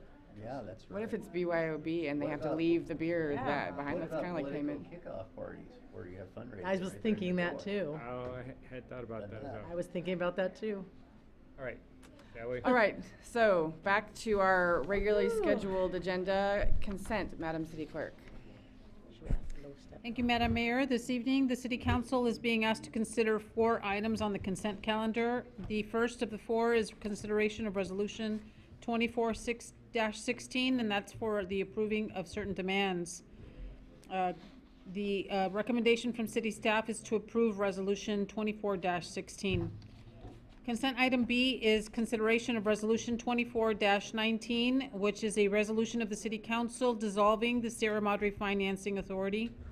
The city staff's recommendation is that the City Council adopt Resolution 24-19. Consent item C is the second reading of Ordinance 1469, adding Chapter 8.40 of Landscaping Equipment to Title 8, Health and Safety of the Sierra Madre Municipal Code. It is recommended that the City Council read by title only and adopt Ordinance 1469. And lastly, consent item D is consideration of the second amended and restated City Manager Employment Agreement. It is recommended that the City Council approve the second amended restated City Manager Employment Agreement. Madam Mayor, that concludes my report. I'm just gonna run through this. Does anybody have any questions on any consent item? No. No. Okay, I will open this up to public comment. I know we got one email. Madam Mayor, we did receive one email on consent item C, and that was forwarded to the City Council for consideration. It's the only email that was received, and we do not have any speaker cards for this item. No late breaking, so I will bring it back for discussion or a motion. Madam Mayor? Yeah, within consideration of item C, the landscaping ordinance, you know, reading that public comment, I'm thinking of myself as a resident. Had Chipper Day on Monday, everything had to be out. Guess what? I had to fire up the chainsaw on a Sunday. I was being responsible regarding noise from my neighbors as best I could. But there's these things come up where maybe a resident does have to operate some kind of garden equipment on a Sunday. I'm not saying all day should be permitted, but I think a consideration of maybe a few hours on a Sunday, given things come up, should be allowed. I would agree with that. Maybe midday to after. Maybe noon to 4, The commenter said noon to 4 or 1 to 5. I'm fine with either one of them. I'd say noon to 4. I mean, that's my one issue with it, just, By the way, if you're in the summertime though, and you have a chainsaw going noon to 4, that's an issue, yeah. and it's also a fire hazard. Well, we're not, That's how that- we're not addressing that. No, Although, but I'm saying, like, making that time frame, like, in an afternoon, if it's 105. is a chainsaw electric? No, well, you the can, one I you have. can. So does this ordinance even, Right. This ordinance speaks to all gas-powered equipment. oh, okay, all Yeah. equipment? It is unlawful for any person to use or operate or cause to be operated any leaf blowing machine or other landscaping equipment identified by the future city council resolution within a residentially zoned area before 8 o'clock and after 6, Monday through Friday, before 9 and after 5 on Saturday, or any time on Sunday. Identified by future city council?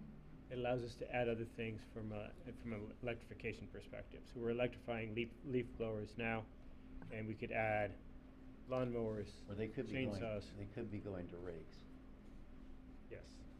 rakes and brooms. I don't have it in front of me. The old-fashioned way. So you're saying, I'm sorry, I don't have the ordinance in front of me. Does it purport to regulate non-electric yard equipment? Because I thought,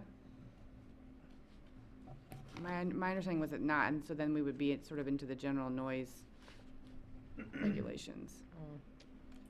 Well, all the whereases have to do with, the gas stuff. And then we get to landscaping equipment requirements, and it doesn't specify the energy source.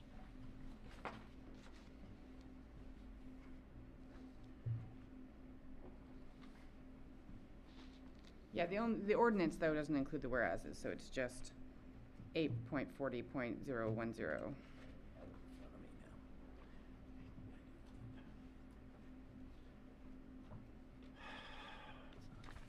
I mean, again, I don't want to legislate based on one example, but I don't think this ordinance would actually regulate your use of a chainsaw. This is specific to leaf blowing machines. So Mayor, the noise concern on Sundays is specific to noise, not type of energy that's used. Right, so I'm just saying that, like, if it's not covered by this, then your use of anything would be governed by other applicable law, including the noise ordinance. So if the noise ordinance doesn't allow loud noises on your property, between X and Y time, then that's what would be used to regulate your use of the chainsaw. I'm just suggesting that your change My to this interpretation is doesn't, wrong. I'm not sure it's needed unless we want to allow for leaf blowing machines on Sunday. But, Mr. City Attorney, you should correct me if I'm wrong, that this isn't meant to just apply to leaf blowing machines. This is intended to apply to leaf blowing machines for now, and then it's intended to be more encompassing as the technology changes. I will note if there is going to be a substantive amendment like that, then we'll have to bring this back for a second reading at the Yeah. next meeting. Understand. So So I was- the comma is, there's no comma there, but it says, or any of the landscaping equipment identified by a future council, but it hasn't been identified yet, therefore it's allowed. Right. Correct. Okay. So Okay. is your only change then to whether or not it is the hours on Sunday? I mean, that was my concern. That was the public commenter's concern. I think he was specifically asking about If he using could mow his lawn leaf. on a Sunday. I think also leaf blowing. Was it? Yeah. Yes. Yeah. Because he was saying, if I don't do that, maybe I'll use my shop vac. Remember, he said there, he said, yeah, sort of. Or rake, or No, broom. you can't do leaf blowing on Sunday. No. Really? We're getting rid of leaf blowing. Why would we allow it on Sunday? Because some of us Yeah, work you- every day and, You're allowed to leaf blow with Yeah, you- electric. yeah. Well, does this eliminate electric leaf blowing on Sunday? No. No. Yes. It does not allow, it does not, That's not how I read it. my Does it? understanding, does this allow Well, I'm electric not leaf voting. blowing anytime? No, not on Sundays. Yeah, right. Right. You cannot operate an electric leaf blower on a Sunday under Oh. this ordinance. So then again, like you said, you use a different equipment that blows, like you use your shop vac.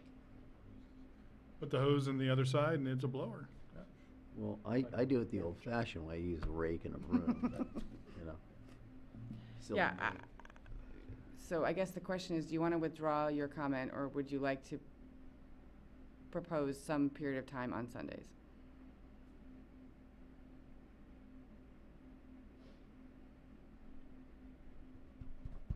I would propose sometime on Sundays. And we also need to remove this from consent. Because sometimes that's the only day, literally, that some of us have any free time at all, especially those of us who work every single Monday through Friday, do every event on Saturday. All the Little League parents, all the soccer parents. Mayor, if I may add, the current ordinance allows leaf blowers on Sundays between the hours of 10 a.m. and 6 p.m. Oh, you mean the current non-electric one? So this. What was, I'm sorry, what was the hours, what were the hours 10 to again? 6. 10 a.m. to 6 p.m. I think I'd back that off to like 11 to 4. Keep it out of the breakfast hour and the dinner hour. Yeah. You know? I Okay. don't want to have dinner listening to a blower on a Sunday. All right, so procedurally, we need to remove this from consent. So can I just hereby remove this from consent, and we can have a separate vote on this? Unanimous Or- consent. Or do you want us to do consent vote first and then do this? I'm under the impression that this can remain on a consent and you can just vote, have the vote separately, but you can correct me.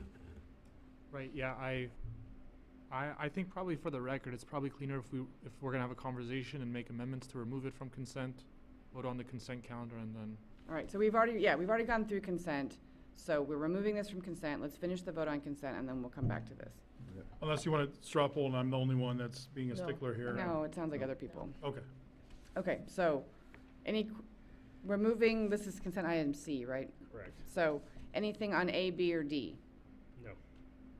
Okay, so, and no public comment, we're discussing. I would entertain a motion Move to, support the consent agenda minus the blower, item C. minus item Item C.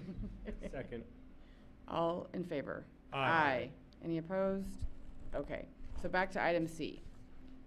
So the proposal before us is to, I defer to Councilmember Goss for the hours. so it would basically be striking or at any time on Sunday in section A and saying, before 11 a.m. and after 4 p.m. on Sunday. Is that the proposal? Yeah, that So sounds fine. what is section B referring to then? I don't know what the difference between A and B is. Any leaf blowing machine? Oh, this is just, it's within and within, it would be the same change in both, because one is within a residential zone and one is within 500 feet of a residential zone. Ah. So I think it's the same, We'd have to change it's it. the same change in A and B. So 11 to 4 for A and B. Anybody want to formalize that into a motion? How about 11 to 3? 4 hours, right? Or is that too short? You go to 11 to 4? That's fine. All right, someone make a motion. Someone's gonna be out there like, it's 4 o'clock. So I move to approve ordinance 1469 with the amendment of adding from 11 to 4 p.m. on Sundays. Is there a second? Second. So this will result, just to be clear, this will result in a second reading. Correct. Okay. 4 o'clock. All those in favor? Aye. Any opposed? Okay, so then we will have this on the agenda for our light meeting. Was this supposed to be a light meeting? That was 4 presentations. It was a light meeting. No. Okay, so that is that, and now our public hearing. Finance Director, I apologize for jumping over you for the discussion item. Thank you for being here so late. Thank you for being here.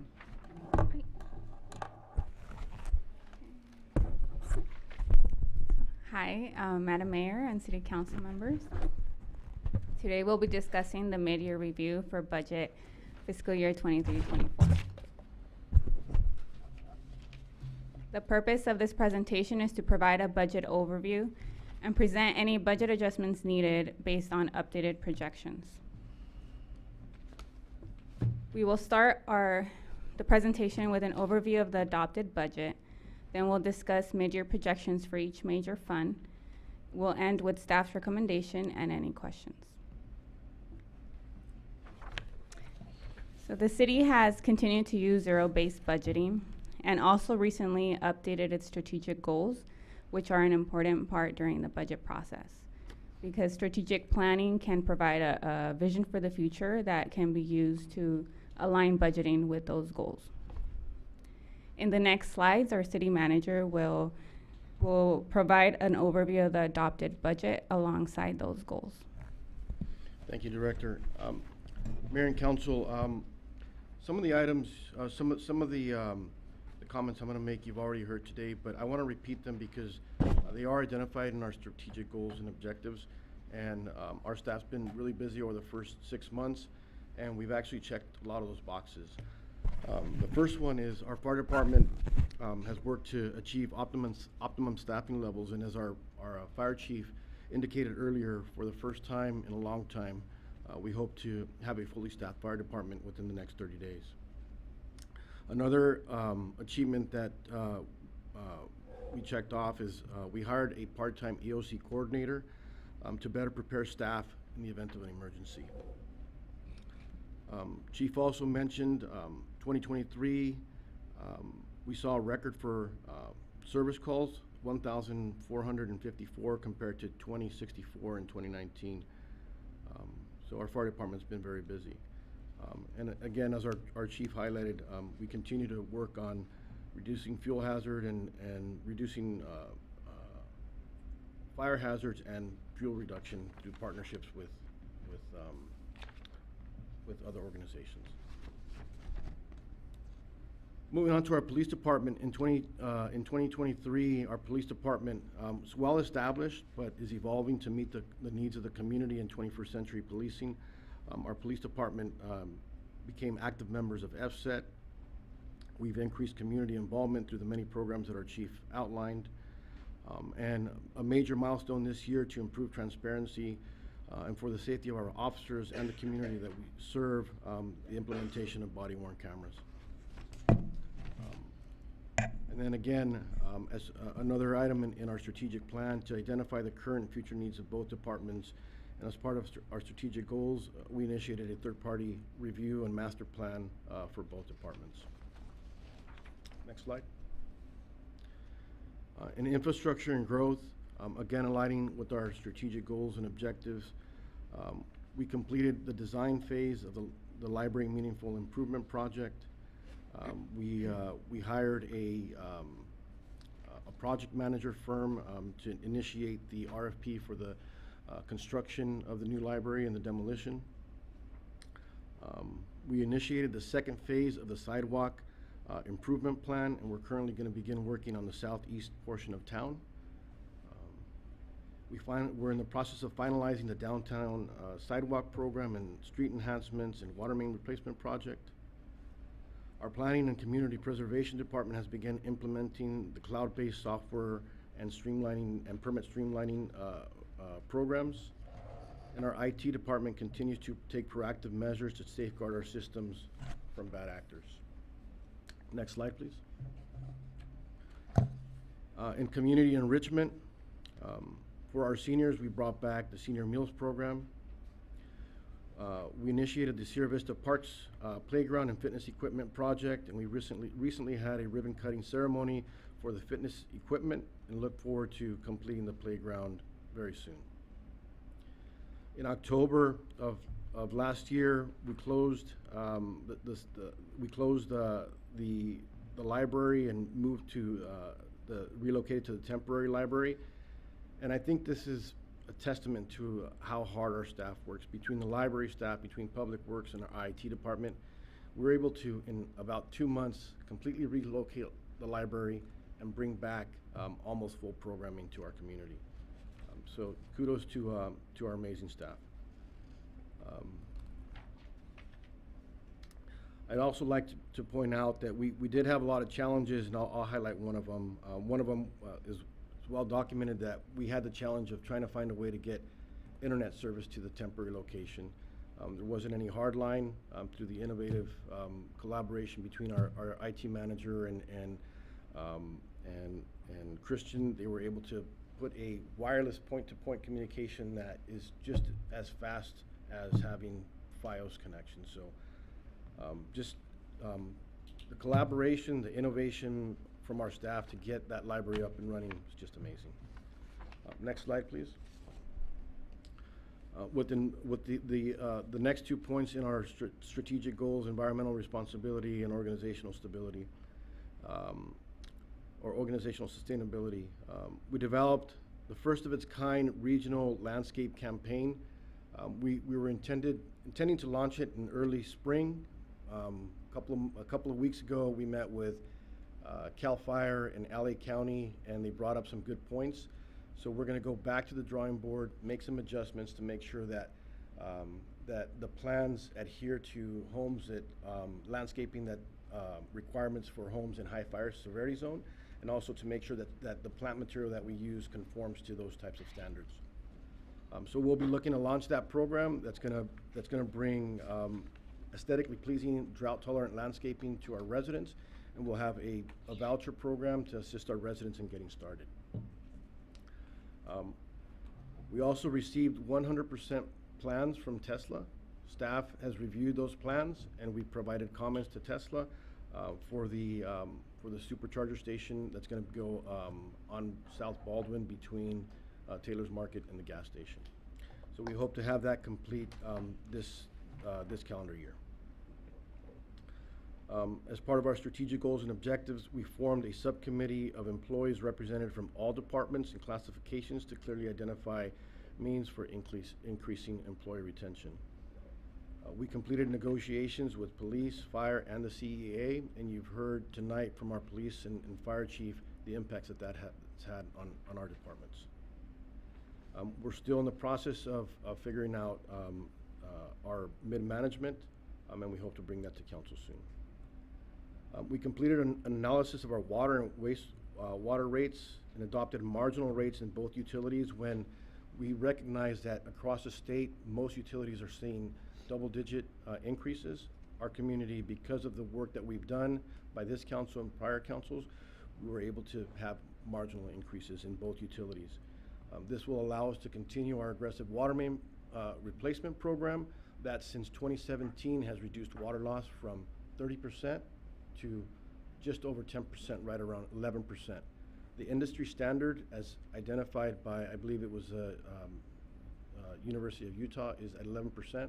So I'm confident that within the next year or so, we'll be below the industry standard. We initiated a citywide fee study to align our fees with the actual cost of service, and that should be coming to council pretty soon. And again, this is just a partial list of the projects that we've identified that align with our strategic goals and objectives. And to steal a line from Mayor Pro Tem Parkhurst, these are just a few examples of our staff punching above its weight, because we've completed a remarkable amount of work in the first 6 months of this budget year. And with that, I'd like to turn the presentation back to our Finance Director. Thank you. Now we'll review the mid-year projections for each major fund. For the utility funds, revenues are projected to decrease due to lower consumption, and expenses are projected to increase due to salary matrix updates and maintenance and operation expenses. Overall, these funds were analyzed as part of the rate study, and that rate study did a comprehensive cost of service analysis to ensure that revenue needs are met. And taking into consideration the mid-year adjustments, these two funds are still in good financial standing.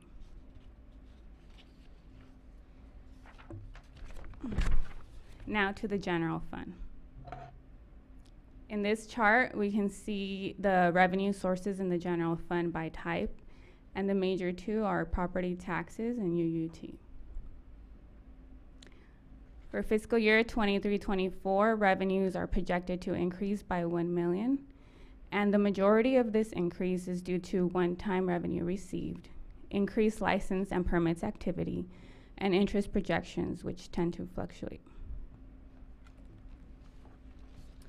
In this chart, we can see expenditures by type in the general fund, and as seen in other cities as well, payroll makes up the majority of the expenditures. Overall, any increases in expenditures will be offset by decreases in other categories. And the decreases shown on this table are not due to decrease in service, but rather to temporary vacancies. And we did start the year with a projected deficit, and we'll end with a positive change in fund balance. And that's good news, but it's also important to note that 64% of this change is due to one-time items.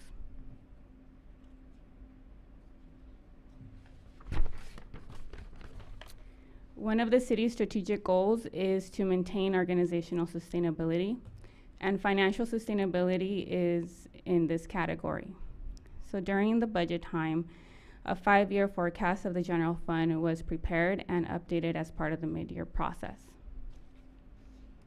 In order to achieve structural balance, recurring expenditures should be covered by recurring revenues.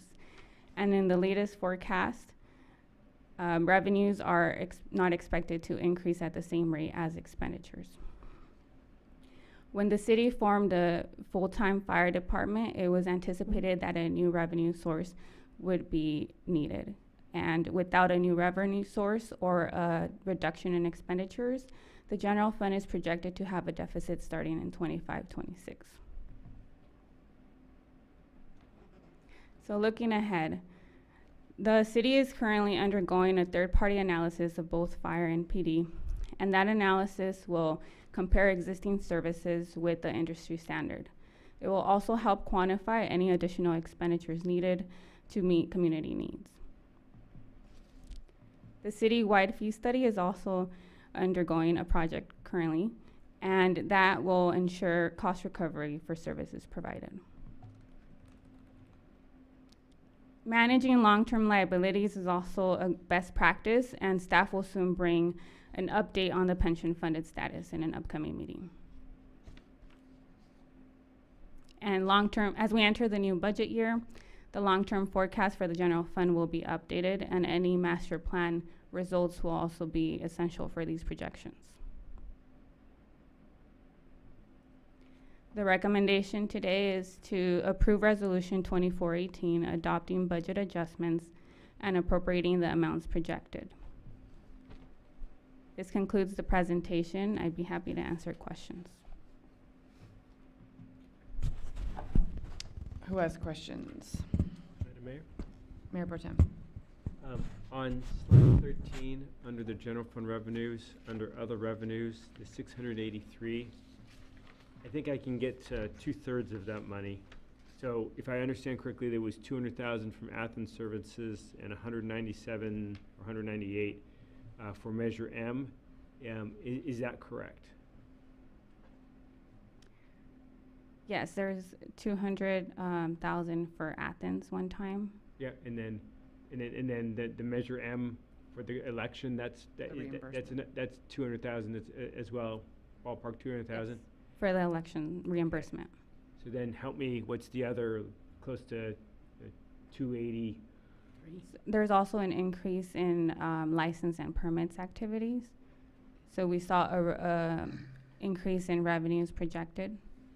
You're talking about the other categories. Building permits, okay. The 358, 200 due to increased activity in building permits. Okay, Sorry, I didn't quite Wouldn't track that all be of that a- in, but in the that- report. that's- But isn't that license and That's permits? under license and permits. It's probably interest. We probably had an unexpected increase in interest. Yes, interest For and other other. revenues. Is interest under other? It is. Yeah. Oh, yes, you're right, thank you.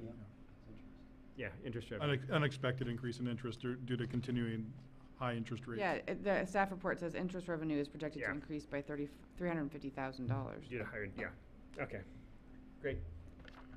That is Any other my only questions? question. She answered. Yeah. Oh.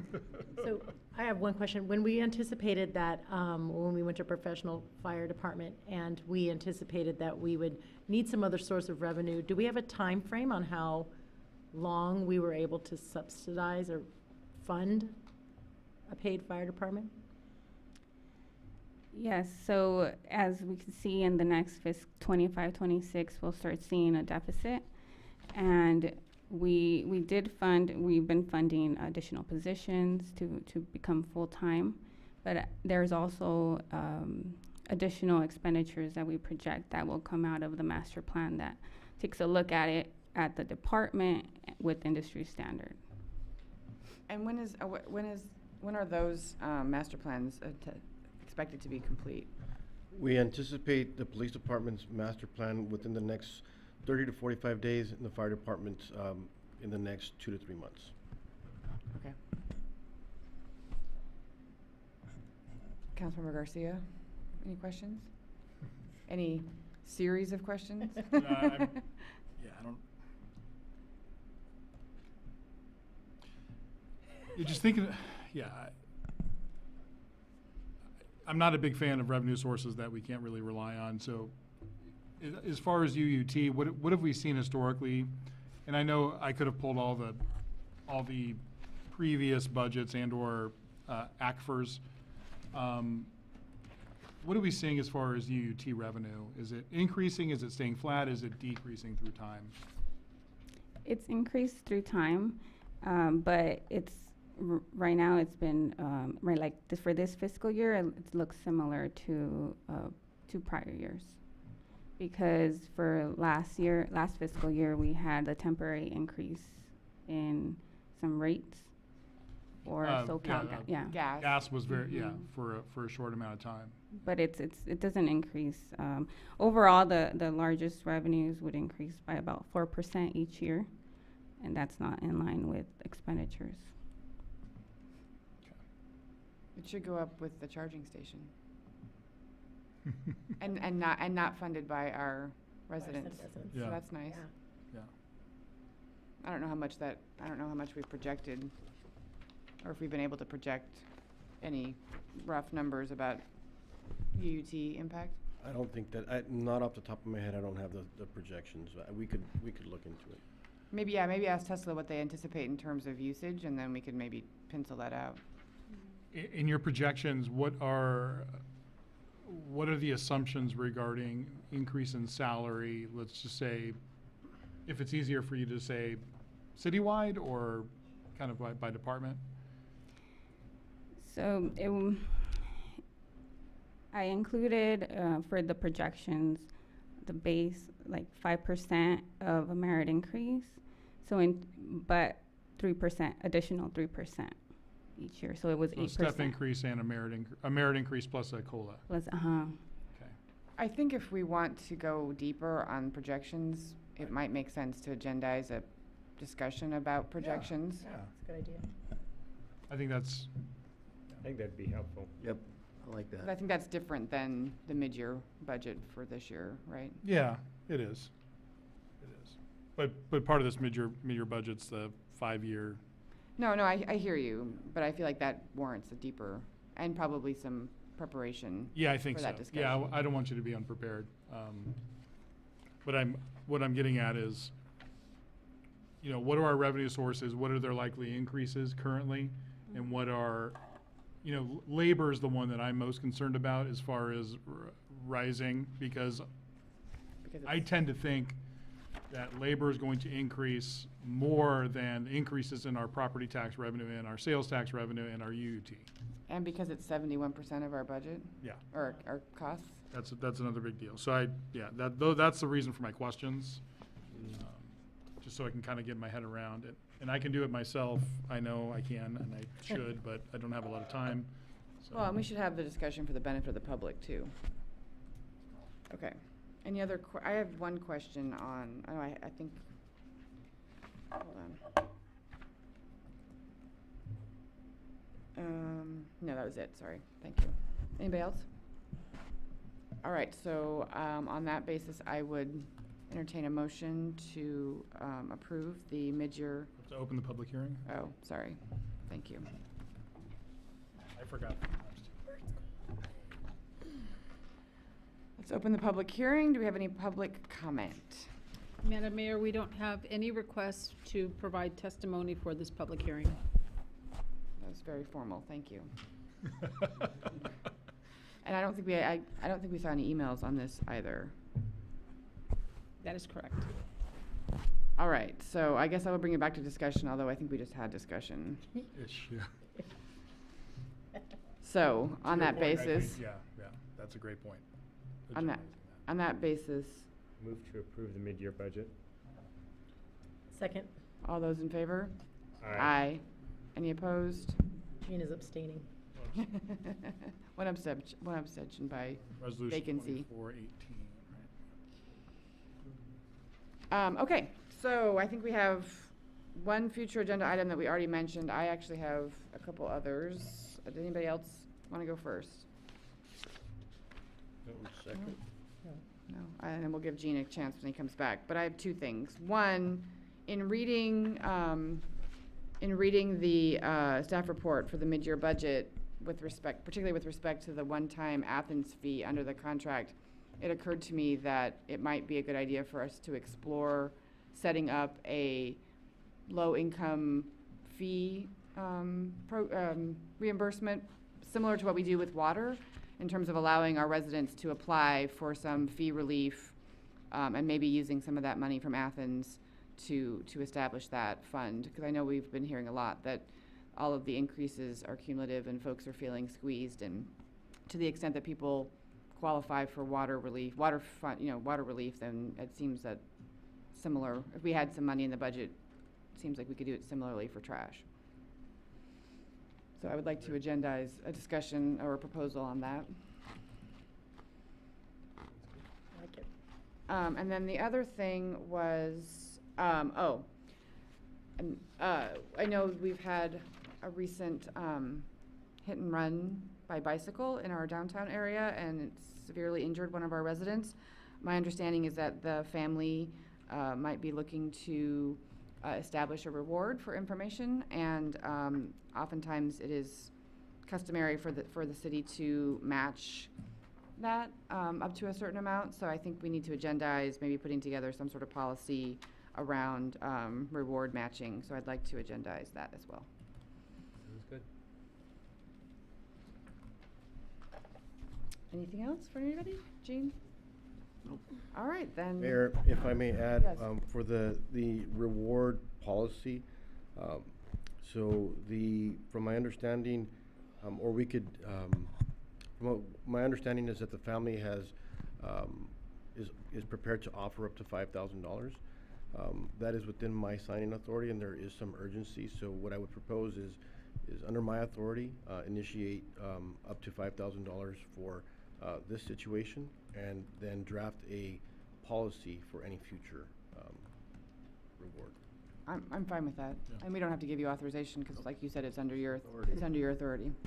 As far as the revenue expense dive, we're talking just general fund, is that correct? Or you want to What know? are you talking about? The The future agenda item regarding looking at revenues and expenses? I mean, I think it should be as broad as, whatever we want to talk about with respect to the, how the projections were put together and kind of Yeah, where the pain points are and what, I mean, I think the discussion probably veers into problem solving to some degree, but I think the staff report should be more about kind of what went into you know, I'm open to whatever people want to talk about. So the graph on 18, it doesn't say, but it's my understanding that's the general fund graph, and it's not, doesn't have the utility in it as well. And because we just did that rate study in regarding the utility, and that's, Yeah. we've discussed that already. I think general fund is probably I think that's right. general fund specific, just to keep it tight. So are there other funds we don't want to consider? I mean, so we've taken the utility funds, as you said, I agree with you. We keep that out. Are there other funds we should consider? I think all the other ones are the special. Yeah, I mean, we're looking at ongoing operations. I would welcome some commentary by the finance director. But the other ones are like. Yes, so the special revenue funds are for any grants. And when we take a look at those, we want to make sure that any expenditures in those funds can be absorbed by the grants. They're also like limited to what we can use them for. So we might want to hear on those as well. I think the general fund is our largest concern, but some of those special funds are. Yeah, I mean, look, I'm open to whatever people want. I mean, I just figure with those special use ones, then their use is limited, and you know, and the source of revenue is limited. So you know, there's not much. I feel like there's not much we can do about that. Well, but I do think the one in there that jumps out at me is the gas tax, because I'd imagine that's going to go down, and you know, that's what we use to help with a lot of the street repairs, and so that would be worth considering. Like if there are discussions going on at the state level of how that's going to happen. I've heard there's some of that around license fees, but I don't know if that's the current case. But if we're thinking about, you know, one of our key jobs is to maintain infrastructure, and gas tax, it's not huge, but it gives us stuff towards that. I think we should consider that one. So I'd be open, Director Guerra-Leone, to other things that you'd see that are like that like we should be aware of, things that like we don't have any control over or aren't likely to change, fine to leave out. But things that you, in your professional opinion, would change, that we should think about from a revenue perspective, that would, I think, be helpful in the dialogue. Okay. Is that helpful guidance? Yes.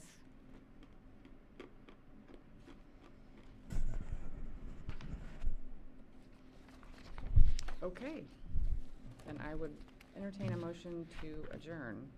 Move to adjourn. Second. All those in favor? Aye. Opposed? Motion passes. We are adjourned.